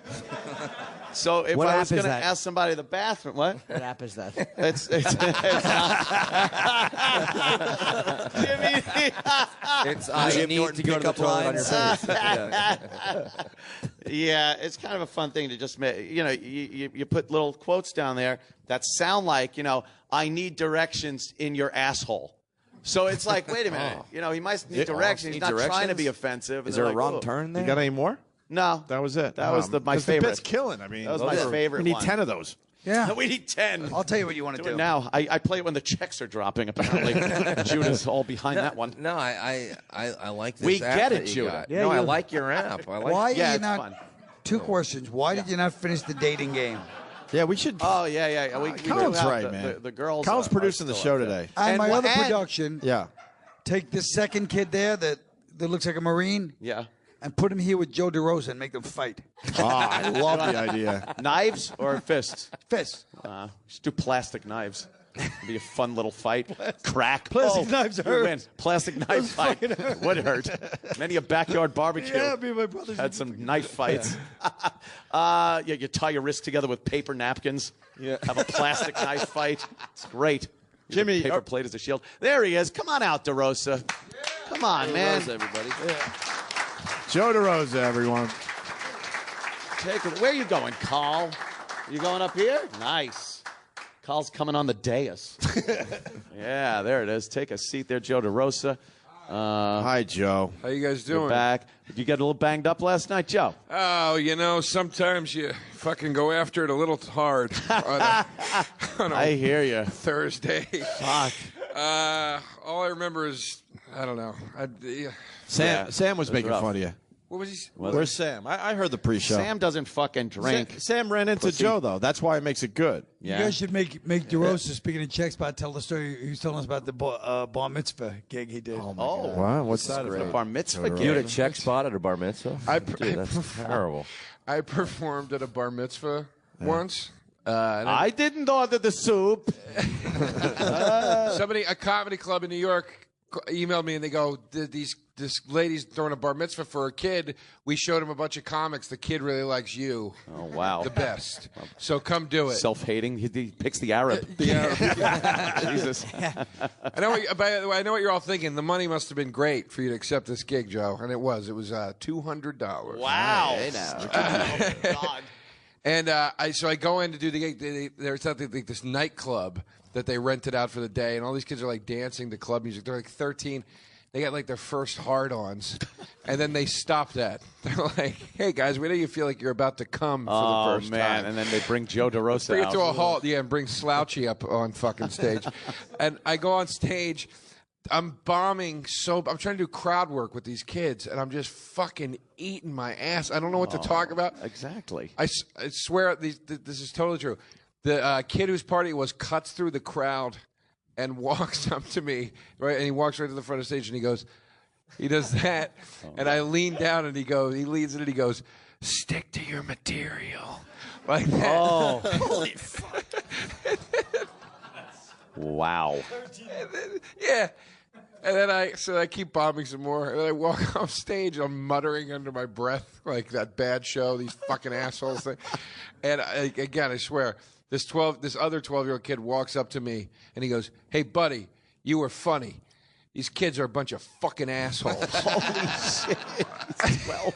Yeah, I swear to God. I swear to God. Little businessman.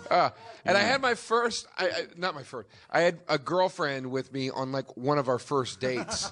Oh, man. I brought her with me. Why would you bring her to a bar mitzvah gig? Yeah, yeah. Hey, no competition. We were already we were already hanging out, and I was like, "Look, I got to go do this ridiculous gig. You can just come if you want, so we don't have to stop hanging out." No, she didn't. Yeah. And she came with me, and I was like so fucking mortified. And I walk in the back, she's like doubled over laughing. She goes, "I'm so fucking happy I came to this." Did you fuck her? Yeah. Oh, you did? She was, Okay. yeah, she was like my girlfriend. She felt fucked going. Yeah. Wow, that's fucking tragic. Well, what are you gonna do? You know? Yeah, What are you going to do, How do you think Joe? the poor 13-year-old bar mitzvah kid feels? The most magical day of his life, and all of a sudden there's a fucking slouch-shouldered man just making no one laugh. The music stops. He picked me. I don't know why. I don't know what that says about my stand-up either. That kid picked me For bar mitzvah, for yeah. his thing. Yeah. So I don't know. What do you? By the way, I liked when I was sitting backstage. Colin made his little joke about me. I heard it, and they got a nice laugh. Oh. And then you go, Joe DeRosa's here? I didn't even see him. We talked for 5 minutes over there when I walked in. Did we? Yeah, I walked up to you. I go, "How you doing?" You go, "Hey, pal, yeah, I'm kind of hurting." Oh, that's right. I was a little hungover. I didn't see Joe. Who's that guy that was talking to me? It was a rough night. What did you do last night? I went to the casino. What'd you do? Did you win? You lose? Yeah, he talked about Exactly. it. I won, then I lost. Right. How much? Can you say how much? I started with 2,000. Yeah. I started with 2,000. Right. I worked it up to That's 10 bar mitzvahs. Yeah. For you, Joe. Yeah. 10 bar mitzvah is what that was. I worked it up to 12,000 You worked it up to 12. and then lost it. All of it. Yes. And then some? Even the or original just- 2. So you just went down to 0 from 12. You didn't lose more past that original 2. I lost the 2,000 that I came with, and I had 12 at one point. Fuck. And then the shoe just turned. Yeah, but Terrible. 2,000 to you, that's like couch cushion money. Me a bag of shells, Joe. It's nothing. I don't. Easy come, easy go. I had it and I went with it, Norton. Yeah. I was. You always walk away going like, I should have left earlier. I should have walked away. Yeah. But, you know. And what? You came and stood next to me in the corner of that bar out there. No, in the high- I you did the should right have thing. left with $12,000, gotten a better night's sleep, and come here full of piss and vinegar, ready to That's entertain. right. Bright-eyed and bushy-tailed. Instead of not even realizing I had spoken to you minutes earlier. It was a little rough there, Joe. Yeah. Sam, could you tell the story of running into Joe last night? It was actually Sex Bagel story. It was. The Nagel? Where is Eric? Where is Eric? Eric's been hiding. I know. Get out of the whole time. Get his face in a donut box. Come on. Oh, sorry. Oh, wow. I thought it was a Kool-Aid commercial just then.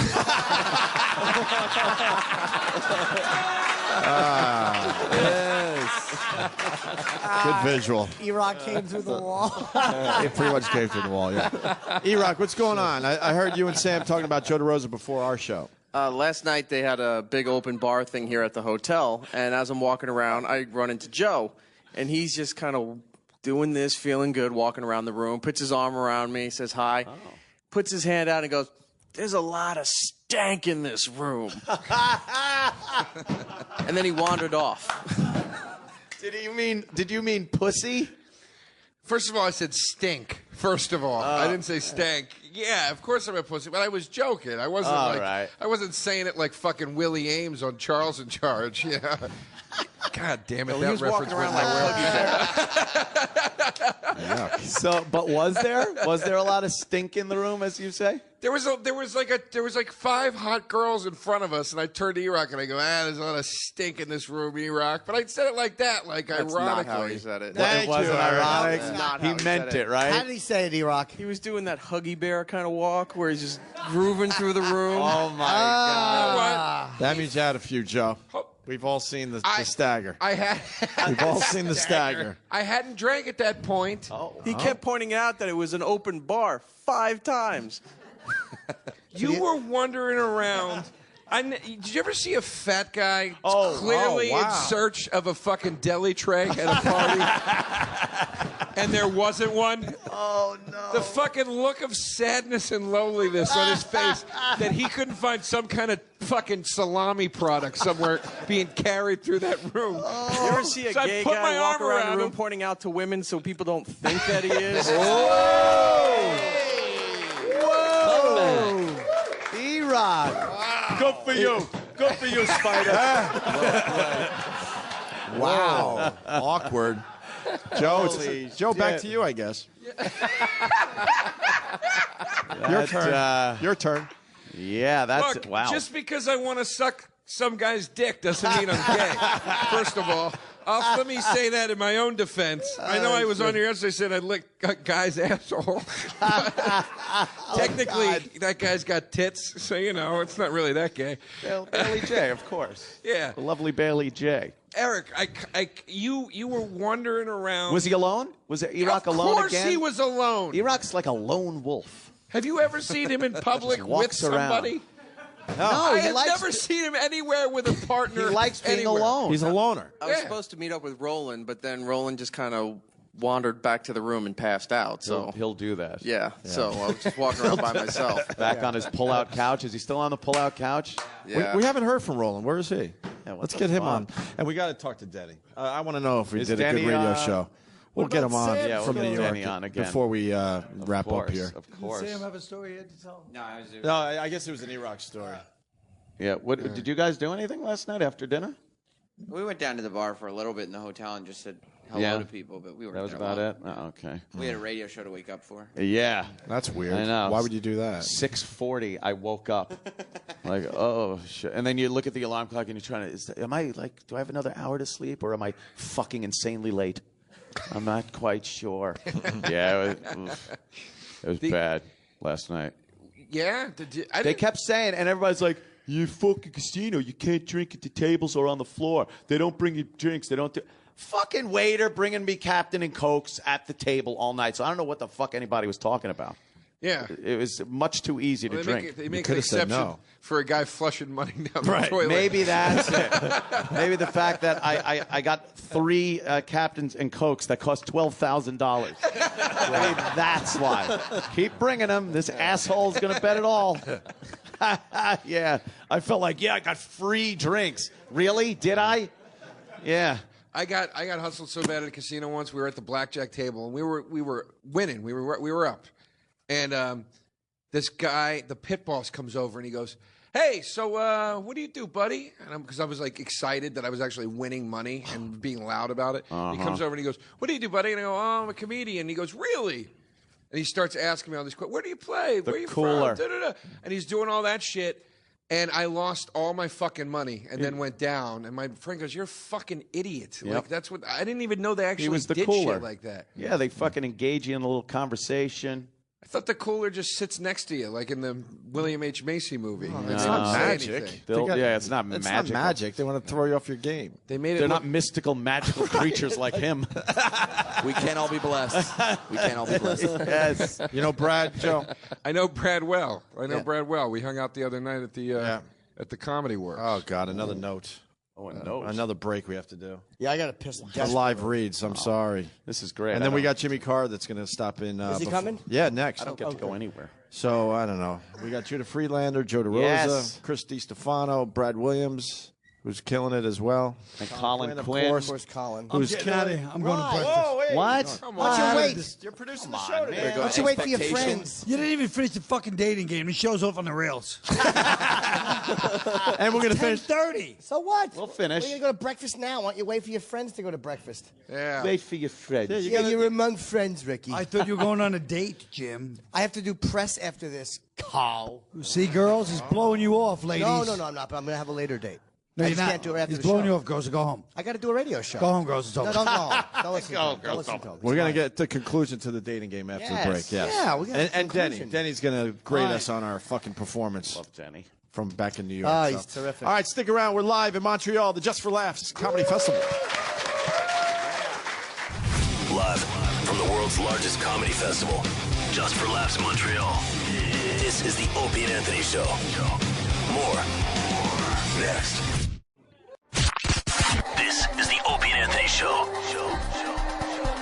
Live from Just for Laughs Montreal. Wow. What a time we are having here in Montreal. Montreal. Yes, absolutely. Oh, hold on. Yeah. Let me say something. Hold on. Puis-je avoir des relations sexuelles avec moins de filles en âge ici? Puis-je avoir des relations sexuelles avec moins de filles en âge ici? That's the weirdest bit ever. I was asking if there's could have sex with underage girls here. Oh, really? Yeah. Okay. Apparently, I have that in my phone too. Gets great looks when I think I'm asking for Why food. is Bobby giving everyone the finger? You just sat Bobby down. is doing a preemptive strike. What He are you does this doing? now. He softens the beaches before he comes in here. Oh, is that a fucking fat joke? Like a wheel I swear. Okay, all right. But why are you giving the audience a? Why are you Because giving you everyone the usually finger? soften the beaches too with nice little fat jokes before you get No, big I'm ones. not even gonna. Why are you giving them Because the finger? That's what the kids want, Opie. They want a little rogue photo. It's Bob K. Oh, okay, I got you. That's All what right. the French want up All here. right, fair enough. Fair enough. Crazy Americans come up and take over the town. Yeah, fuck you, man. you. F you. This guy's back. crazy American. You got fucking Yasser fucking Arafat. What is it, Colin? Now, don't ask Colin for help. It was a double joke. I'm stupid and he's so fucking smart. Just give him the photo of the photographer, eye. yes. That's all he wants. For 2 days, he's trying to get the scratch cornea. He's the one who picture. fucked up my eye. Go ahead, you. Let's see. Ah. Is All it right, now red? go. Still fucked up. It's still. Oh, so, hey, where Oh is he? man, Hey, what's up, Chris? Be infected. Yeah, I thought you shrunk. Oh shit, midget joke. I'm sitting next to Chris. We're like a before and after picture. Yeah, that's. Except your head should be on his body. Because Chris has a small head. We though. got it. Yeah, we understand. Exactly. We were backstage at the Nasty Show, me and Bob Kelly, and we're all like talking smack at each other. And Robert just looks at me and goes, "You can't talk shit with your legs dangling from the chair." It was too cute. I know. Yeah. Yeah. They stick No, straight famous- out. Yeah. When you were standing in front of me, I must put you on my lap. right there. Yeah. Yeah. I would have did that, but it would kind of got Well, he was weird. cuddling with Colin Quinn during the break, and Yeah. everyone got a nice photo op. Thank you, Colin. Yeah. He was giving me some nice fatherly advice. He was. I thought you were talking about Talia. I thought Chris D'Elia was cuddling with Colin. Oh, that would have been. Who's How about Chris DeStefano? Sorry, fuck it up. Jesus, thanks, Wow. Jesus. You really just scar me. You know that? I'm going to fucking kill you one day. He's gonna snap. Or his I dad. don't think the fight's gonna just be one way, cocksucker. I'm a psycho too. Dude. Bobby's No, gonna. The I fight's going to be one way. Nah. You're going to hit him in the throat. He's going to go. I love that this worm talks about fights like he knows. He's talking himself out of so many fucking beatings. Hey, wait a minute. I was just kidding. These tattoos don't mean nothing. I'm not tough. You never hit I know how to back my way out of a room while talking shit. That's my Oh my God, technique. does he ever? You wouldn't hit a Fuck guy you! with tits, would you? Huh? I said you wouldn't hit a guy with tits, would you? He's implying, Joe, that your very visible breasts. Joe, you're gonna take that. You're gonna take that. He can't hit me. If he hits me, it's a hate crime. Everybody in the audience, do a midget laugh. Bobby's kicking his feet. Oh, that's I adorable. wouldn't fight you, Brad. I'd just pick you up and burp you Yes. over my shoulder. Hey, Brad, let me ask Low you. blow. Have you ever been accidentally injured at a bris?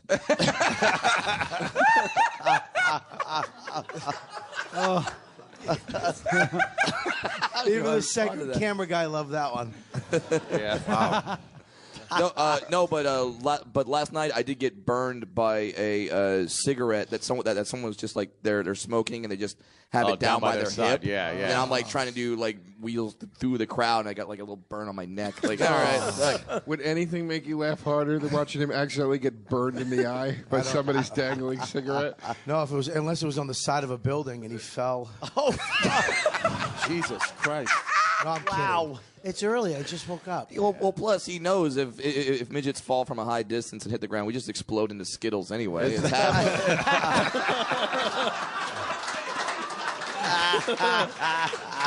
They are magical. Jesus. That joke was mean and it made me happy. Perfect. I love looking at his little Chucky shoes fucking dangling from the couch. My name's Brad. Want to play? No, it's so humiliating when I have to go shop for clothes because I was like walking through the damn Foot Locker, all the nice Jordans and all there, and I gotta go shop for the shoes that have Hello Kitty on the fucking Velcro. It's fucking terrible. Yeah, little shoes. Chip. Why'd you bring Chip to Montreal? Give a fuck. Shut up. I hate Chip. Fucking Chip.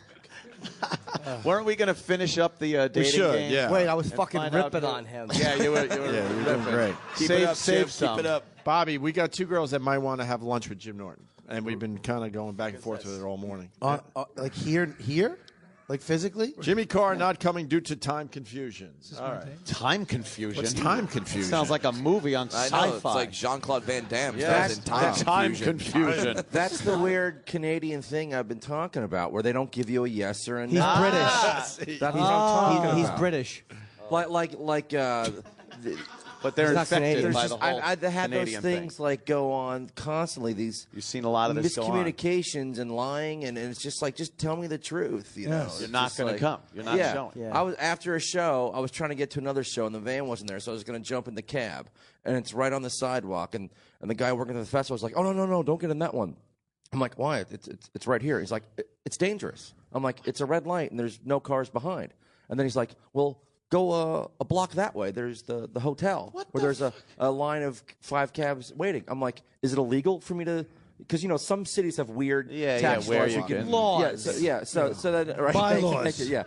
So then I go, "Is it illegal for me to go in the cab that's right here?" He's like, "Well, it's proper etiquette to use the ones over there." I'm like, "That's a block away. This one's right here." What was his MO here? I'm What like, was he "Is it getting at?" illegal?" He's like, "Well, you might get a ticket."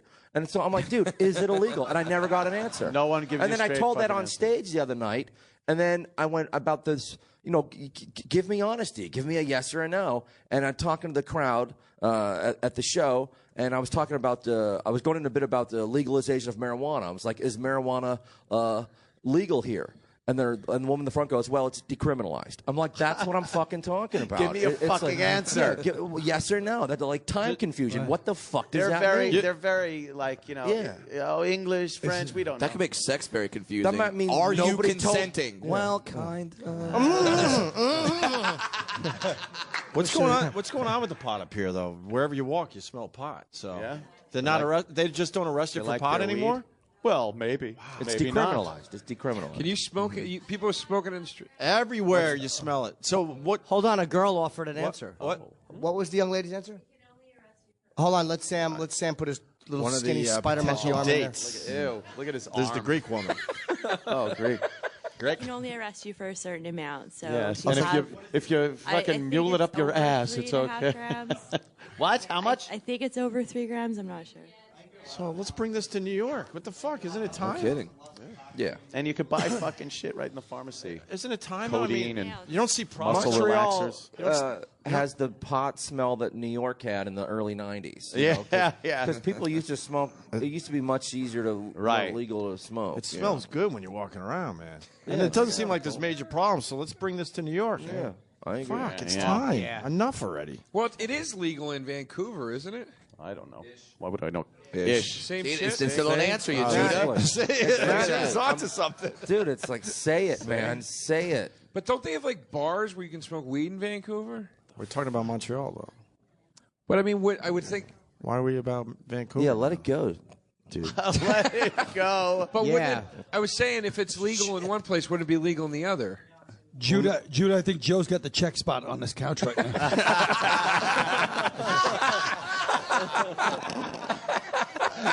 Shit. Yeah, fucking pay your tab. Fucking chips. Yeah, my website, don't drop the checks during the show.org. It applies for all comics except Joe DeRosa. They prefer. That's the web address. That whole sentence. Yeah, that exact whole sentence. Why don't you shorten it? He's trying to take care of you, I'm not Joe. smart at marketing, Joe. I'm like, Don't drop checks.org. Yeah. You're in and out. That's the funny though. It was fucking long-winded, Joe. Yeah, but then nobody remembers it. Yeah, but he's fucking. No, it's Bobby, a real website. Bobby, I was really? trying to be serious. Yeah, I was trying right. to be serious. Yeah, okay, man. Sorry, Jude. So, Jimmy, are we going to get a date or What's what? that? What's going on with the date thing? We got Fucking them both. No, Chip. Not Chip. We got Terrible. And he wonders why. Hey, where do you buy your fucking pants from? Like the doll store or something? The doll store. He wonders why it's hard to get a girl. There's fucking 9 different characters. Yeah, you'll be dealing with this one in bed. Yeah, you gotta date all of them. You're the first adult I've ever liked. Adult all. What about Edgar? Is Edgar here today? Oh, please. Edgar was trying to poke Anthony before. I know, constantly with his dumb little baby nails. I don't like that we have to fucking acknowledge these people like they're real. Thank you. What the Thank fuck is you. wrong with us? We're not. Just say no. You're right. There's nothing wrong with acknowledging Valley Jim talking about meeting Brad. Who's for the Valley? first Oh, time. fucking Valley Jim. Please, I don't please. like Valley I've never Jim at met all. Valley Jim. You don't want to. It's the most. It's one of the most annoying characters. I think It's the best character. It's terrible. I've heard it's the best character too. Somebody actually came up to me in the street the other day. Goes, "Why does he ever do fucking Valley Jim anymore?" No one said that. No, I swear to God, somebody Really? said that to me. Yeah, why wouldn't they? It's Do you fucking- not do it anymore? I do it occasionally. I sprinkle it in like a gift. You won't do. Well, why don't you He do it? doesn't You do know, it. He doesn't Brad do is it on from- demand. He Brad won't is do it on from- demand. No. Brad is from Southern California. Oh yeah. You know what I mean? Yeah, Valley Orange County Jim. area. Oh yeah, what do you? I can't think of nothing. Brad, No, I wanted to be Valley Jim. What are you so like dummy. a little orange or something? Oh. Florida. Doesn't make any sense. Orange County. Chippa. What does Valley Jim do? Just talks to the fucking accent. It's horrible. Really. Watch there. Yeah. Oh, His whole face is changing as he gets ready. No, I can't just do it on command. Can't do it. Well, it doesn't happen that way. It has to come. Yeah. Okay. And so it's an organic process. impression. So it's organic. Thank you. An organic It's like Daniel impression. Day-Lewis. Yes. Kind of. Ted Sheckler, I don't do as much because he hurts my throat. I charge to do Ted.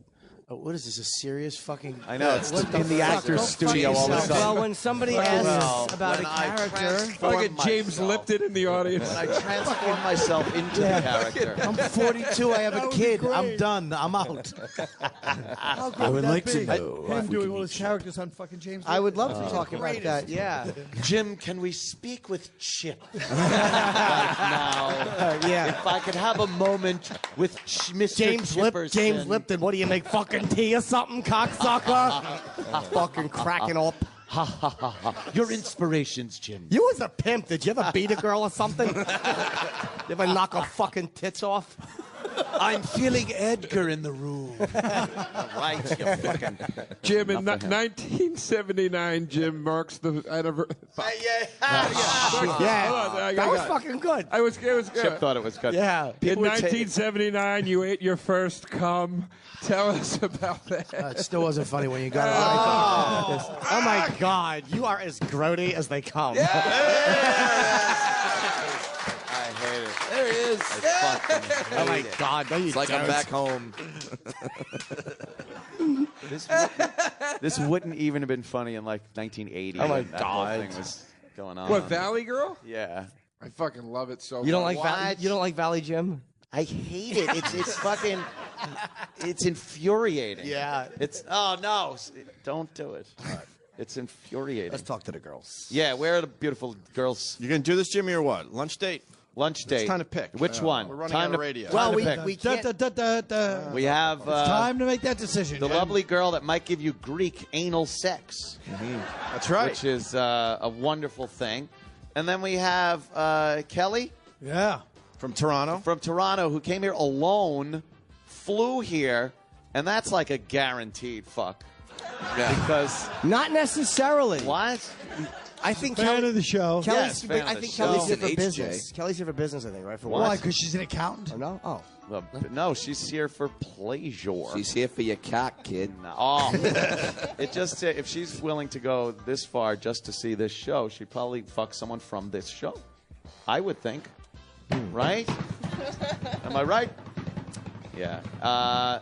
So we got some daddy issues over here. That's me. Right. She is. Her father left when she was 19 years old. It's not bad. Just abandoned the family. What's wrong with that? He was, That's he called was her moving cheating out. on mom and stuff. It just shows this thing that she probably felt if I was good enough and my dad loved me, even if he was a miserable marriage, he would stay here with me at least. So it's father rejection, which my dicks can sniff out like a pig smelling truffles. It's amazing. Except dirtier than the pig. Yes. 19, but that didn't happen until she was 19. Is that what you said? Yeah. That's come on. That's Still, you got Could you sit in a more effeminate manner? Joe's fucking. Joe's legs are beautifully crossed. They really are. Yeah, so there's a daddy issue there, which is pretty. It's a lot easier to fuck girls with daddy issues. Can they stand up But so we the can see Greek what they look thing like? is really. Yeah, they were on the couch. They were earlier, very. They're both very lovely girls. Why don't we bring them up? Yeah, bring the girls Bring 'em up. Let's get up here, ladies. Let's kick the midget off the couch for a couple Oh minutes. God! Oh, come on. I am kickable. Come right up here. Yeah, you got to jump off the. Careful, you don't fucking die or something. Oh God, Chip. I'm fucking murdering that cocksucker. Let's go. We got a little white skirt, which is good. Yeah, I like the flip flops. I like this girl's very cute feet. Brad, come over here, sweetie. got an interesting set of pants on. Go sit with Uncle Bobby. Yeah, hop up here, kid. Oh my God! Oh God! He hopped up on the couch. Yes, he like did. like a child. Yes, he did. Oh man. Maybe I the just- ladies should give us some final thoughts, final things here. Yeah, Anything, they anything both- else to add to the dating They game? look extremely uncomfortable. They both have No, they're cool. they're They fine, Both yeah. have nice feet. Can I ask you something? Are you wearing panties? Yes, I am. Fuck! I thought I saw hair. This looks like the game. This looks like the Game of Thrones over here now. God, I couldn't think of anything. It was a great setup, though. Just to catch you up, it was the most uninspired fucking dating game questions. None of us had anything. They were. You're right. We had nothing. Well, I didn't. I was the worst dating game ever. I happen to be very good at the dating game. Well, today you were not. All right. None of us were.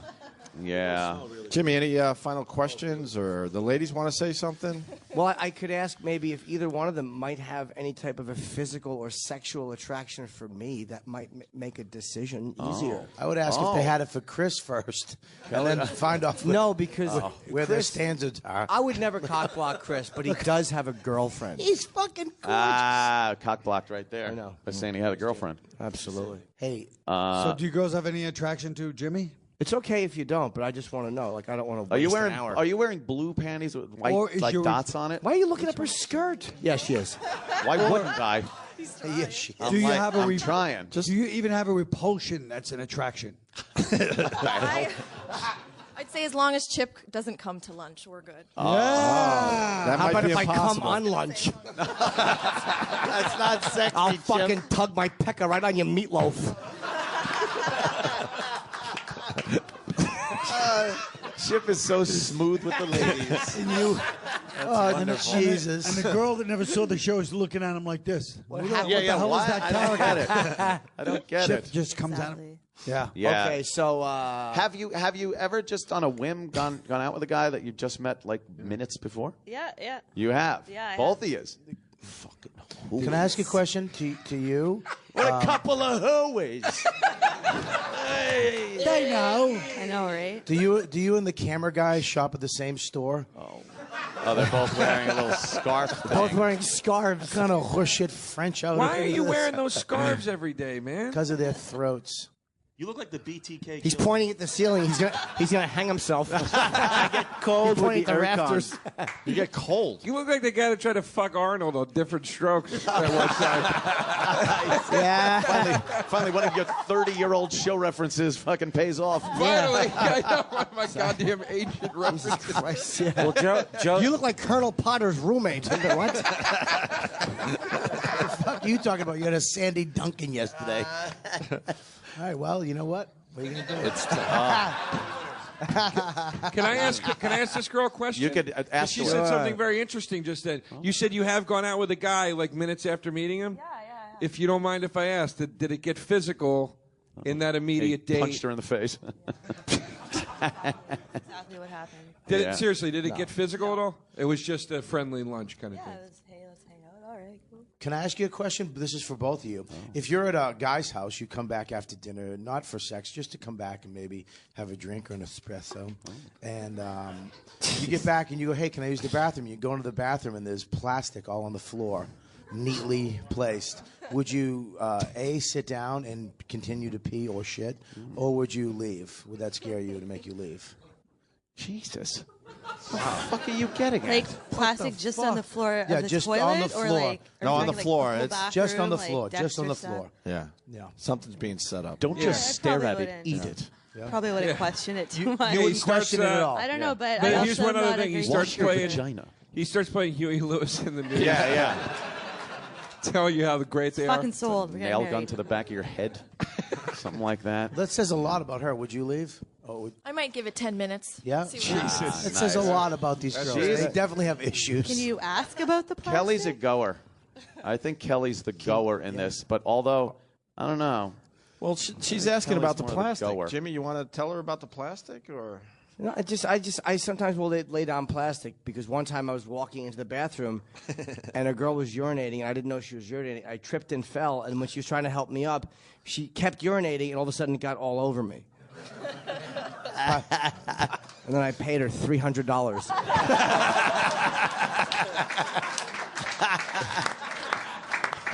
That was a Bob Kelly setup, an assist by Opie, Oh, and a that's home run amazing. by fucking little Jimmy. Fuck yeah! That looked like a triple play, right? Beautiful. A fucking dunk. Well, I don't know. Just yeah. now, you don't have. You can be very honest. Is there any attraction? Because if there's not an attraction, I respect it. If you don't feel it. Seriously, you're asking this right now? Yes. How about a microphone? Yeah. No, you don't have to answer it. You can be honest. She's be nervous. honest. Be She's honest. nervous. Yeah, you can say. nervous. Yes. Oh, but I do think that since Kelly, I think that since Kelly drove in from all the way from Toronto, flew. she's a bigger fan, that she deserves it more. Oh, she's pawning you off. She's pawning you off. No, she's being nice. No, she's No, pawning. it's not. It's not Exactly. that. It's not that. 'Cause She's you know- basically saying Kelly deserves chlamydia. Everybody. No, if she was Jimmy, if she was totally into you, she wouldn't even fucking like for a second try to say, nah, she probably is That's a bigger fan. true. No, that's not true. It's Canada. We're polite. They're really nice. Oh, That's bullshit. That's I- horse shit. That was a political move. I agree. Yes, I agree too. That's what I was saying.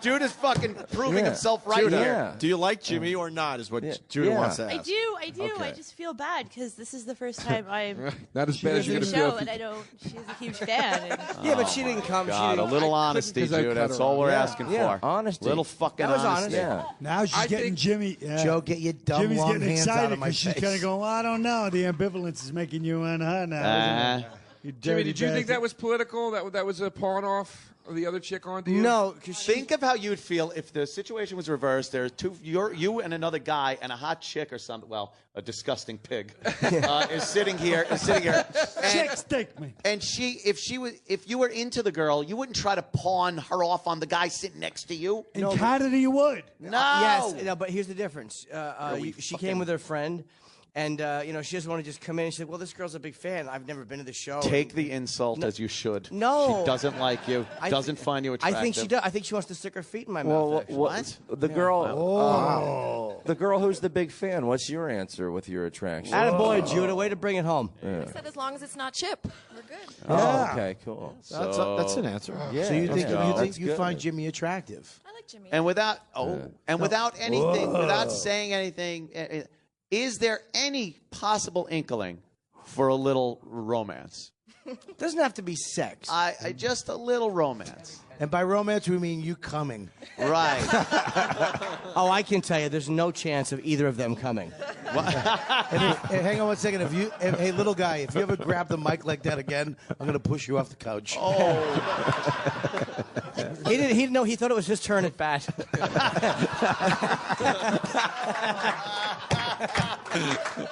Fuck. Any chance? Little romance, maybe. Sure. Maybe, yeah, sure. So you have because lunch and see how it goes. right, Yeah. but no, some girls are like, Sounds you know, good, no, Jim. there's no chance, just lunch, and that. But you're open to anything. Yeah. She said yes, for This is Christ's sakes. You great. Can I guys ask- locked it in. What are you doing? Can I ask you a question to either Call? both of you and you? What's your favorite porno to watch? What style of porn? Yeah, that's what I said. This girl. What? Talking to the microphone. Yeah. I don't know. You don't watch porn? Not really. No. Okay, hang on. wow. Now, what's yours? I know. I have the same answer. I don't know. Oh, so you either. both don't watch lie. porn? I'm not. You're both liars. Unless Yeah. you don't watch porn because you're No, too we busy made it this fucking. far. We made it this That's far. a bad fucking answer. Oh, so neither one of you likes it that much. What don't you like about it? Let me ask you both. What don't you like about it? It's depersonalized. I never said I didn't like it. It's like I can't name you like titles or directors. No. What style though? No, what style? I didn't ask you which Godfather you liked better. I'm talking about what style. Yeah, do you like lesbians, girl on girl? Do you like blowjob? Gangbang, interracial? Yeah, she-male. Cum shots, up your ass. hand jobs, Jizz. fetishes, Yeah, ass fucking mom sex. on mom, mom daughter, daughter son mom. You guys are just father naming- son mom. Mormon. You guys are just naming everything that happens in every porno. You're just like Yeah, anal, cum, tits. They're all the blowjob. categories from every one of these sites you go Yeah. to. Yeah. But yeah. You know. I have a question. Has either one of you ever had a threesome? Oh, is Jimmy trying the fucking ultimate score? Whoa! No, I know. Oh, I didn't even think of that. How about a 2.5 some? Nice. How about you use Brad as an extra penis? Yeah, exactly. a 3-footsome. Because you're short. Yeah, have you ever Yeah, had just a know threesome? when Jimmy asks you to go get a foot long, he doesn't mean bread. Oh, gosh. Have you ever had a threesome? It's a Subway joke. Threesome? That's a yes. That's a yes. Yeah. You don't have to think about it. Well, unless- she's thinking Not about intentionally, maybe. Whoa. That's the best answer. what happened. But it's also Montreal, so that's not uncommon Again, here. Judah. Yeah. See what you fucking See, This Judah's is losing Judah his is one mind. of the most perceptive people I fucking know. That is, he hit this nail right on the head. Yeah, he did. I didn't even notice this. It's Yeah. like a conspiracy. It's a form of PC stuff. But, Yes. But not with specific words, but with just Not an communication in general. Right. Yeah. This is so That's why the odd. transportation department stinks. They fucked up our rides this morning. Oh, Again. yeah. Again, they're After terrible. yesterday saying, "Oh, I'd be here." They're terrible. I would be here. In The festival's transportation department is horrendous. Yeah. What about you? Anything? Well, I'll try to answer Yeah. directly. I'm an accountant, so I'll let you guess what my answer is. No, Well, Wow. that doesn't mean no, though. Doesn't mean no. I have not. Really? That's a very tough choice. 1 + 1 + 1. I think it's I've time. heard of it. I've heard of it. Yeah, Trying to put it in terminology. this is not necessarily a good dating game. Maybe the audience might have an opinion on it. We could give them a vote because I think both are very beautiful. Why don't Oh, we you get don't to like vote that? too? Yeah. Yeah, You well, think, you think it's a bad idea? Huh? you should let us vote. Only because it's hard to choose because I don't know either one of you. You're both hot. Shut gotta go- you gotta go dragged with this Kelly. fucking thing out. Yeah. This is ridiculous. This is a big. It's Listen a to done me. deal already. You got it. You know there's who a, it is. there's a there. It's a girl that fucking flew in. Yeah, it's Even obvious. the other contestant gotta go with agreed. Kelly. It's It's Kelly. It's Kelly. Quinn's Don't be fucking silly. losing his mind. I can't love it. take Look it. at him. He can't Don't be take silly, it. Jim. You weren't here for the question, the dating game. It was horrendous. And there was your answer right there when Quinn just goes, even the other contestant agrees. She went like this and got all like blushy, and she was going. Yeah, I agree. Yeah. Plus, she's wearing a skirt. It took you 14 hours to untie that fucking crazy pair of French pants. You're gonna have to make 3 Fucking- wishes before you get those. Yeah, pants I on. dream of genie pants. Joey. Oh, shit. Strong. Only unfortunately, somebody is coming to Yeah. lunch. What do you live in a bottle of something? All right. It's time to choose. We got to make Jimmy choose. Yeah. Jimmy, you got to choose. Jimmy? Your moment of decision is here and now. That's right. I like both. I will have to go with Kelly because she flew in and because I just don't know if the other girl likes me. Yes, But- exactly. Good choice. Good choice. Flip that skirt up. And here's how I know I made the right choice. Both girls are clapping. Kelly's like yes, and then she's like yes, thank God. I would have went with the other one. Yeah. I would have went with Jeannie Pants. I like her too, but Yeah, she's dirtier. I think so too. No. And she's Greek, and Greek girls a lot of times have big vaginas, which I like. Greek girls take it in the shitter. Hey, here's my yogurt sauce. Yeah. When you plow them in the ass, you shoot your goo. Yeah, fucking like Larry Hagman, but he's dead now. Fucking hate Chip. I hate Chip. Well, Kelly, you're our winner. You'll be whisked away to room 216, where you'll have mediocre sex. And today's contest was sponsored by Valtrex and Apologies.com. Nice. All right, we got a winner. How happy Yeah, are you? very Happy? cool. Why don't you go over and meet your? Why don't you two give a little hug? Jim, come over and give a hug. Come on. A good photo op for everybody, too. Who knows? You could be taking the first pictures of the new Mr. and Mrs. Norton. That's right. How about that, huh? A little marriage with Where do wedding you guys go bells? to lunch? You should go to a nice Montreal restaurant. There is a really nice one. It's called Burger King. Hey, Jimmy, you're going to eat at the Y or something? Fuck yeah. Oh, look at that. Oh, my God. Wow. It's like the fucking paparazzi. Wow, look at this. Snapping pictures off. It's like fucking Jay-Z and Beyonce over here. Look at Wow. that. Look at the way she's holding him, though, like he's a fucking mannequin. Yeah. Are we all Well, going to? did you are feel? going, is she Did you gonna feel come an with all of us? aversion? What was her body language like when you felt her? She's Did very she tense up. she's sexy. Yeah. Is she sweaty? Yeah. You're sweating. Yeah. That's kind of sexy. Should we hug goodbye? Do you think we should hug goodbye? Because I feel like Oh yeah, come over here, loser. Yeah. Tell. Yeah. I would have went with Here's her. the bad news. Jeannie Since you're not pants. going to bang Jimmy, you have to fuck E-Rock. We forgot to tell God. you. Oh, damn it. Oh. I noticed that little small of the back thing Jimmy did. You like that? That's it. Smell your hand. Is it good? Is it good? Mmm. Are we all going to lunch with you guys, or is this like a private? Does it smell like George Stephanopoulos? He's Greek. Well, He's we Greek. can't even do this now because we have an interview and then I have to do another radio show. It's gonna have to be a little bit later in the afternoon. Wow. Well, you might get her number. Yeah. And then a backup number just in case she doesn't show up. You could take, see, and then later on you call her anyway. See what happens there, Jimmy? You double dip into him. Spread your goo around, you fucking faggot.